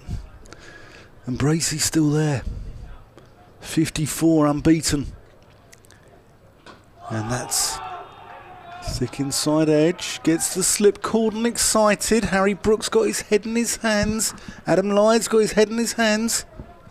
That previous delivery, Ralph probably has no idea how that hasn't bowled James Bracey. I've got no idea.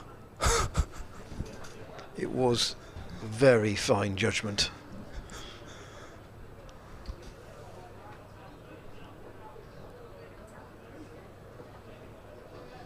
The judgment of Lord Denning there. Here's Harris Ralph, and it's a big shout. It's a big shout there, and it's not.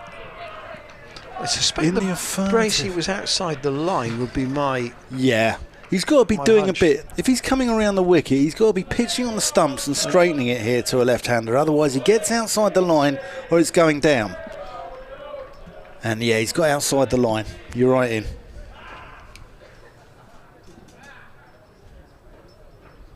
This is a testing examination, though, for Bracey. It certainly is. Harris Ralph starting to make a little bit of magic happen. And that's tucked onto his pads, and Bracey nudges that fine, gets it fine, a fine leg in front of his adoring crowd here down below us, and moves on to 58. These two have now put on 50 for the 5th wicket. Yeah, good partnership.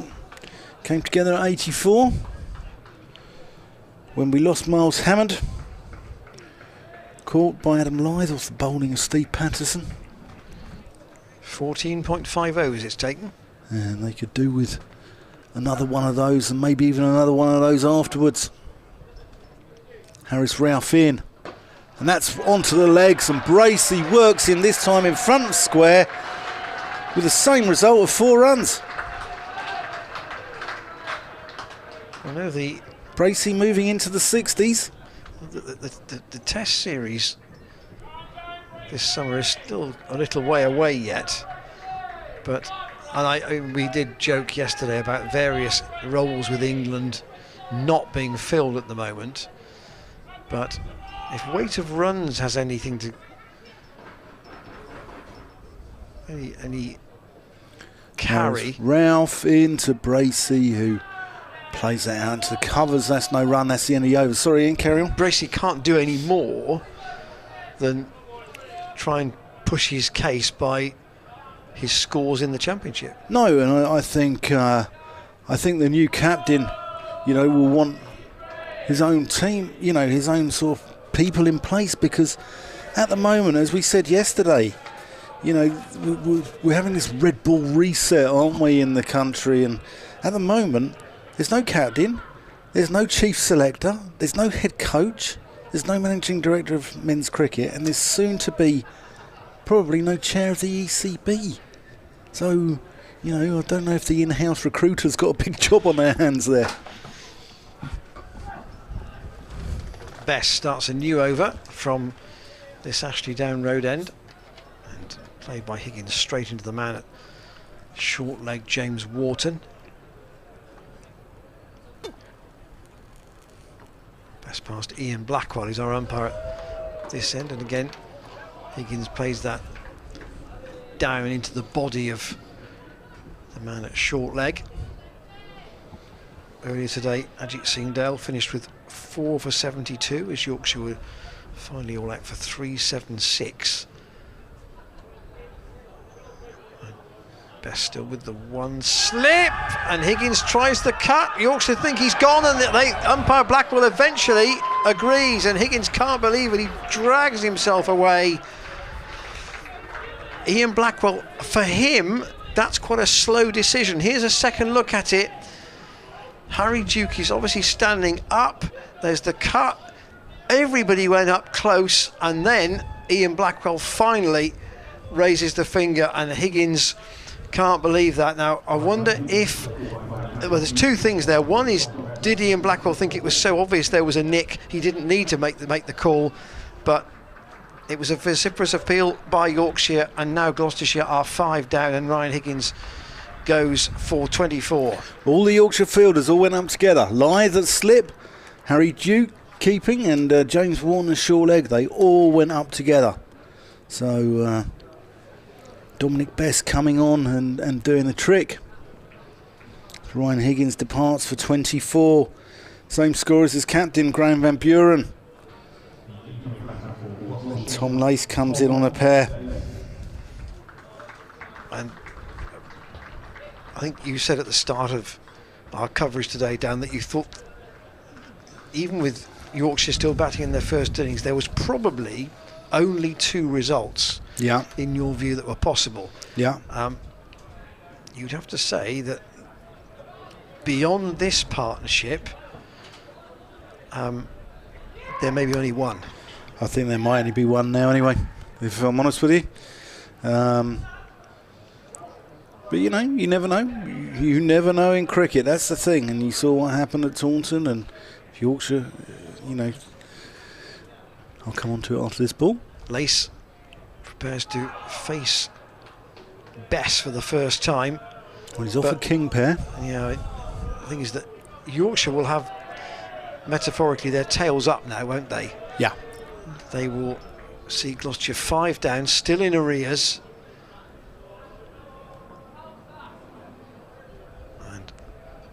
Bess in, and Lace defends. There are a couple of tales of real rearguard actions here in Bristol, notably one by Ian Cobain against Surrey going back 5 or 6 years ago, and I think I'm right saying he batted for 11 hours. Is that sound right? It was a very long time. Oh, that spun. It spat, more would be a better description. And Best going back has seen Lace just get caught that off the splice there, and it's fell and safe.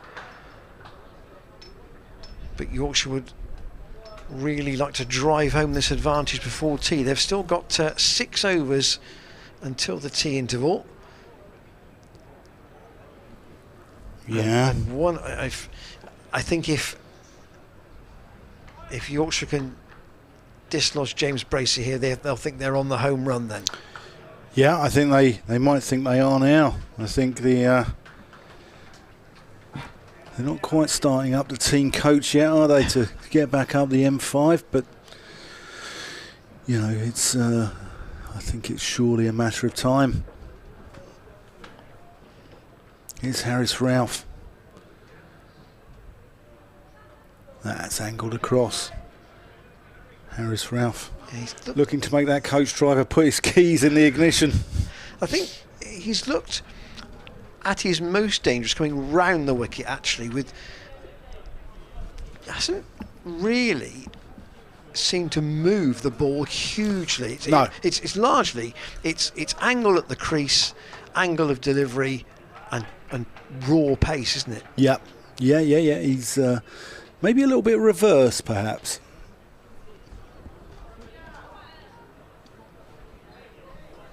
Here he comes from the pavilion end.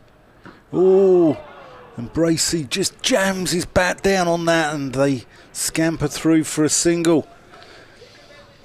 And Tom Lace is about to face Harris Ralph for his first ball since Ralph beat him for pace, hit him on the 4 in the first innings.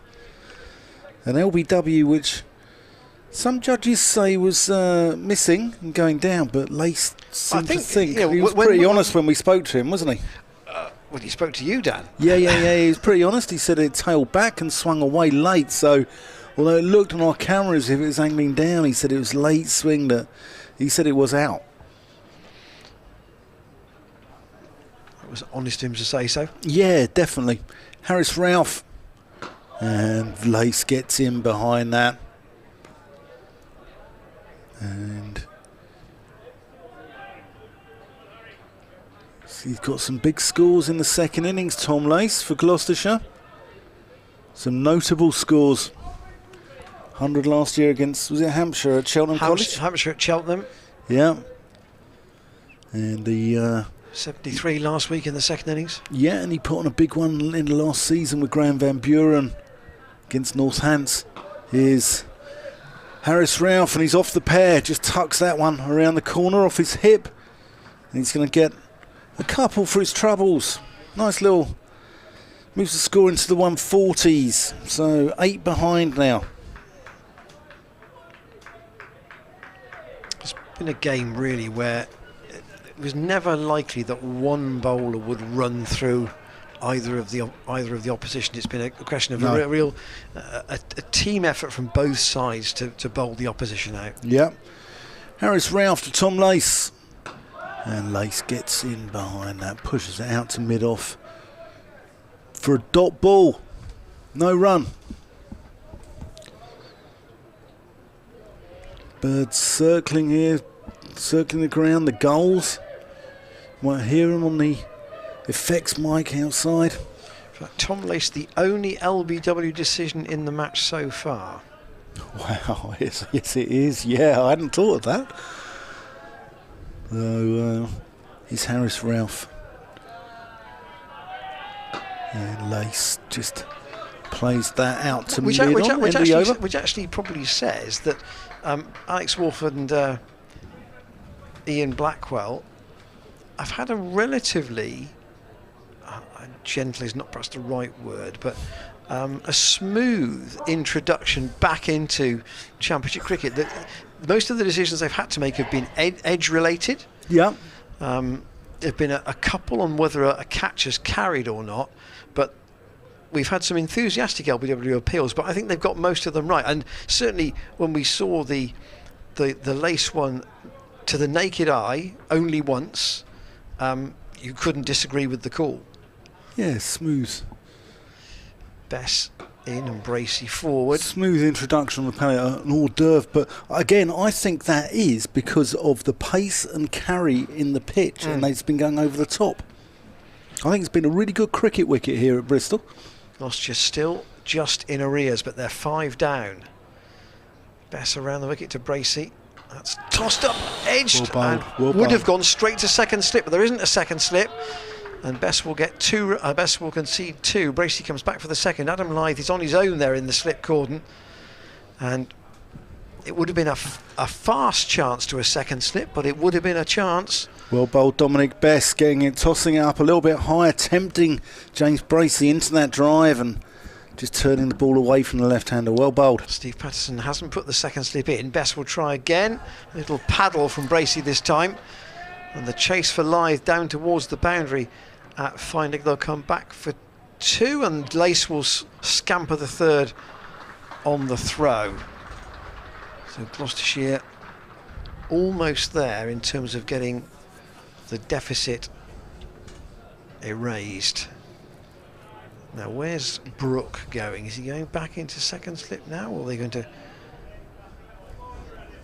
make a change here? Now Brook is actually donning the helmet, and they're going to have Lythe at orthodox slip and Brook at leg slip, and a short leg for Bess, who is worked by Ryan Higgins behind square, and Matt Fisher with a stop, but not the tidiest bit of fielding, and Gloucestershire go to 148 for 5, 1 run behind. There will be a cheer, I'm sure, when they get from the red into the black. Best from the Ashley Down Road end, quite wide of the crease. He doesn't play a shot there. Sorry, Lace doesn't play a shot there.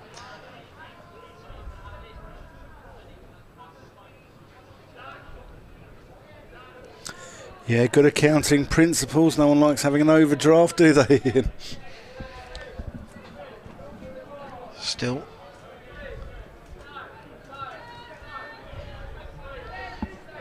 Best lightly used really by Yorkshire in this second innings so far, but now coming into his own, and Lace forward and defends.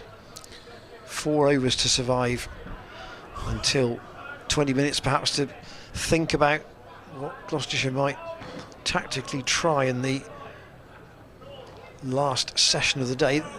I don't think these two want to go into their shells. No. You almost get to a mindset that's too negative. Yeah, I think they just need to bat and see what happens, and hopefully, you know, Tom Lace comes to the fore. You never know if they can get some sort of lead. You never ever know in this game what might happen. And we must emphasise again, they'll be batting almost the whole of the last session against an old ball. Yeah. Relatively old ball, at least. Here's Harris Ralph to James Bracey, who goes pulling, and he's got out in front of square. The man's going to cut it off out on the boundary, but they take 2. He stumbles as he fields. It's a good bit of fielding though. Yeah, James Morton again out there. He's been a busy man, and Gloucestershire A get to 150 and B get themselves ahead as well. So there will be a target for Yorkshire to chase. They will have to bat again. Yep. So what we don't know is how many they'll need. 1 for 5 in essence. Harris Ralph into Bracey, who gives him the short one. Where's that gone? It's gone off the end. It's gone off. Hit him on the head. Helmet, I think. It's hit him on the head. Oh, let's see if he's all right here. Oh dear. Whether it came off the bat first or whether it's gone straight onto the helmet, we can see on the replay. Let's have a look. So Harris Ralph drops a short one at James Bracey, and it's hit him. Side of the head. Is it on the side? Yeah, it's on the side of the helmet. So there's always a protocol about concussion these days.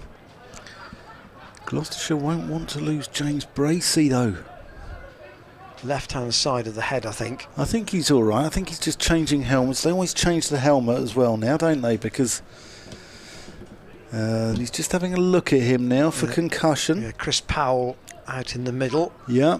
It was on the left-hand side of the head that Bracey got the blow. I'm not sure it actually hit the bat on the way through. It might have just taken the faintest of edges. I was looking for the ball in the leg side. I thought, because I heard it hit something, and the ball cannoned out to point through here, but I was looking on the leg side thinking, where's it gone? Where's it gone? So it'll be the usual questions. Who's the Prime Minister? Can you say the alphabet backwards? Boris hasn't resigned yet.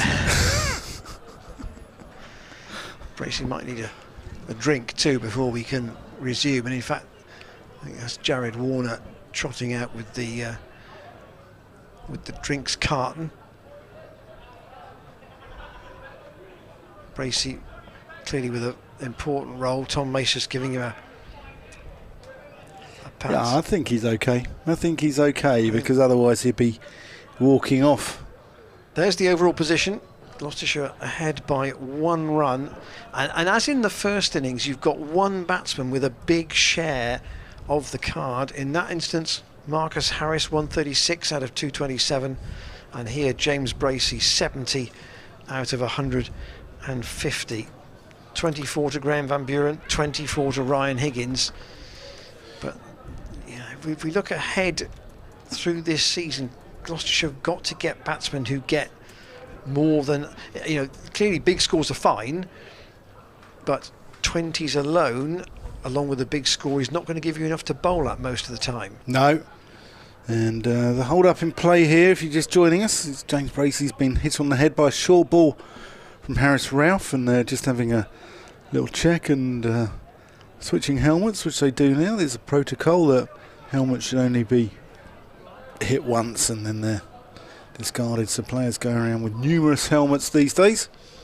And Bracey's just had a little concussion check and seeing he's okay, scores 150 for 5, so Gloucestershire leading by 1 run, and with James Bracey on 70, they're not going to want to lose him. And should he resume his innings, which I think he is going to, because there are new helmets coming out for him, he's going to expect to hear his song, which goes to the tune of Wonderwall from his adoring fan club seated below us. Just to give you the scores in the other 2 matches in the first division that are ongoing. Remember, earlier today, Essex beat Somerset by 1 wicket, chasing 84. The 9th wicket went down with the scores level, and therefore it took the last pair to get the winning run. Adam Rossington was there at the end. 13 wickets in the match for Craig Overton. At Canterbury, Lancashire 506, Kent 260, and following on 24 for 2, so they're still 222 behind. And at the Oval, another follow-on tail there. Surrey 467, Hampshire 223, and 181 for 4, so they're still 63 behind. Okay. This is the 3rd day, of course. You'd still back Surrey in that situation. I think you'd still back Lancashire in their game at Canterbury as well. There's a follow-on situation too at Derby in the 2nd division. Sussex trying to get past 505 for 8 declared, in which there was a double century for Derbyshire. Yep. Shah Masood. And Sussex 174 and 175 for 2. So a better vista of it 2nd time round, but they're still a long way behind in that game. Yeah, loving having the county championship back. It's great to see everyone back. We've just got a delay in play at the moment. James Bracey was crusted by Harris Ralph. Short ball, he went pulling and he missed it, but I think he's okay. They've brought out some helmets. Yeah, there's a chat between Chris Powell and the 2 umpires, maybe about the checks that he has done on James Bracey. Yeah. But Bracey's put his thumb up as he goes back to collect his gloves and bat. Yeah. And Chris Powell trots away. Yeah, what is interesting is Ben Code for Yorkshire, who's missing this game. He was named in the squad, wasn't he? But his family are involved in a sports apparel company, and they're looking at developing a face mask for bowlers in white ball cricket, where we've seen injuries in recent years to, the likes of Luke Fletcher. Had one drilled back at him by Sam Hain, hit him on the head in his follow through, causing a deep cut. And we're seeing umpires now wearing arm guards in the Big Bash League, and protection's becoming a moot point, isn't it, about who wears it in cricket? Because up until about the 77, we didn't see any helmets even. It's Mike Brearley with his earpieces. Anyway, here's Harris Ralph back, and that's a short ball straight to James Bracey, who ducks underneath it. And that goes to show the toughness here of county cricket. No easy times here for Bracey. He's going to get a short one straight away and see if he fancies it. Didn't Bracey refer to it as not Bracey, Mike Brearley referred to it as like a skull guard? Yeah. Almost, which fitted over his ears. Yeah. and underneath his cap. Yeah. And then obviously from there you went to actually batting in a helmet with a visor on the front. Yep, and another short ball from Harris Ralph. That's 3 in the over now. So, yeah, this one over the shoulder. Yeah, I mean, Mike Brealey wore one. Sunil Gavaskar had one, didn't he, which was similar. And then Dennis Amiss came out with this thing that made him look like Neil Armstrong. And it was rather cumbersome. And then helmets have evolved. A lot of players started to wear them in the 80s, but without the grille, without no visor. David Gower, for instance, would have an open face, but the helmet. As Harris Ralph comes in, and that's wide from Bracey, goes after it, chases it. Didn't move his feet. No. I wonder if that was a reaction maybe just to the stoppage and not getting his concentration quite back where it might have been. Yeah. But the front foot, the intention was just to waft the bat at it, but the front foot didn't go across, and therefore it didn't look very balanced. No. Bit flat-footed, wasn't he? Might almost have been a... Harris Ralph into Bracey, gets a thick outside edge, and that's going to go all the way down here for 4 runs. Bracey on to 74, 154 for 5 or 49 overs, I think that is. And it's Gloucestershire looking to gradually extend this lead if they can. It's small at the moment. I think Bracey will be grateful to get to tea. Yeah, unscathed. And just have a sit down. Maybe he might feel the need for a headache tablet, perhaps. And some refueling. But Lace is on strike. Don Best continuing to have a leg slip and a short leg. Harris Ralph coming to the leg side, leaving a gap on the offside. It's played into the ground by Lace. Straight to Matt Fisher. They're going to more field changes.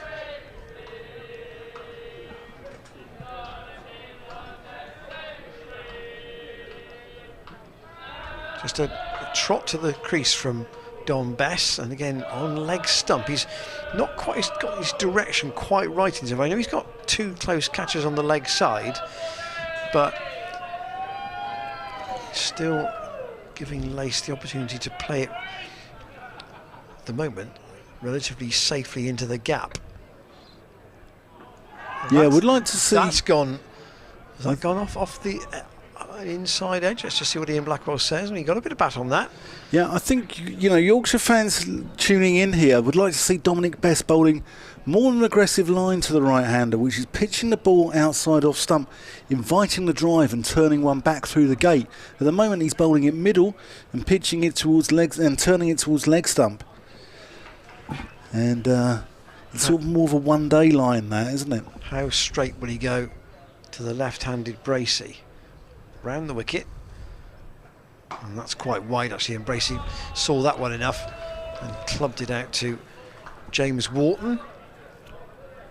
So it'll be a continual switch of line here for Bess with the right and left handers. 2 overs to go until the tea interval, so 1 more from Ralph, you would think. Long session this. Partly because of the stoppage for Bracey, to be fair. Yeah. Bess in. There's that almost back of a length that was. It was not floated up as much as one of the ones he bowled earlier. 3 close catches, but 2 on the leg side.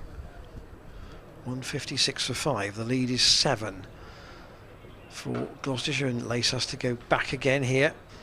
But he survives, and Ralph peels off his sweater for one last burst before tea. We might be seeing, I would have thought, maybe Fisher and Patterson after tea.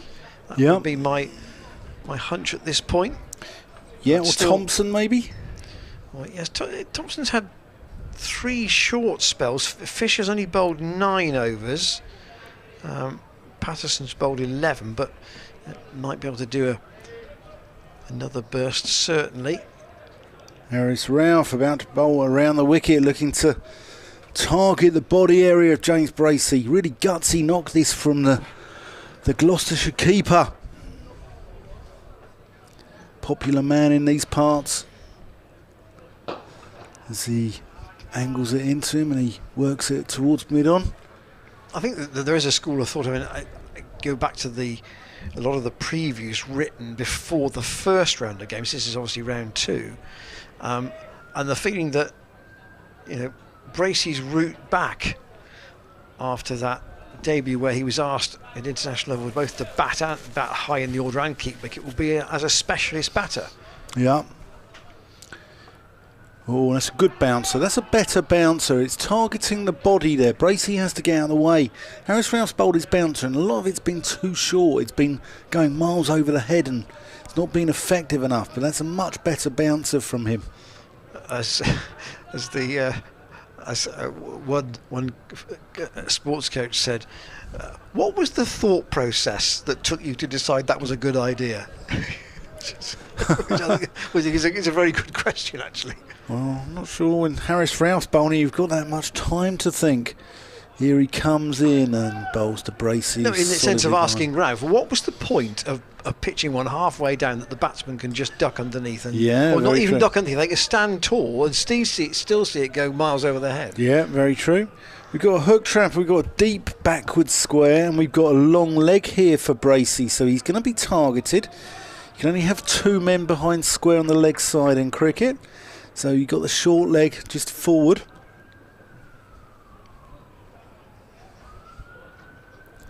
That's another bouncer. That goes over the head of Harry Duke. And that should be his buys, but that's really unfortunate for Harry Duke because he had absolutely no chance with that. And so how short is this exactly? Yeah, this is... I don't think we're a million miles away from Harris Ralph, you know, just having a word saying cut the short stuff out, because it's all right doing 1 or 2 and over, but this is repeated short stuff. And, you know, I'm no wallflower, Ian. I don't mind a little bit of intimidation in the game, but this is getting a bit tasty. Ralph into Bracey, who chops him backwards of square. There's a man out there. It's Dominic Best doing the fielding, and that's just 1 run. If you're tuning in thinking, why are we playing at 5 minutes past 4? Well, thinking we could be after tea, perhaps. No, we haven't actually gone to tea yet. We've had a long afternoon session, a stoppage because of a blow to the side of the head for James Bracey. And as a result, this is the penultimate over of the afternoon. And Yorkshire will still have 32 to bowl from around about 4:30. Ralph into Tom Lace, who goes forward and works that one backwards. Square on the offside. That's the end of the over. So are we on overtime for tonight? Or, I'm not sure, Dan. It may ease our travel arrangements at the end of the evening. It could well, yeah. And a Saturday in the middle of an Easter weekend, touch wood, and it'll be quiet on the roads. Yeah. So Chris Powell's going to wander back round. He was watching from beside the sight screen at this Ashley Down Road end. Yeah, nice guy, Chris Powell. The cleaner's bag split this morning right in front of the Gloucestershire dressing room, and he was the first one out there helping her pick up all the rubbish. Oh, top man. So Best with the last over before tea into the left-hander Bracey, who very nearly played that onto his foot, and that could have ricocheted anywhere. It would have been an awful way to get out. He's got 76, and Gloucestershire need him to keep going after tea with a slender lead. 5 wickets down, tossed up by Bess, and Bracey just nudges that out to Harry Brook. Overall lead, as you can see on your screen, is 12. And Bess just walks in past umpire Blackwell, again above the eye line. Almost thought he got it through there. It's well bowled. Brook again does the fielding. Yorkshire have had 3 wickets in the afternoon. They'll say that's probably one above par, I would think. And they'll want I think they'll want 3 more tonight if they can. Yeah. If not, potentially more. If they could get more than that, well, they'd be absolutely cock-a-hoop. In from Best. There's a man at City Point there, right at the end of his over. Bracey takes the single. That leaves Tom Lace, I think, just 1 ball to face before the tea interval. They're going to have the City Point for Lace as well. No, just the short leg. So Gloucestershire 162 for 5, 149 behind on first innings. Bess in, Lace defends, and the players will go off for a cup of tea with Yorkshire really in the box seat here. They are halfway through the Gloucestershire second innings in terms of wickets taken, and they're down to the last 2 authentic batsmen. Bracey gutsing it out here. He's got 77. He has made 53 runs in the afternoon session, but he's lost Graham Van Buren for 24, Ryan Higgins for 24, and in between Miles Hammond didn't last long and he made 2. Lace has made 5, 162 for 5. The lead is 13, as you can see on your screen. The bowling figures, the wicket takers for Yorkshire: Fisher 1 for 30, might see another burst from him. 2 for Steve Patterson, 2 for 26. Ralph 1 for 45, and Bess 1 for 26. It's basically this pair only, Dan, for Gloucestershire, I think. I think so. Realistically, Zafar Gahar batted well at Northampton, but really you're starting to move into the realms of the tail there, aren't you? So a lot on these guys' plates, but Tom Lace bats well in the second innings, and James Bracey has looked very assured so far for his 77. So let's see if they can extend the lead, take the game deep into tomorrow, and if they can, you never know what might happen in cricket. Pressure does funny things to sides, doesn't it? So 24 these two have added. They probably need to add another 124, and then think about whatever the tail can do as well. We'll be back with you just before 4:30 for the resumption here on the final day, final session of day 3. And remember, it's free after tea. Do come and watch the game live if you wish. You're in the Bristol area, BS7. You can join us. The weather is set fair, and you never know, you might see James Bracey get 100 for Gloucestershire in his first home game of the season. We'll see you again just before 4:30.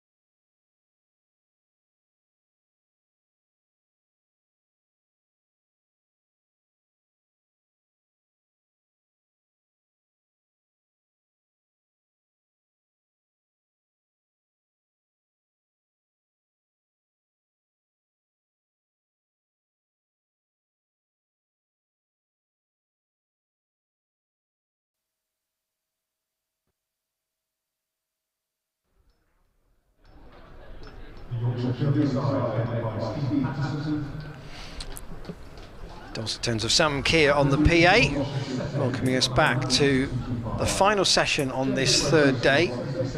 Gloucestershire having edged in front on the scoreboard, but only by 13, and they are 5 wickets down. And at least Lace and Bracey know that conditions are set fair. Actually, it's probably as bright now overhead as it has been at any point during the day. Dan's got the shades on. Yeah. And we're going to see, I suspect, a change of bowling at the pavilion end for the restart.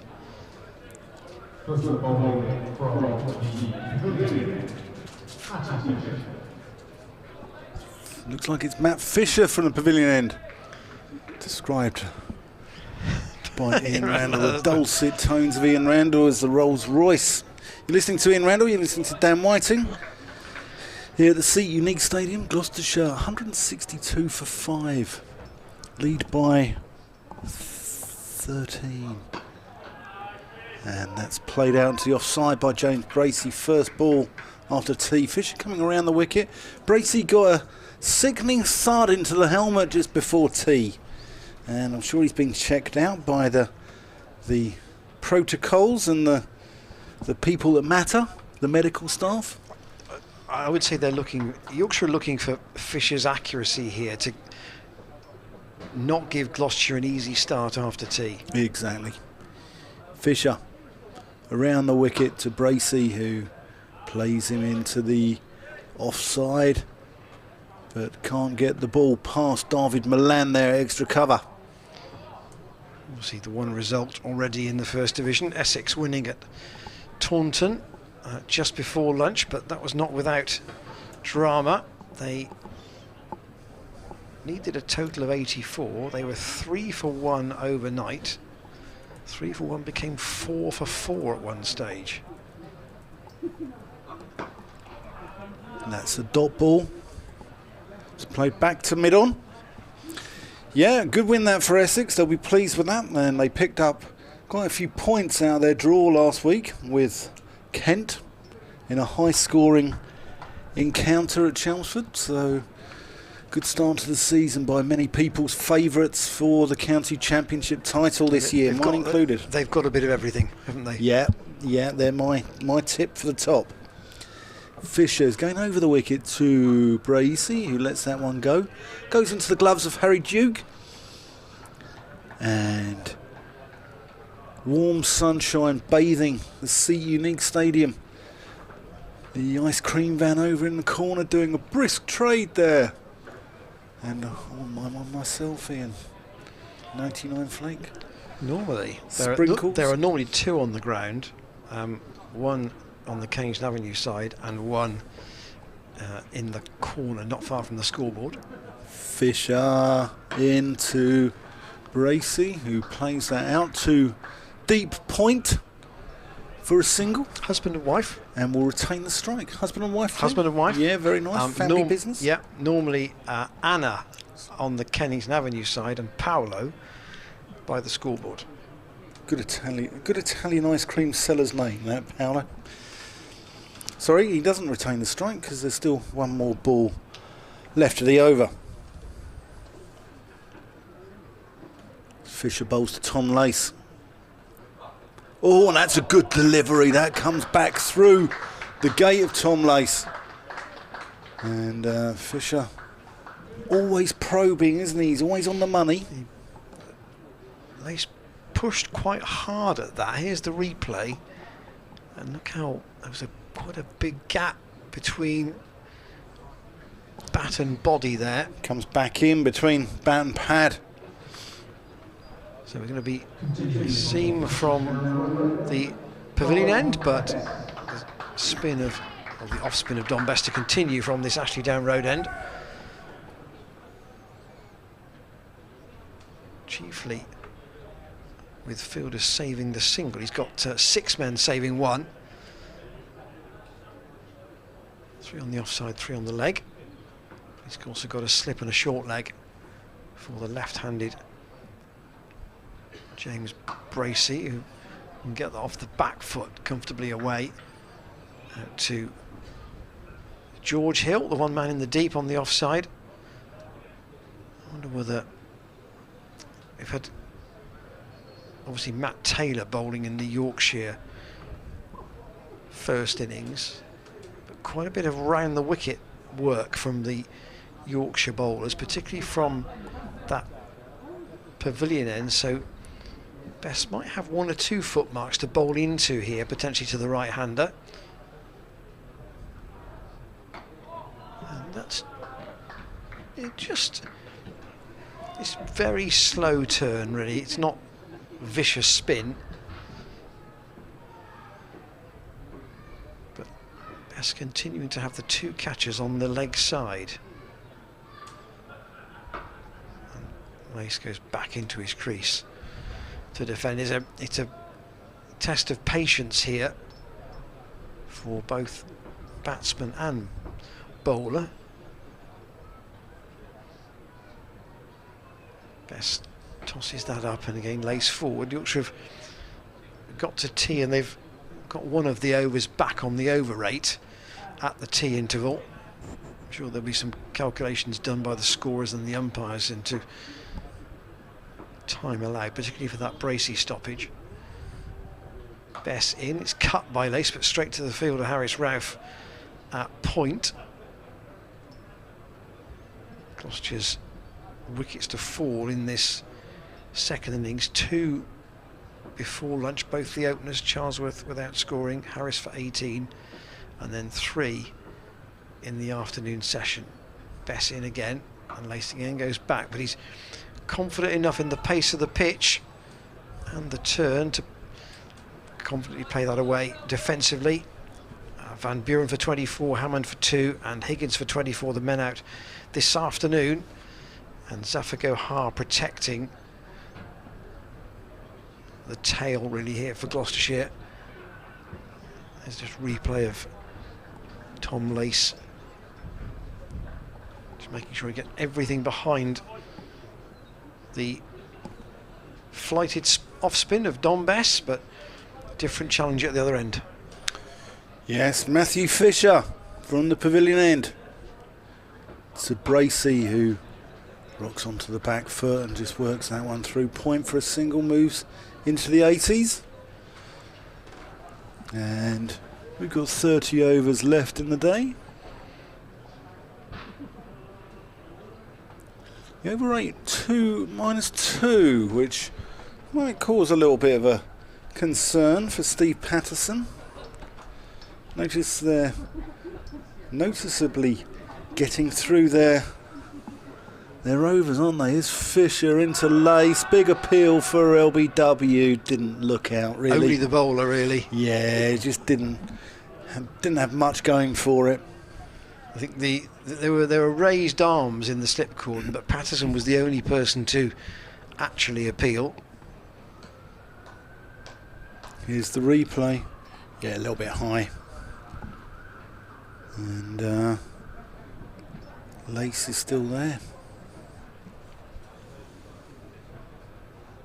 Crucial session here. Fisher, and Lace lets that go through to the gloves of Harry Duke, young wicket keeper from Yorkshire. He's had some interesting stuff to deal with at times. Yeah. Some very short stuff which he's done well to gather in, to be fair. There have been 8 byes in this innings, and I think those are 2. Basically, if it's gone for 4 byes, it's generally gone over Duke's head. There's been nothing else that's been particularly untidy. Actually, there was one from Fisher that went for 4. That was wide of him. And that's pitched up, and Lace forward defensive. Can Gloucestershire save this game, Ian Randall? In theory, they can. I just looked up the details of that Ian Coburn innings against Surrey at tea. That was 2014, yeah, and it was 8 hours and 45 minutes. Okay. He made 151 not out. That was on a very flat pitch. Fisher into Lace, and he's forward. The bounce has got out of this wicket a little bit, I think. They can save it, but it's a very, very long job to get there. Yes, it is. You know, even batting 2 sessions, the lead would not be one you'd want to defend in a run chase on this pitch. You really would still back the batting side. Yeah. So it's going to take a huge effort, probably from these two. And that's a glorious shot from Tom Lace. Absolutely beautiful, caressed through the covers for 4 runs. It's a nice shot, and we know that Lace can bat big, as he did last year on a couple of occasions. Although in one case in a attempted game-saving situation, that was the Hampshire 100 that he got. It didn't save the game though, and it won in the chase here against Northants. So if Gloucestershire are still batting at lunch tomorrow, what sort of total would they need to get the game safe-ish? I'll come back to that after Bess bowls to Bracey. So if they're batting at lunch tomorrow, the lead I think would be around about 180, and they'd probably still want more than that. Yeah.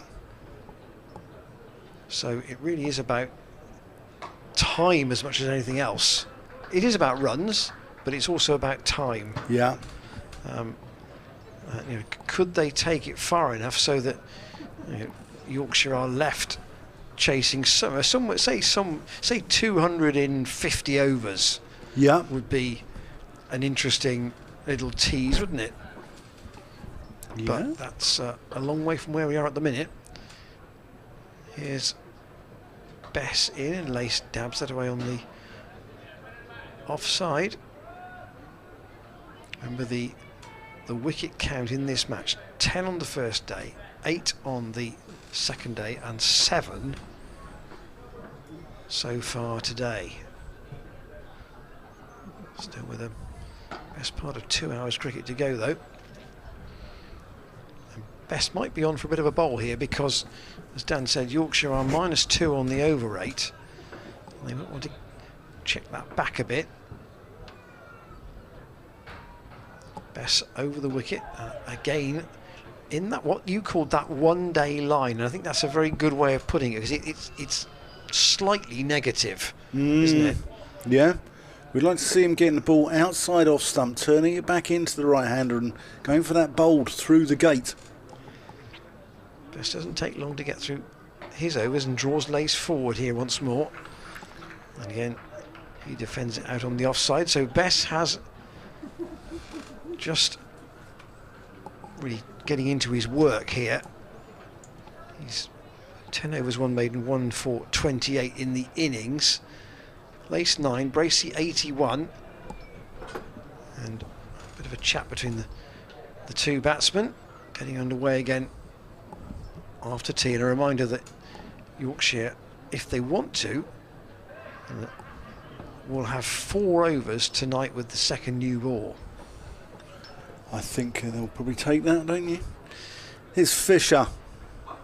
And short ball to Bracey, who's in the air. Doesn't quite carry. Out to the man on the fence. You heard the cry of catch it, didn't you? You did. James Wharton is the man out there. He's very deep, so Bracey's mistimed shot. Here's the repeat of it. Gets one for it, but wasn't a million miles away from the man down there. Just need to be a little bit careful, because that would be really careless to lose a wicket on the hook shot at this point in the game. Fisher into Tom Lace, who lets that one go. Thought about it, but just lets it go through. 171 for 5. Bracey on 82. Tom Lace on 9. Fisher 1 for 37. Bowled very well in this game. Hasn't bowled hardly any rubbish. Bowled really good lines, good lengths. You can see why he was called up to that England side in Barbados. And I think he's got a few more tests ahead of him. So here he comes into Tom Lace, who plays him out into the offside. There to James Wharton. First game for Yorkshire. He had a little bit of a bat. He unfortunately was bowled by Ryan Higgins, shouldering arms for 4 in spectacular fashion, losing his off stump, cartwheeling behind him. Fisher to Lace and just tempts him outside the off stump, but he has shoulders arms and Tom Lace doesn't fancy it.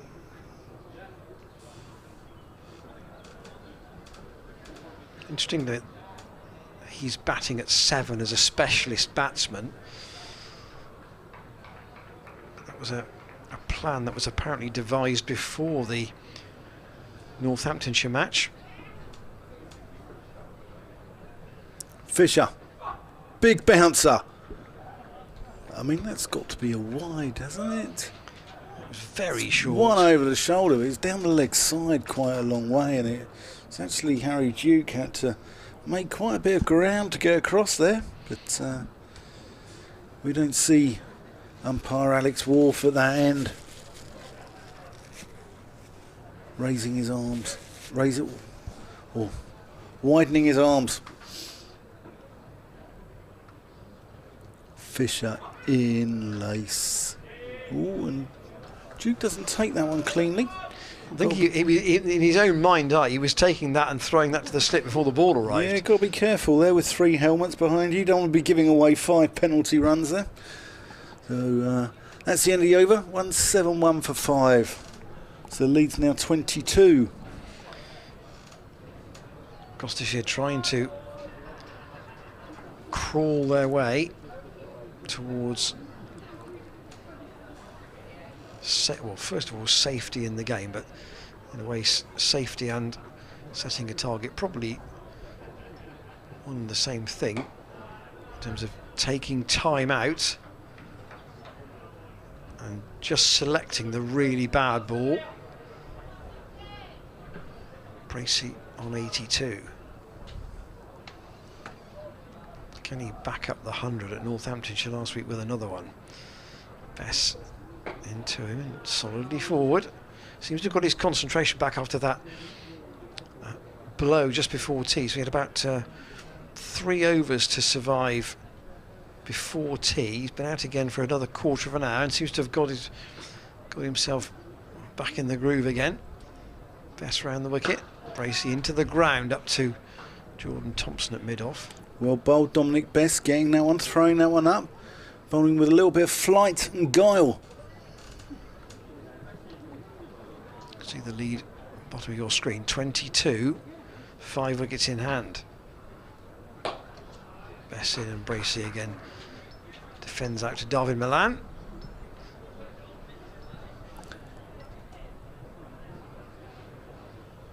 He's at mid-wicket. There is a short leg for Bess, and all chopped again into the ground. Possibility of that might have been a bottom edge, and Bess could see that bottom edge option too there, I think. Yeah, dangerous game to play. Bracey quite prepared to cut and dab if there is width offered, and he's gone over the infield here, and he will probably get 4. There's a chase, but it won't be hauled in by Steve Patterson, and Bracey's just about cleared David Milan at mid-wicket, and he's picked up another boundary here.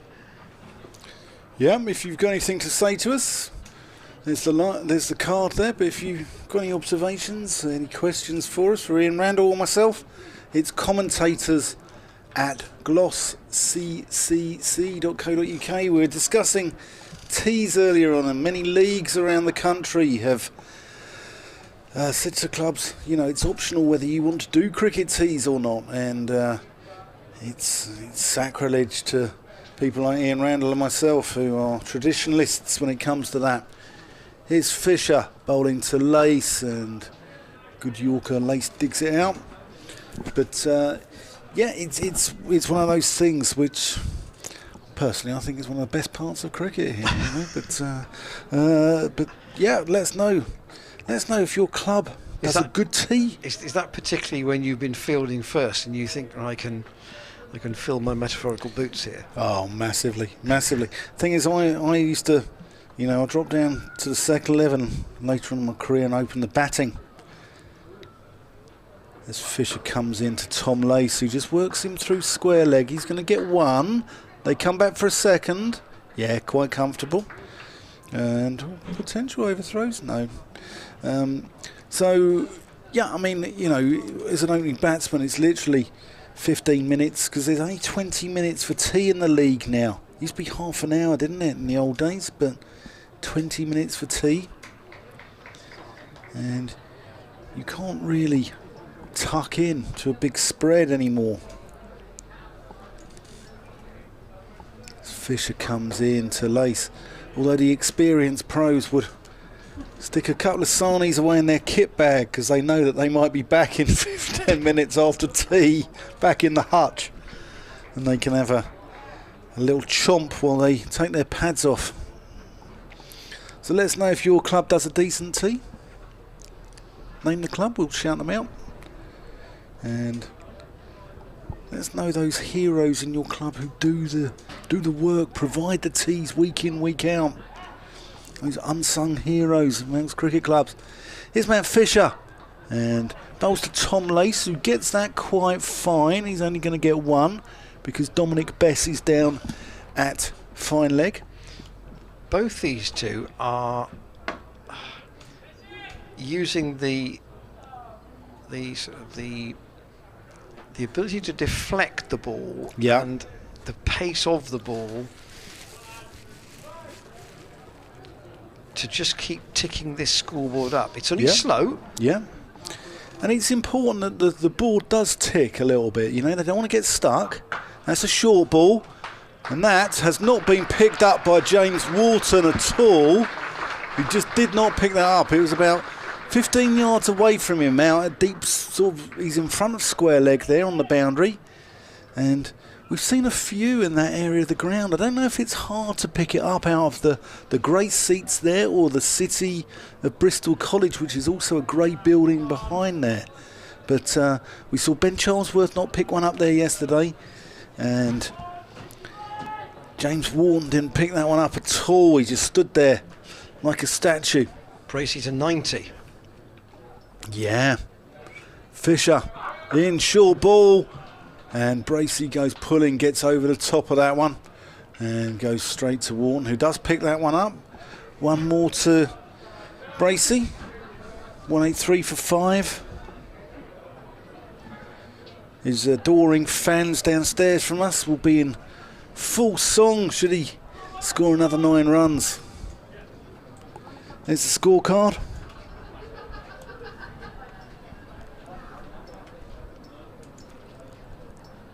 Lovely evening here in Bristol, bathed in sunshine at the sea. You know, if you fancy coming down, there's probably still, I think there might even be 2 hours left in this game. So come and join us, free entry.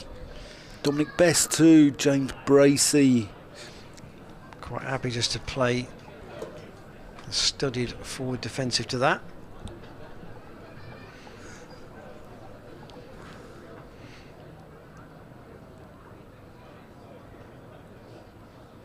Bracey was above the eye line and steered that away. He's going to pick up just one out to George Hill, fielding in a boundary rider position on the cover boundary. Best to the right-handed Lace. Doesn't have anybody patrolling that offside rope. He's got an extra catcher now in on the leg side, so he's got Jordan Thompson at a short straight mid wicket, a short leg, and a leg slip. Bess obviously thinking that Oh, there's just a fumble there from Thompson. He took his eye off the ball. He might be having a bowl shortly, actually, because he was doing some limbering up.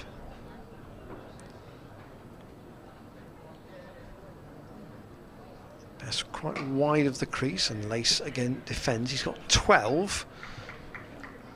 Yeah, he uses the crease well, Dominic Bess. Sometimes he gets in close to the stumps, and sometimes he goes in a little bit wider, changes the angle. 44 balls Lace has faced, but he's doing an important support job. Oh, and that was a bit firmer, but it was one bounce or two bounces in front of Jordan Thompson, who keeps hold of the ball. He's going to replace Matt Fisher at the far end. Fisher, 13 overs, one maiden, 1 for 45. It hasn't quite happened for him in the second innings here, so Steve Patterson's turning to his younger all-rounder. Just seeing a replay there of James Bracey.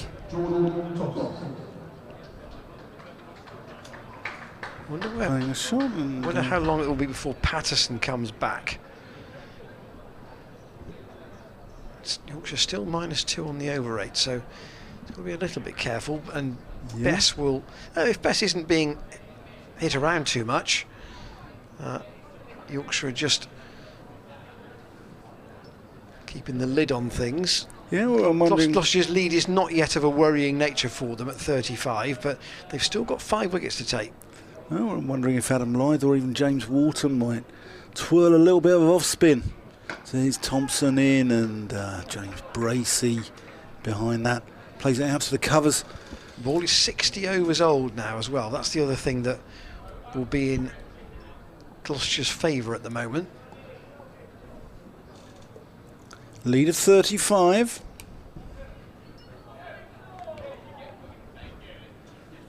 And the longer the Yorkshire bowlers are out here in the sun, the harder it will be. As Thompson comes in from the pavilion end to Bracey, who pushes that one out to mid-on, no run. Albeit in a 2-horse race, Yorkshire are still favourites. Yeah. At the moment. Oh, yes. Yeah. They've got themselves into a position where expectation is quite a firm word, but I think they would expect to win from here. Yeah, you'd think so. You'd think so. Jordan Thompson to Bracey, who plays that one out through the covers. Man out in the deep. It means that they walk a single. This is what Harry Brook was doing to get through the 90s yesterday, wasn't it? He was, and he got to 99 and then got stuck. He did, because he'd played beautifully until then, hadn't he? And just suddenly just got, you know, he just didn't know. He looked awful on 99, didn't he? Couldn't seem to get the ball off the square. It's a big square, mind you. Thompson in to Tom Lace, who lets that one go through. To the gloves of Harry Duke. James Bracey's strike rate in this innings, 57.76. Healthy. Yeah. He's taken on the short ball generally as well.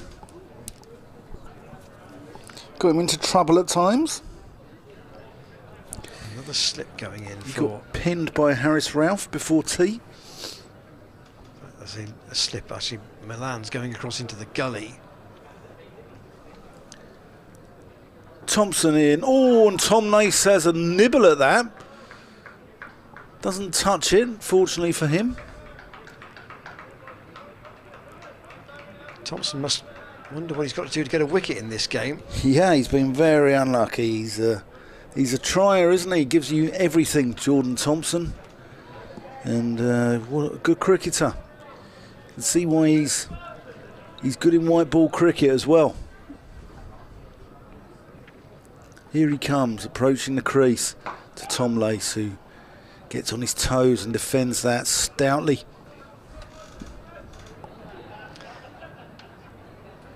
That's the end of the over.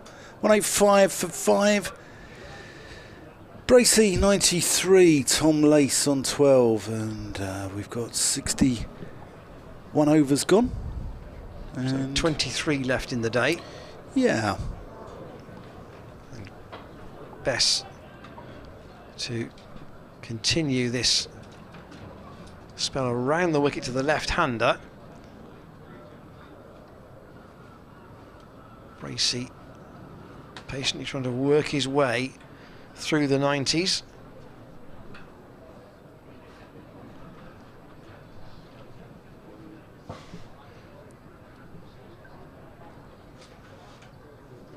Started the season with 8 first-class hundreds. He's got 1 already at Northampton and goes for a big paddle sweep off Bess. There's nobody back on the leg side. The ball's going to plug in the outfield and they're going to come back for just 2 runs. It was an extraordinary shot. It went a long way in the air, but when it fell, it almost stopped like a sand wedge. And Bracey just advances by 2, and he'll pick up another 1 here for a much more measured shot all the way along the ground to mid-wicket. 50 partnership between these two. 133 for 138 for 5 rather. Looked a tetchy kind of situation, but 188 for 5. Much better.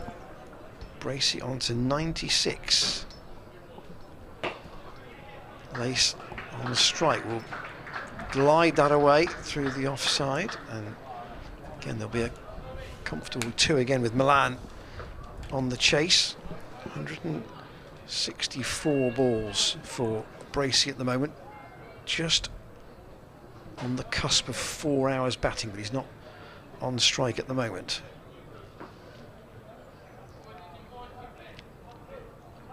Best to Lace right on his boots there with that delivery, floated up. When he's on song, he whips that ball away. Bomb hand comes into the shot, and he's very stylish batsman. Number 149 was Yorkshire's lead on first innings, and that's all gone off the. Was there any element of bat in that? It's gone away off the thigh pad, I think. Anyway, it didn't go to hand. So the yelp was nothing more than frustration from bowler and close fielders. So 190 for 5. Bracey has 96. Lace has 14. That's just there's the replay of that last delivery. And there's the short form situation in the game. Gloucestershire 41 ahead, 5 wickets in hand. And in the knowledge that they bat most of today against this old ball. 4 overs only of the remaining 22 could be bowled by Yorkshire with the new one. Thompson to Bracey, who angled across him, and he lets that one go through to Harry Duke. If Bracey does score another 4 runs, you can bet that the Stag do here. 11 cricketers, 2 umpires and a duck will all be in full voice as they've gone round to the other side of the ground now. They're populating the Thatcher's Bar next to the pavilion, underneath the Corriff Terrace. And is it the Hammond stand over there? Just Hammond roof stand. Hammond roof stand. Thompson to Bracey, who's got that through. Is that going to go all the way? No, it's not. It's going to be pulled up inside the rope. He's going to get 2. He moves on to 98. Ball just slowed up a little bit there. Bracey, say this would be a 10th first-class 100 and the second in 2 championship games this season. Yeah. Here's Thompson into him, and that's angled across him, and Bracey doesn't want to. And I would say it would be a nod to the England management, but you know what I mean by that. It would be a nod to the England management. I think you're right. I think, you know, there are. Except there aren't any. Well, yeah, that's a valid point, Ian. But, you know, I think sort of any batsman who's getting runs at the moment, because England haven't been able to bat properly for about 3 or 4 years. Here's Jordan Thompson to Bracey, who just works that one through to mid-wicket. And yeah, I mean, you know, there's no one in the top order who's putting their hand up and saying, right, I'm cementing my place. We've seen the likes of Rory Burns and Hasib Hamid lose their place over the winter. And, you know, Zach Crawley has been shifted up to open the batting, along with Alex Lees, and that's angled across him, and Bracey doesn't like the look of it. Yeah, Alex Lees had a go in the West Indies, and I wouldn't say either of them really cemented their place out there. I think they'll stick with them for the first game against New Zealand, but Joe Root doesn't really fancy number 3, he prefers 4. So if Bracey is getting runs at 3, you never know. Here's Thompson to Bracey, and he leaves that one well alone. 170 balls now he's faced. 98 his score. These two came together, joined forces at 138 for 5 when Ryan Higgins was out. And they've taken it from 138 for 5 to 192 for 5. Lead is 43.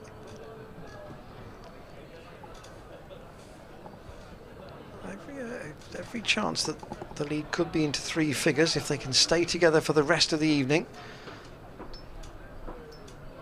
Here is Bess with 3 close catches to Lace, drives that pleasantly down the ground. There isn't a mid-off, it'll go all the way for 4.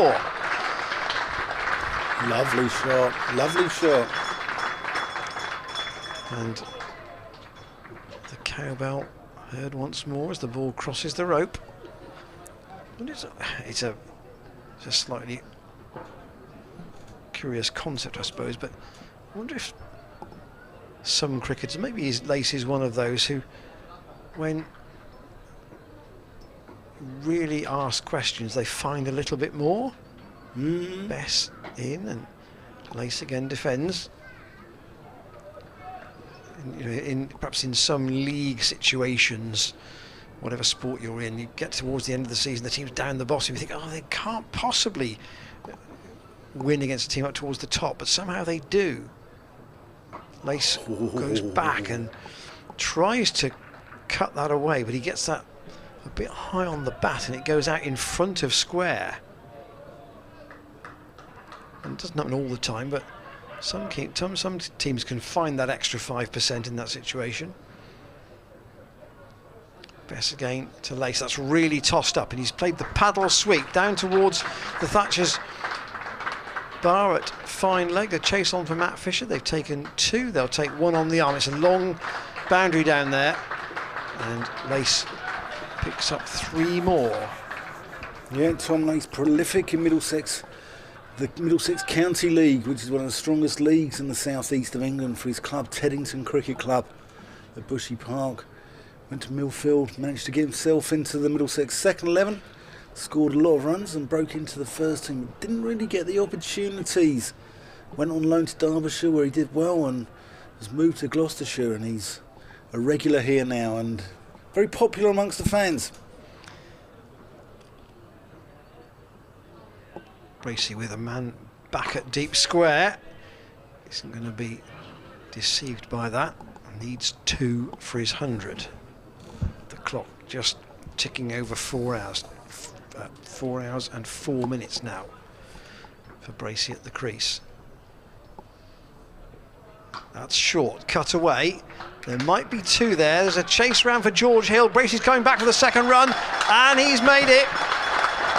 A second successive 100 for James Bracey. A leap of enjoyment and an acknowledgement with his back towards the pavilion and indeed to the spectators around the ground as well. He's enjoyed that 100. It's been a determined effort. 10 boundaries and 172 balls, and now he's got to basically start again from naught. What a fantastic night. Also brings the 200 up for Gloucestershire, but what a fantastic innings. He's been up against it, he's been hit on the head by Harris Ralph, and he's really showed a lot of character here, and that's 200s in 2 games. And the trick now is to continue it as his adoring fans singing his praises. As Jordan Thompson comes in to Tom Lace, and Adam Lythe asks the question. But yeah, the 11 players, the 2 umpires, don't know if there's a scorer amongst them, but there's a duck. But that's irrelevant to James Bracey because he's got 100 more runs than a duck.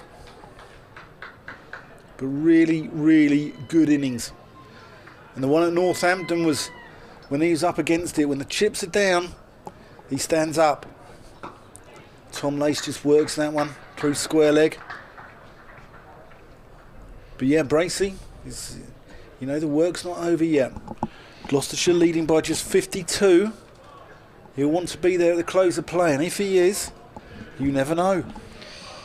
He needs to get some good support, and he's found it at the moment from Tom Lace. And the questions are perhaps are now totting up in Steve Patterson's head as well. Where is he going to get this next breakthrough from? Thompson in to Bracey, who plays that one solid behind it.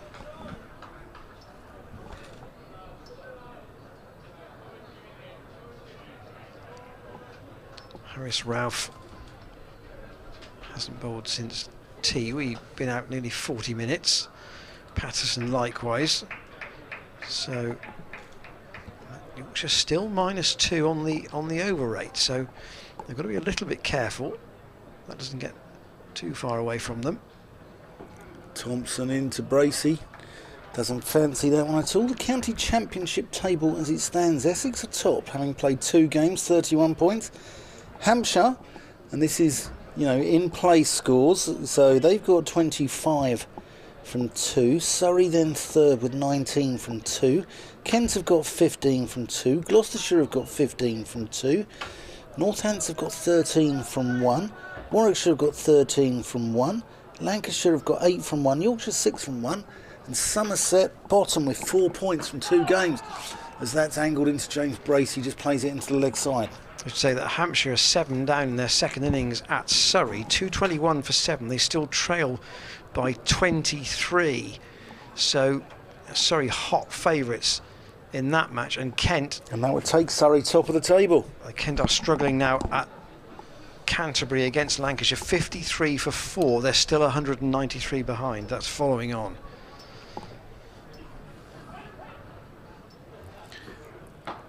Bracey behind that, giving them nothing. Good hard cricket this.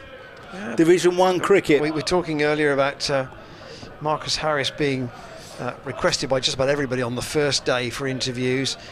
Sometimes you get to the end of a day and you're not sure who you should pick out as a player that you'd want to interview. Perhaps something notable has happened in the day and that's the player you want. Well, I think today there won't be too much debate about who will want to be put up. Whether he wants to be put up is another matter, but I think he'll be requested, and that is one J.R. Bracey. As you alluded to earlier, Ian, it's a big ask, isn't it? Keeping wicket and batting 3, and it shows he's a fit man as well.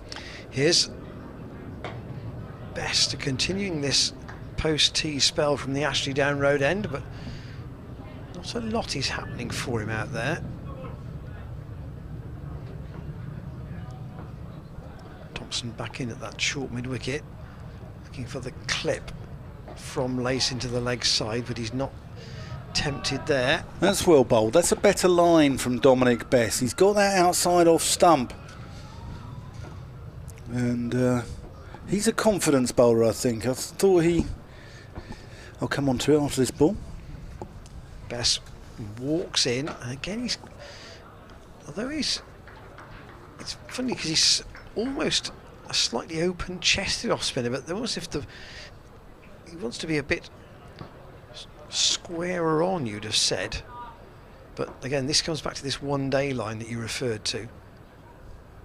Again, it's tossed up, but if he was really close to the stumps, the ball would be almost pitching outside off stump and trying to turn in a classical off-spinner sense. back towards the batsman. Yep. But he's quite wide of the, well, that's more middle of the crease. And again, it's worked behind square by Lace. They're going to get at least 2. Matt Fisher's on the chase down towards the small scoreboard. That fine leg, and they'll come back for a couple. The last wicket, just looking at the stand between these two and how long they've actually batted for, the last wicket was in the 46th over. So nearly 20 overs these two have been together.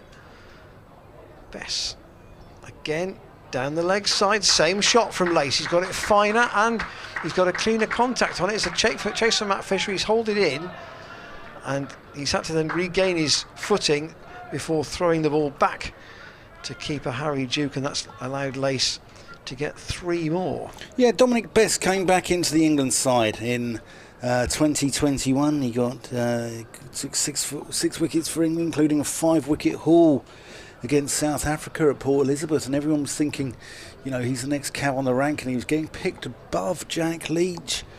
And then he followed it up with 17 in 3 tests in Sri Lanka, where Embal Denia got wickets for them there, and in India where Axar Patel did very well for the hosts there.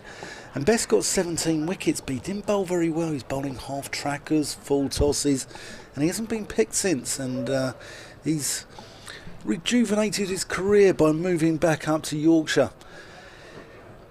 Yeah, and that's gone up to mid-on. Lace gets a leading edge there off the bowling of Jordan Thompson, who's had no luck in this game at all.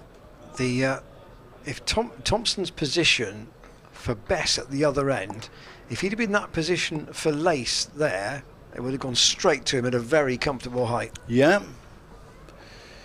Yeah. Steve Patterson is not putting a man into that short straight mid-wicket position for Jordan Thompson. Here he comes into the crease and bowls to Lace, who just works in with much more aplomb round the corner. There's no need to take these risks at the moment. You know, Gloucestershire are doing just fine. Keep Yorkshire out there. Grind them into the dirt. 208 for 5. Lace on to 28. Bracey on 100. This is where the support stopped for Bracey in the first innings. The series of 20s, nobody really got a bigger score. Yeah. Someone's got to get one. Yep. Thompson to Bracey, who gets behind that and just defends it into the onside. And sorry, just to quantify that, the support for Marcus Harris, I should have said, in the first innings.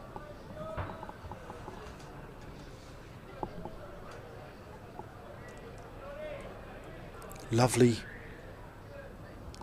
evening here at the Seat Unique Stadium. That West Country burr buzzing around the ground. And the odd fly. Thompson to Bracey. That flew just around my head there. When he flew in and flew out again, he couldn't find the airport, obviously. Yeah. Yeah. Still just the 2 slips now. Yorkshire have gone a little bit more on the defensive here, haven't they? Yes, they have. Just a little bit concerned. The lead's up to nearly 60. And new ball not due for another 14 overs. Thompson, and that's short. Bracey in control of that hook shot. Gets it down. Goes out into the deep square, just back of the square. And they take 1 run. Yep, so there's 13 and a bit overs to the new ball, and they'll be looking at possibly, 3 and over. The lead to be 100 if they don't lose any more wickets. So Steve Patterson, you can see why he's being just a little bit prudent. Is that Harris Ralph at mid-on, just doing some limbering up. Thompson to Lace, who is giving it a solid forward defence. That's the end of that over. Ralph definitely, if he doesn't fancy another bowl, he's trying to tell his captain that he's certainly ready if called upon. But Steve Patterson's persisting with Dom Bess at the moment, as much as anything, so he can keep the over 8 under control. And they've actually lost another one of the excess now, so they're down to -1. So 1 behind on the over 8. And Best to the left-handed. Bracey always edged that, and that's gone past Adam Lythe. I've got a suspicion he looks pretty angry. I think it may have gone almost up off his wrist, almost as if the ball was above him, and his dive took his hand below the trajectory of the ball. Drop. Difficult. Yeah, but dropped, and Adam Lythe's normally excellent in there. So Bracey has a reprieve. Best into Lace, who goes back. Bracey got a single off that as well, so the chance coming with him on 101.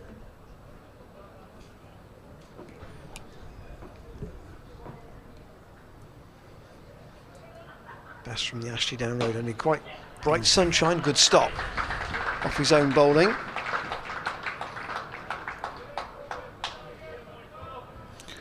Sporting crowd here at Gloucestershire, applauding Dominic Best for that fine bit of fielding off his own bowling.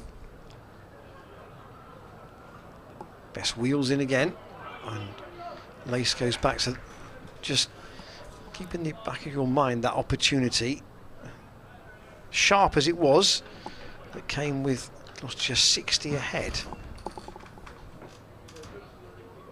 Yorkshire had worked for it, but they didn't take it. Best again to Lace, that's going down the leg side, so he's able to just work it away, but there is a man at square leg, Matt Fisher, prevents any further rotation of the strike. 72 these two have added. And Best might get a clap, for a sympathetic clap from his teammates, but they're a hard-nosed team, this Yorkshire group. Yeah, and they will know that was an important moment, and they haven't made many. To be fair, they haven't dropped many chances in the match. Most things that have gone their way, they have caught, and that was a rare error. Harris Ralph just teasing us there, taking off his jumper.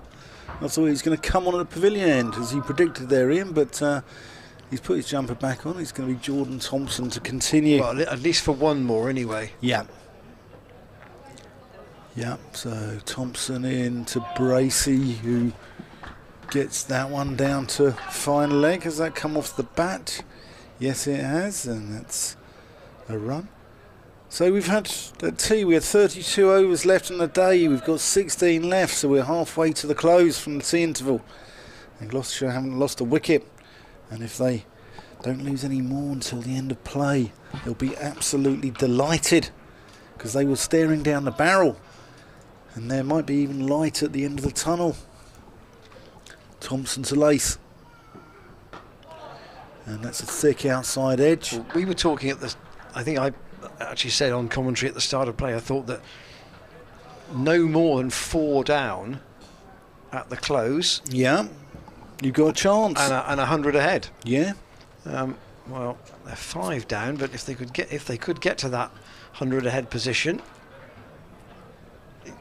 it does keep all 3 results just about possible tomorrow. Yeah, I think they could. I mean, 38 off 16 isn't beyond the realms of improbability, is it? That's just left alone outside off stump. Tom Lace wants nothing to do with it. Harry Brook, first slip. Adam Lythe having just shelled James Bracey at second. George Hill in the gully. That would mean batting for 4.5 sessions, though. Which would take some doing to save a game. Yeah. or to at least give themselves a chance of saving it. I suppose if it got to Yorkshire having to chase a target, the draw is probably out of the equation in that situation. Lace solidly behind that. Whereas last week I think that the target was big enough that a draw was always a possible. Yeah. Whereas a shorter chase, the draw is probably the least likely. Do you think? Yeah, I mean, I concur. It's and you never know if they can, say if they set them 200 off 2 sessions, Yorkshire will have to. Sometimes those smaller totals, you can get into a little bit of trouble chasing those. I don't think this wicket is going to deteriorate here, though. As Thompson comes in, so Lacey's bowled him through the gate. Stayed a little low, possibly. But Tom Lacey's stumps are akimbo, and he's got to go back.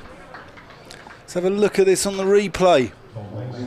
Just nibble back, I think, this from Jordan Thompson. And I think Lacey just played down the wrong line, really. But played inside it, I think. Yes, Jordan Thompson's first wicket of the match, and he deserves it. He's 1 for 32. So that's 6 down now. And another 20, Dan. Yeah, he goes for 28. And just as we were getting ahead of ourselves, weren't we, here, and talking about the realms of certain possibilities, this Yorkshire side hardened, fight back, 211 for 6. James Bracey's still there, 103. Stand of 73 between those two, which took Gloucestershire from a deficit to a credit situation. Zafar Hart making his way out. James Bracey's just having a drink as Zafar makes his way to the middle. That possibly didn't bounce as much as Tom Lace thought, though, and I think, I think we're seeing things where it hasn't got the carry that it had on the first day, has it? We saw Matt Fisher bowl with real venom on that first day, where Harry Duke's regularly taking the ball above his head, and we're not seeing that carry come through. You add 2 wickets to this score now, and the game looks firmly for Yorkshire to win. Yeah. For Yorkshire to win. Zafar Hart does have a first-class 100, and he did get 54 in the second innings at Northampton last week. So he is somebody who can bat. Yeah, he's not a muppet with the bat. He's a good player. So what can the slow left-arm spinner, who also bats left-handed, do here on his seasonal reappearance for Gloucestershire in the Championship here in Bristol? Yorkshire with a man in on the offside. Thompson into him, and he gets that one fine. He's going to get I think it's going to be 4 leg byes, actually. Yes, it is. The tap of the leg from umpire Alex Wharf down there. And that extends the lead by another 4. The 2-1-5 for 6. But Jordan Thompson, first wicket of the game. Deserved it. There was a bit of relief too there from in the celebration, I think. Yeah. Because he has worked hard for that one solitary wicket. There's the short form details of where we are. There are 11 overs to go until the second new ball, and then 4 more after that to be bowled tonight. The best now has got a new batsman to bowl at, and he's probably going to be staying around the wicket to Zafar Gohar as well as the left-hander. You would hope that Zafar could play him as well as anybody, and that's a little steer out into the offside to pick up a single. Yeah, Zafar likes to get leg side of the ball, likes to play through the offside. Change of field. Darwin Milan's coming in on the leg side here for James Bracey, who Comes solidly forward. Bracey's played the paddle a couple of times over Milan, who is at mid-wicket. He's only really on the single there, but there's a big gap behind him. Yeah. And Bracey's played that into that gap a couple of times in the air. Waits here for Bess, but that's bat and pad absolutely close together. Yorkshire just turning the screw, though, as good sides do, don't they? In important parts of the game, they take wickets. They've had to work hard for these wickets in this innings, though. Bracey again. That's tossed right up by Don Bess. And they are a good side. You think they qualified out of Group 3 last year with a very strong Lancashire outfit, and they were neck and neck with them. And they went up into the top division, so they're in the top 6 sides in the country. Bess above the eye line of Bracey once more, up to mid-off. And actually their overall record last year, obviously Gloucestershire won 8 out of 14. Yorkshire's record included only 2 losses. They won 6, drew 5, lost 3, but 2 of those losses were in the last 2 matches. So in the first 12 they lost only 1. Yeah. Which shows their competitiveness. Bracey sees out that over from Don Bess. 17 overs, 1 maiden, 1 for 54 are Bess's figures. And Matt Fisher's just gone off the field temporarily. So once again, Will Frayne comes back on. Thompson probably deserves at least 1 more over, having got a wicket in the last one. Yeah, and not forgetting Yorkshire's 33 county championship titles. I mean, the most by any county by a long, long way. You'd think Surrey being next at 19 with that wonderful side in the 50s and also the early sort of late 90s as well. Here's Thompson, going to get another one at Zafar Gahar. And he prods him back.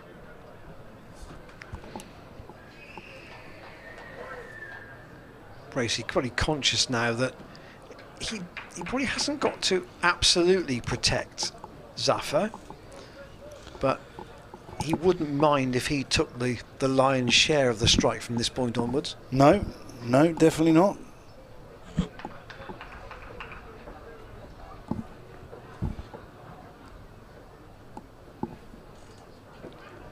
Zafar Gahar just working him around the corner for a gentle single.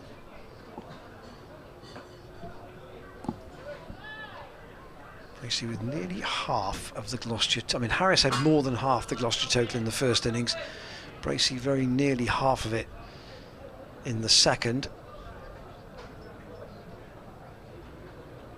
And the third slip is coming back in for the new batsman. A lot of the crowd have stayed, and they'll be pleased they've done so to see Bracey get to that 100. Thompson approaching the crease into Zafar Gahar, who works on his leg side, and they scamper through for a single. Zafar off the mark.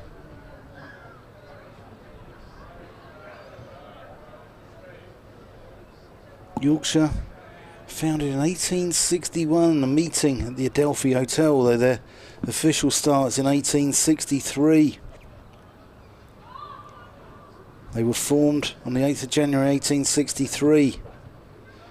Membership was unlimited and cost a minimum of 10 shillings and 6d.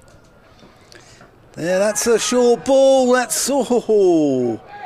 That could have gone absolutely anywhere, and Bracey's taken on the short ball all day, and occasionally he's got himself into a little bit of trouble there. Here we go, here's the replay. Jordan Thompson banging it in. Bracey takes it on, it just goes up in the air, and luckily doesn't fall back onto the stumps. Also, a touch fortunate that Duke couldn't scamper forward and take a potential catch either. Yeah. It's fortunate that it almost went straight up and straight down again.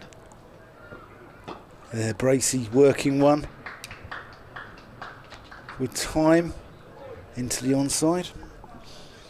No, so Yorkshire were founded in 1863 in Sheffield, and they had one of the many civil wars that have interrupted their committees shortly afterwards. But Sheffield was where they were formed, at Bramall Lane, which was used as a test venue. And it was originally the cricket clubs, and once the football club got successful, they turfed the cricket club out as Thompson bangs one in to Zafagahar. So it's a bit like, turfing your parents out your house. It's a bit rude, isn't it? But that's how Yorkshire found themselves. I and they can ended up at remember, Headingley. I think, as a boy in short trousers, seeing county cricket. The Roses match used to be one of the few county games which used to be televised, and I got a suspicion that it was Yorkshire television, i.e. the ITV region, that used to televise it. It was Yorkshire or Granada. I can't remember which one. But there was also a programme up there as well, which was hosted by Freddie Truman. Oh, I know what you're going to say. Dominic Bess. Here's Bess into Bracey. You know what you're going to say? Indoor League. It's Indoor League. That's what I'm looking for. I couldn't remember the name of it. And it was all pub games, wasn't it? It was basketballs. Shove Halfpenny. What else was there? Shove Halfpenny. Yeah. And other things. Cribbage. Bess in, and very nearly gets through Bracey's defence. He can't believe he hasn't sneaked that through. Yeah, should have been forward there. Bracey just didn't pick the length on that. He's played it into the ground. Here he is again. That was a better decision. Hit onto the offside, fielded by James Wharton. I thought that was Brooke for a moment, but it's Wharton at mid-wicket. Well, the games are an indoor league then, Ian. That's probably about as far as I would go, actually. I can't think of the others. It's not often you see programmes presented by professional cricketers smoking a pipe and drinking a pint. Again, that's probably from the same era, though, you see. That's 70s, early 70s. Yeah. Bess around the wicket. Bracey again goes back. Defenders. 219 for 6. Remember, the lead for Yorkshire was 149 on first innings. Bracey gets one that's very much flighted from Dom Bess, and it's played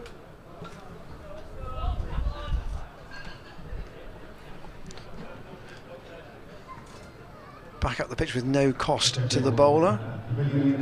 Right, here is Zafago. I see. Here is Harris Ralph. We thought he might be coming back.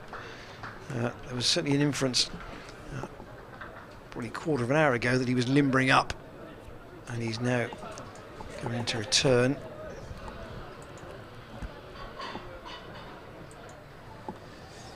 Yeah, and Surrey have won against Hampshire by an innings and 17. 467, and then Hampshire 223 and 227. So a big win with a day to spare for Surrey at the Oval. More convincing than Essex is by 1 wicket, but Essex also won much earlier today at Taunton against Somerset. Here's Harris Ralph. Bowling 2. Zafagahar gets up on his toes. Harris Ralph. With Lahore Calendar, where Zafagahar also played back in 2016 and 17 before a 4-year stint at Islamabad United. Great football team they are. And then went to Central Punjab in the 1920 season as well, before being full-time here at Gloucestershire. Ralph into Zafagahar on that one. Gets an edge on that, but it just drops short of Harry Brook at first slip. And this is a crucial period for the hosts to negotiate here. 12 overs left in the day. And you really do not want to expose the tail to Harris Ralph, because we saw what happened in the first innings where Higgins Lace Taylor all went very quickly due to his searing pace. I'm not saying they're tail enders, but you know, when he's hard to pick up early. That's a bouncer down the Zafagahar ducking under it. It goes through to the gloves of Harry Duke. Lead is 70 for Gloucestershire. Not enough to make it challenging for Yorkshire, you would feel, at this point. No, just 8 overs to the new board as well. And with no prospect of the weather interfering, but we should say, because the forecast is good again tomorrow. It's been absolutely beautiful, hasn't it? All the days here. The sun perhaps clearer in this last hour or so than it has been at any point in the day. Yeah. Zafagahar driving, and that bounces awkwardly just in front of David Milan on the ends there, but I think he's caught one on the knee, but he's all right. He'll live. Yes, he's certainly. It's hit the knee bone there. It will be funny for a moment, but it's a resounding clunk, doesn't it, when it does that? Back to 2 slips in a gully for Harris Ralph, but they've still got the short leg in. Zafagahar up on his toes, defends it. Yep, high cloud here. Maybe the odd wispy one in the distance, and the trails of aeroplanes above us, but it's a gorgeous evening, as it was last night. Day 1 was a little bit cloudy. There's a bit more cloud in the air, wasn't there? And that was, one might argue, where Yorkshire had the better of the bowling conditions. Yep. Harris Ralph in, and Zafagahar, that is absolutely gorgeous. Cover drive, all along the deck, 4 runs.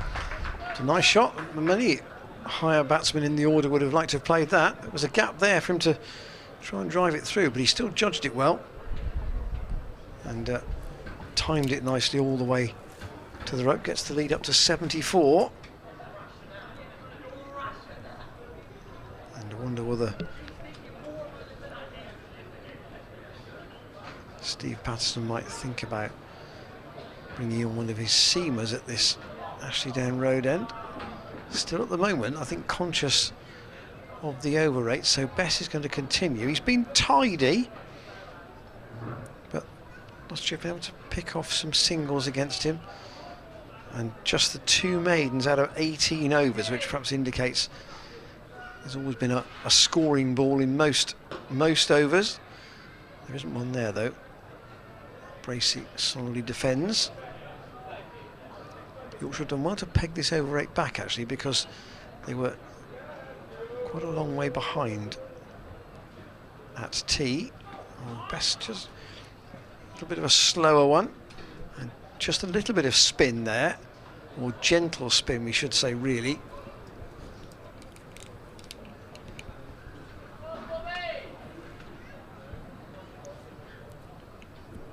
Bracey waits again for Bess, who almost floats it up Yorker length, but can't get through Bracey's defence. 106 to the Gloucestershire wicketkeeper. Bess again, same outcome. Accurate from Bess and good technical defence from Bracey. Just the one step. The short leg's gone now. Oh, that kept very low. Oh, he's normally dragged that back onto his stumps. What a curious shot that was. He tried to, well, flat bat that away through the offside, and he and Duke just sharing a joke about that, but this kept very low. Here's the replay. It went very wide as well, and Bracey almost pulling it back onto his off stump.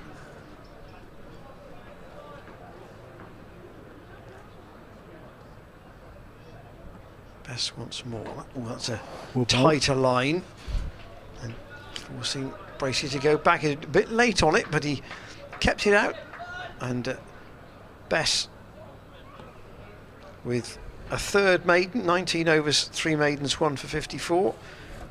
all the Yorkshire bowlers have wickets in the wickets column. The only one with 2 is Steve Patterson, and he's had a long spell out of the attack, so I don't know whether he's perhaps feeling an injury of some sort, but 11 overs, 4 maidens, 2 for 26. It's been a surprise that he's gone so long without bringing himself back on. Yeah, I think Jordan Thompson's had 2 spells since then, hasn't he? So here comes Harris Ralph, and that's quick. And that's a great stop there by Harry Duke down the leg side, sprawling away. James Bracey, though, 106. He's the hero of the day here at the Seat Unique Ground. A local lad, came through Winterbourne Cricket Club, as the song has been sung many a time by the Stag Do who have been here. And supporter of Bristol Rovers, who play less than a mile away from here at the Memorial Ground. As Harris Ralph comes in, Zafar Gahar weaves that, drops his hands, lets it go through to Duke again. Bracey spent so much of last winter in the England bubble. 9 and a bit overs left to negotiate. Lead of 74. Sorry, I meant winter 2021 there, didn't I? Not last winter. Harris Ralph into Zafar Gahar, who nurdles that one back with a point, and with the pace of Harris Ralph, he's going to get 3 runs. I think they might have a look at this. No, it's a brilliant bit of fielding there. Can't quite see who that is. I think it might be Dominic Bess. George Hill. George Hill. I think. Let the youngsters do the work in the field. That's what they say, isn't it? And George Hill now being dropped down to the 3rd man boundary as the lead sneaks up to 77. Try and give Bracey a single here, I think, to 5 and a bit overs till the new ball's due. bowl again at Zafar. That's a good bouncer, and well taken again by Harry Duke. 2 umpires just consulting over whether that was one for the over or not. Yeah, he doesn't mind the short stuff, does he, Harris Ralph? He's one of the quickest bowlers in the world. I can't think of who else. Are you a fan of Mark Wood? Massive fan of Mark Wood, yeah. Yeah, real character of the game. Ralph in. To Bracey, he's behind it. The only problem with him is he gets injured a lot, and I thought Jaden Seals as well for the West Indies. I thought he was quick. I thought he's a youngster coming through. He's only, I think, 19 or 20 years old, and I was impressed with him in the recent tour when England went out there. He's got pace. And obviously, you've got the 3 Australians. Ralph in to Bracey, who's behind that, plays out to mid on. You've got the 3 Australians, but they're not quite up there. In Stark, Cummins and Hazelwood, they're all 87, 88-ish, something like that.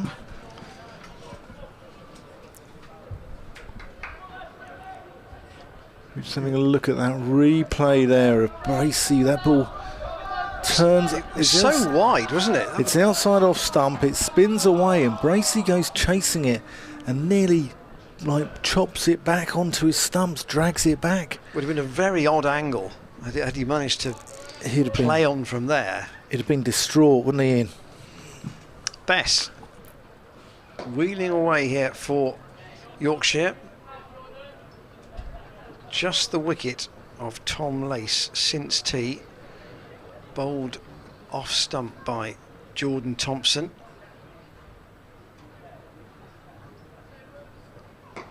Bess doing his best, but at the moment the 2 left-handers holding Yorkshire up. 226 for 6.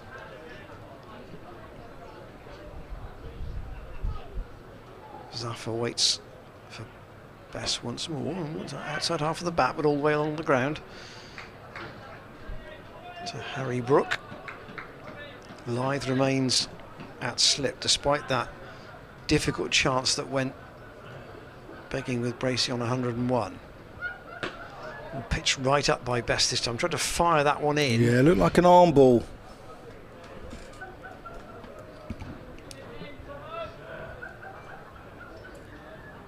Eight overs to go in the day. 4 of them potentially with the second new ball if Yorkshire want it. And again, Zaffer defends. And to be fair, they've clawed these overs back in 2 ways here today. One, Bess getting through his overs quickly, and also the ball not being dispatched to all parts by Gloucestershire in this situation. Again, that's turning, but really out of the foot marks, and Zaffer can let it go.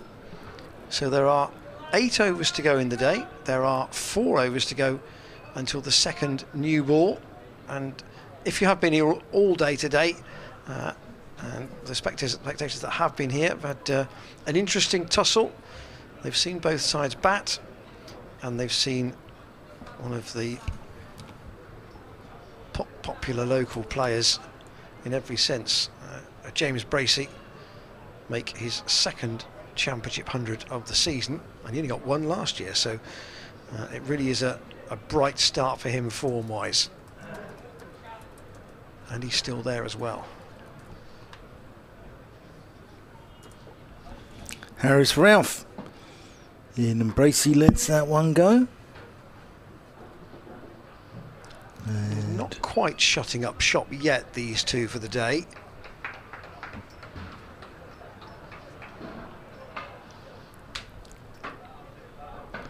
But they're not over attacking, are they? They're picking up runs where they're available. Yep. But they're just conscious that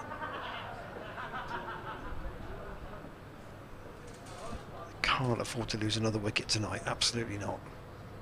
Here's Harris Ralph around the wicket, and Bracey just works that one into the onside, and they'll pick up a comfortable single.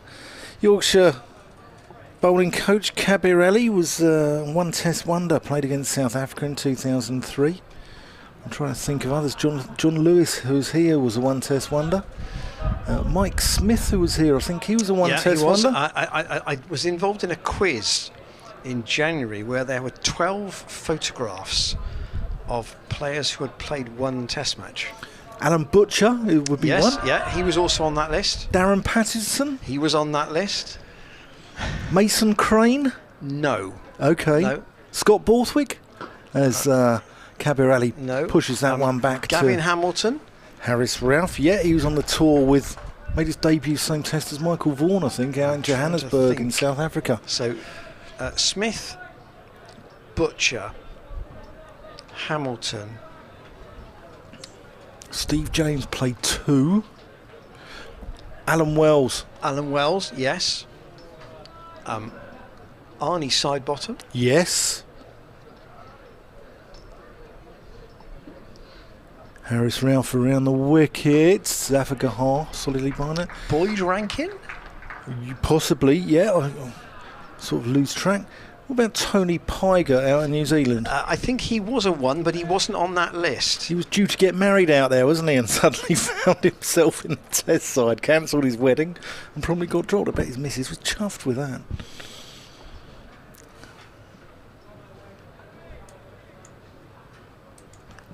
Ralph from the pavilion end. Still a healthy crowd here at Bristol. And that's down the leg side. I don't know if he's got anything on that. No, I don't think he has. Harry Duke can't get across to it, and it's 4 byes. And that extends the lead even more. Yes, Boyd Rankin played 2 tests for Ireland, but 1 test for England. Okay. So that does count. Stuart Law is one, not for England, but one for Australia, as we discussed the other day. So the 2-3-1, it goes up to lead now of 82.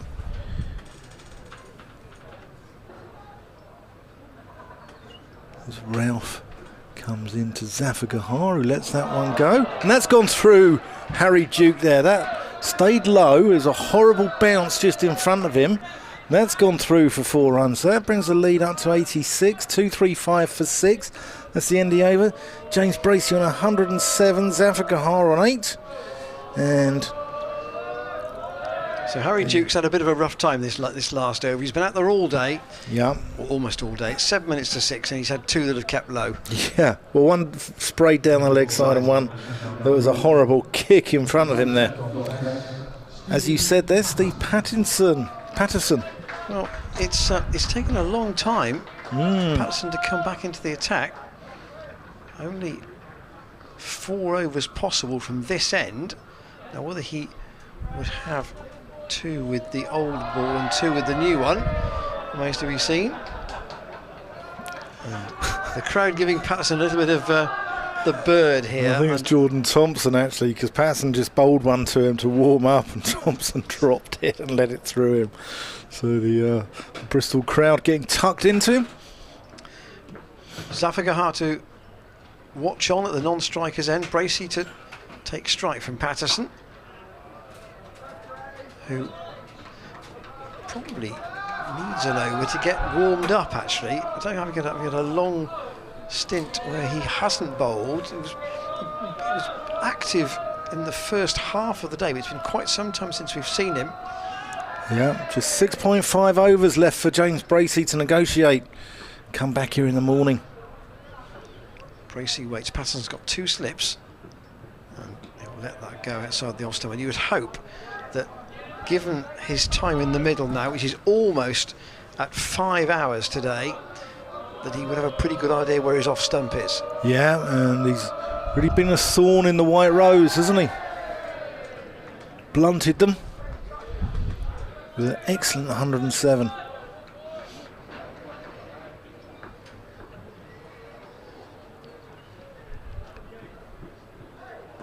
He didn't have long, having kept wicket, he'd have gone in, almost put his pads on straight away, and Ben Charlesworth was out in the 3rd over, so he'd have been back in again almost immediately, and he's kept his concentration levels up. Crowd enjoying themselves here. Feels like spring is in the air, doesn't it? Or even summer. Patterson staying round the wicket. Bracey again forward. 107 with 10 fours. And Yorkshire have they've kept going, but Jordan Thompson getting stick from the crowd here for dropping one in the last over. Is he winding them up himself? Yeah, I think he's playing along with it. Yeah, it's all good-natured fun. Patterson's at mid-off, and Patterson's bowling. Jordan Thompson's at mid-off. Patterson with the one that's outside the off stump. I think Dominic Bess also.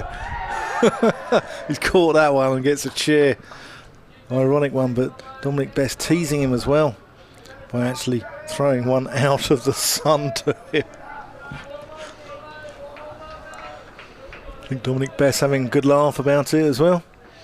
Patterson running away from our commentary position. A late reintroduction into the attack, and Bracey's pierced the field on the offside. One more out to Matt Fisher, sweeping on the cover boundary. 236 for 6, so Gloucestershire up above their first innings total. And there's the one that Bracey almost played into his off stump, went down into his foot, and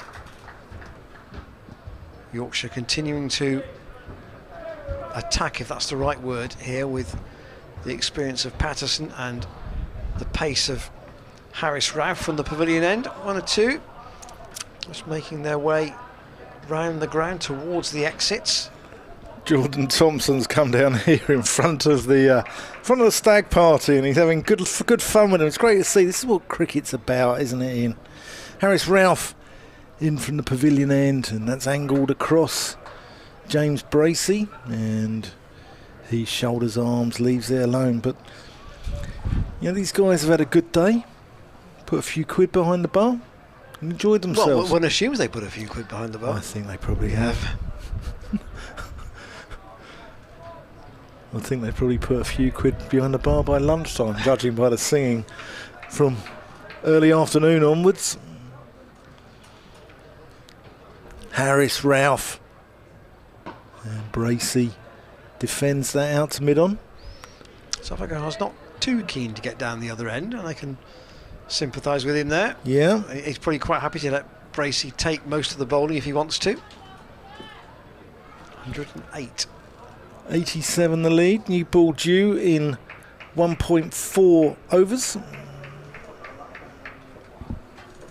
wonder whether Yorkshire will take it tonight. Probably, you would have thought. Just a chance of getting maybe a late bonus wicket. Bracey gets on his toes, defends that. You wonder with this old ball whether the pace has gone out of the pitch a little bit. But if anyone can extract it, Harris Ralph can. It's Fisher doing some stretching. I don't think he is out on the... a little bit out on the boundary. Deep square leg. There'll be a last 2-over burst from him or not, we'll see. Ralph, bouncer. Ducked under it, Bracey didn't fancy it. Won't take on the hook shot. And that was very short again, wasn't it? It was one where actually you'd be almost playing the hook shot with a vertical bat. It was so high. Huge seagull just flown in front of us there. Thought it was an albatrossy and it was that big. Cue for a tune.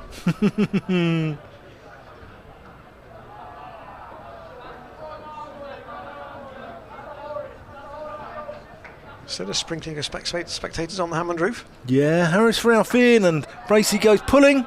He's got that one in front and square. It will be cut off. It's a brilliant bit of fielding to cut it off. And he'll get a couple with Matt Fisher out on the boundary.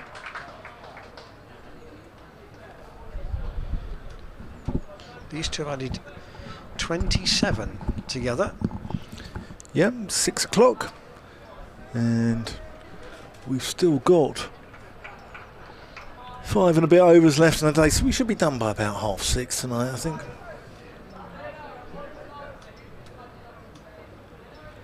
Harris Ralph to Bracey, and that goes through to Harry Duke. That completes the over. 1 left until the new ball. Just to say, if you have been with us today, obviously you're welcome to join us again tomorrow from 11 o'clock for whatever the last day may hold. Gloucestershire trying to bat as long as they can. Whether that will give Yorkshire a meaningful target remains to be seen. Here's the replay of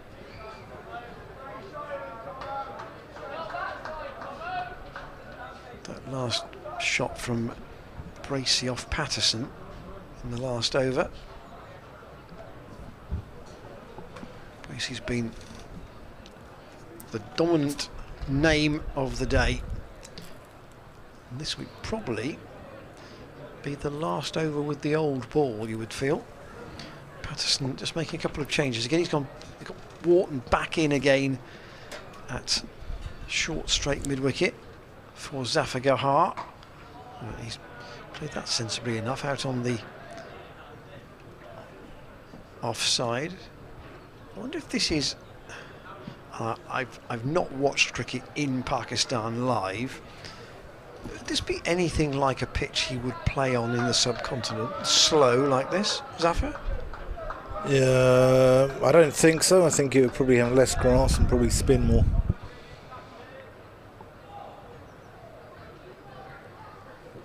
Patterson in. Zafar goes forward, just...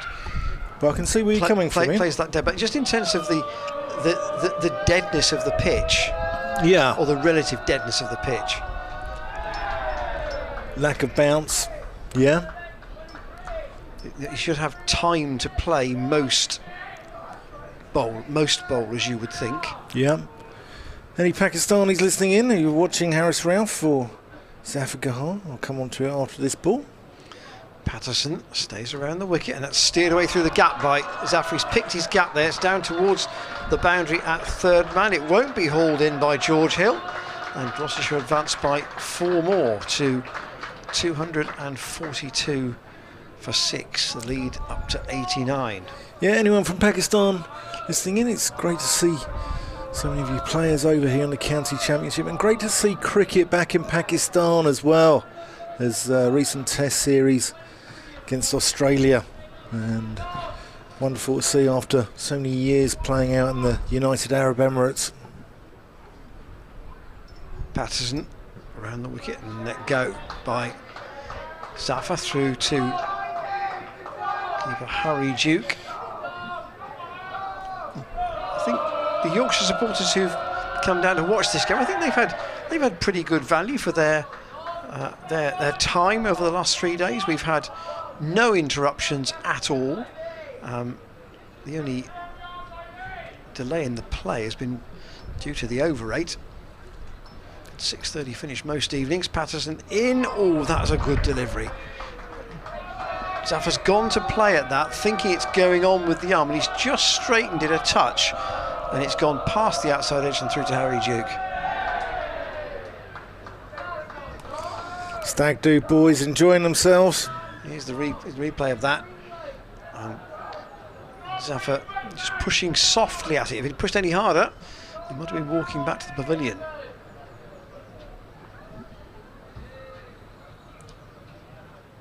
Patterson to Zafar once more. Safely negotiated the last ball of the over. Now we'll be looking for a signal from either Alex Wharf or Ian Blackwell about whether there will be a new ball. And I think the introduction of Matt Fisher will give us the answer and tell us everything we need to know. Yeah, there it goes. New ball. Straight away.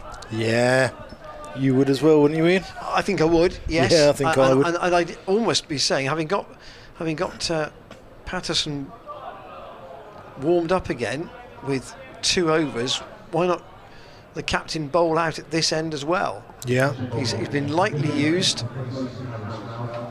Because this new ball is crucial. Because if Yorkshire don't take any wickets and this pitch is deadening out, you know, you never know. You never know what might happen. Zafar Gahar knows he's got a little mini session here to try and survive alongside the man on strike, James Bracey. Yeah, Bracey just refocusing as well there. Fisher into the attack, and Bracey up on his toes, plays out to Gully. Bracey just warming up again, you know, he's been out there for a long time. He's just refocusing there. You can see him playing a few shots there as he knows the new ball's coming. He's got 4 overs to negotiate, and he wants to be there at the end of play because he knows that his side might have a slim chance, but they've still got a fighter's chance. So he's faced 44 balls since he got to his 100. He scored 10 runs, James Bracey. Fisher in. Gone Bracey into his shell again, but that's fine, bearing in mind the contribution that he's made today and also where we are in the day. Bracey on 110. Been an absolute rock here for Gloucestershire. Local lad.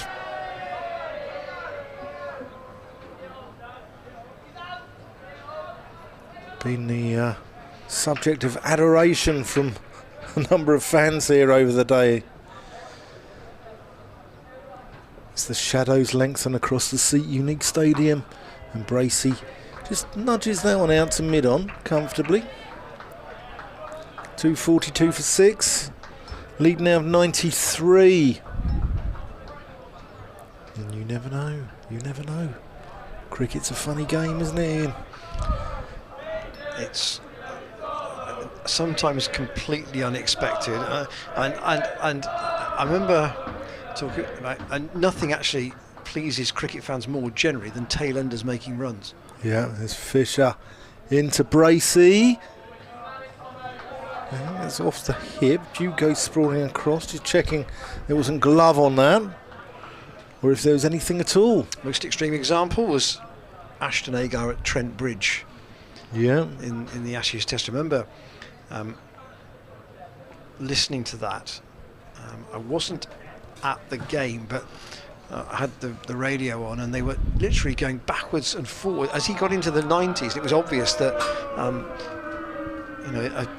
a really momentous event might be around the corner. They were darting back across to the ground all the time, and obviously I think he got 98 in the end. Yep. Here's Fisher into Bracey, beats him outside the off stump. Adam Lythe getting a little bit excited there, second slip, but no edge. I remember Jeff Miller getting a 98 down the order, and I think also Bob Taylor getting a 98 down the order for England back in the day. Late 70s, I think, both of them. Well, Miller, of course, was involved in the juggle of the catch with, was it Chris Tavares? With Chris Tavares, yeah. Jeff Thompson, 82-83, Australia. Fisher in, and Bracey solid, and that's another over-negotiated one, chalked off. 3 overs left in the day. 242 for 6. Lead of 93. James Bracey 110. Zafar Gahar on 12. And Patterson going to keep himself on at the Ashley Down Road end.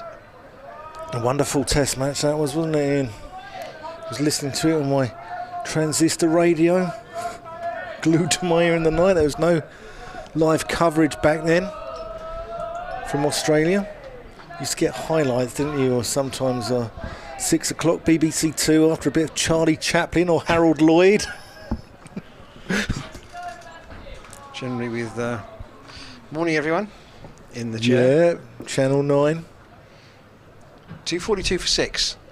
Gloucestershire ahead by 93. And Patterson with the new ball into Zafar Gahar, second over with the second new ball. And Yorkshire clearly feeling there's no danger of an onslaught here, so they've gone with 3 sips on the gully and the harder new ball for Patterson. There's 4 Gloucestershire hundreds this season, which will please Dale Benkenstein. 2 to Bracey, 1 to Higgins, 1 to Harris. Again played dead weight by Zafar Gahar out on the offside. People were debating about the Gloucestershire order at the start of the season and what might happen below 7, and how the bowlers might sit. And I think what's been pretty clear already is that Zafar is, if he's going to play, certainly is worth his place at 8 in the side. If he doesn't play, and you've got Shah, I'm making this up now, Shah, Payne, Matt Taylor and Josh Shaw, let's say, because Gloucestershire are playing Marcus Harris rather than the 2 bowlers, the 2 overseas bowlers. Yeah. Then it's a bit trickier to pick what order they would bat in. Yeah, well, Zafar lets that go outside the off stump. Well, you can only play 2 overseas, and I think Marcus Harris has probably cemented his place in the side for a few games now. So it is a shootout between Shah and Zafar Gahar. Yeah, and it may be, and in that sense, the one has definitely more pedigree than the other as a batsman. Mm-hmm. Yeah. And I say that then is the challenge, is that how do you put that 8, 9, 10, 11 together? Patterson in, Zafar again forward, defends, and Gloucestershire intent now on seeing this day out without any further damage. Bracey 110, made in 5 hours and 11 minutes. 10 boundaries, and 242 for 6 is it's been a real contest between bat and ball on this pitch. Yeah, it has. Nice shot from Zafar, hits Patterson on the follow through on the boot, but he stops it, and Patterson has got 1 more over in the locker. 14 overs, 4 maidens, 2 for 31. His figures. It's the best first touch I've seen from a man from Hull since Jimmy Bullard played for the Tigers. Lovely footwork there from Steve Patterson. Right, so this... I think Keane Lewis Potter might question you on that. This is going to be the last over from the pavilion end. And it's going to be Matt Fisher to James Bracey, who works that one out, thick outside edge. He's going to get one, runs it down to third. David Milan just ticks over the scoreboard, 2-4-3, lead of 94. So Milan has, bowled a reasonable amount in his first-class career. Is it one of those ones where he used to bowl but he basically doesn't now? No, he's just sort of come on later on, I think. I think he's done all right in the nets. He used to bowl a bit of leg spin. Middlesex have had a number of leg spinners over the years. I mean, they've got Nathan Souter, Luke Holman both bowl it properly. As Fisher comes in to Zafar Gahar, who works that one back with a point. That's a lovely cut. That's 4 runs. So Middlesex have had Holman and Souter who bowled it properly. And then they've had people like part-timers like David Milan. Sam Robson bowls a little bit of leg spin. And it's not often you have 4 leg spinners in your squad, really. Lead up to 98. We said 100 by close, didn't we? So here's Fisher to Zafar Gahar, who's behind that, and they take one into the covers and scamper through for a single. I think to be fair, I think I said 100 at 5 to 11 this morning. The only thing I've got wrong is the number of wickets down. Well, that's the important one. And there's 6 down, but Gloucestershire are still fighting, and they've got heart, haven't they, Gloucestershire? They really have. They've got spirit about them, and they don't roll over and die easily. If they are going to lose this game, they've gone down fighting against a very good Yorkshire side. As Bracey goes pulling, it's gone down to Jordan Thompson, who's getting the bird from the crowd here, but all in a nicely natured fashion. And one more. Gets James Bracey off Nelson. He's moved on to 112. Didn't want to say anything at the time. Didn't want to put the mockers on him there. No. So we're nearly up to the 250. One more. So 100 is the exact lead.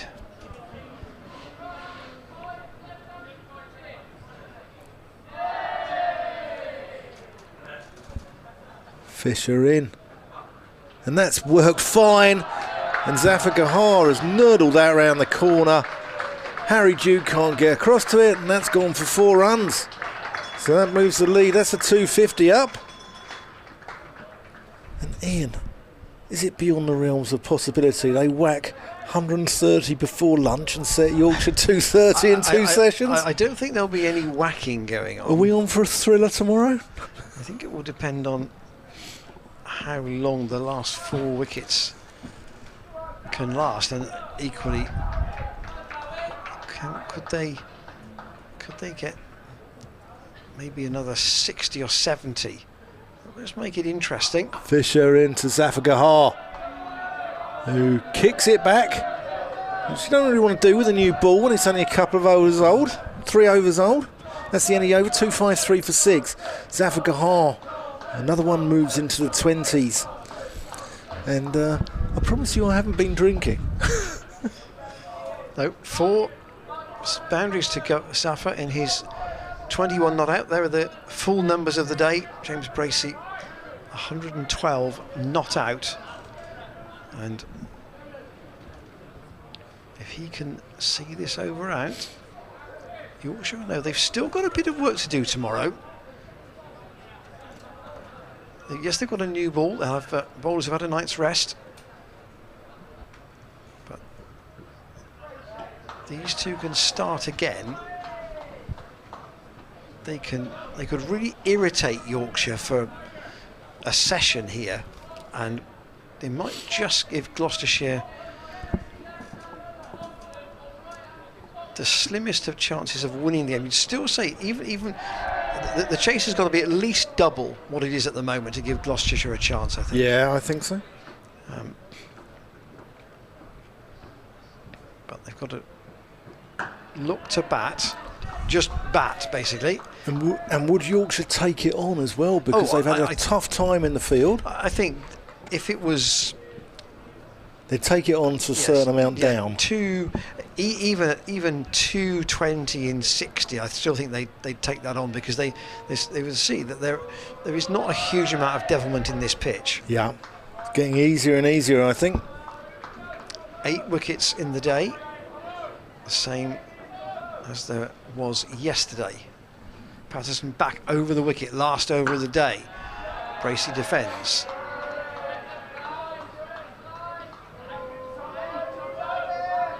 And there'll be a lot of determination too about the remaining batsmen.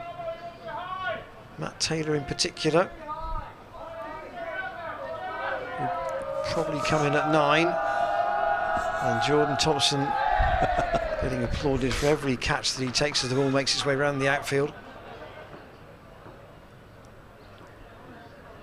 Patterson gathers up what energy he has left and slides one across Bracey, but straight into the gloves of Harry Duke. And we started this morning with Yorkshire 334 for 8. They added 42 for the last 2 wickets. Ajit Singh Dale finishing with 4 for 72, taking up both the last 2 wickets this morning. Gloucestershire got to lunch 2 down, with both the openers gone and still 93 behind, and it looked an awkward afternoon at that stage. But Bracey has held things together. 3 wickets fell in the afternoon session, but since tea, only Tom Lace. Van Buren, Hammond and Higgins fell this afternoon, 24, 2 and 24 respectively. Lace made 28 before he was bowled by Thompson off stump, playing inside it. And now Zafar Gahar has got 21 not out, and he's at the non-striker's end, trying to see the day through with Bracey, which he's been able to do. Bracey plays the last ball defensively, tucks the bat under his arm and walks off, having made 112 not out from 229 balls in more than 5 hours. And I think we're going to have at least 2 sessions of cricket here tomorrow, possibly more. Gloucestershire starting 104 runs ahead, and it's in the balance of Yorkshire, but it is not irrecoverable. No, it's an absolutely fantastic innings by James Bracey, full of character. His side were against it. I mean, you know, we saw them. They lost Ben Charlesworth early on, the score on 4. Then they lost Marcus Harris, who was the mainstay of the first innings, the score on 36. Third wicket went down at 99.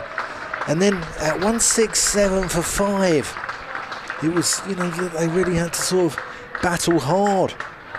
But, sorry, 138 for 5, sorry, they had to battle hard. And Tom Lace came in, and I thought he showed a bit of grit. And then Zafar Gahar has kept him company, but James Bracey's the man who's going to take the plaudits, and deservedly so. What a really wonderful innings, and Dale Benkenstein will be really chuffed with him.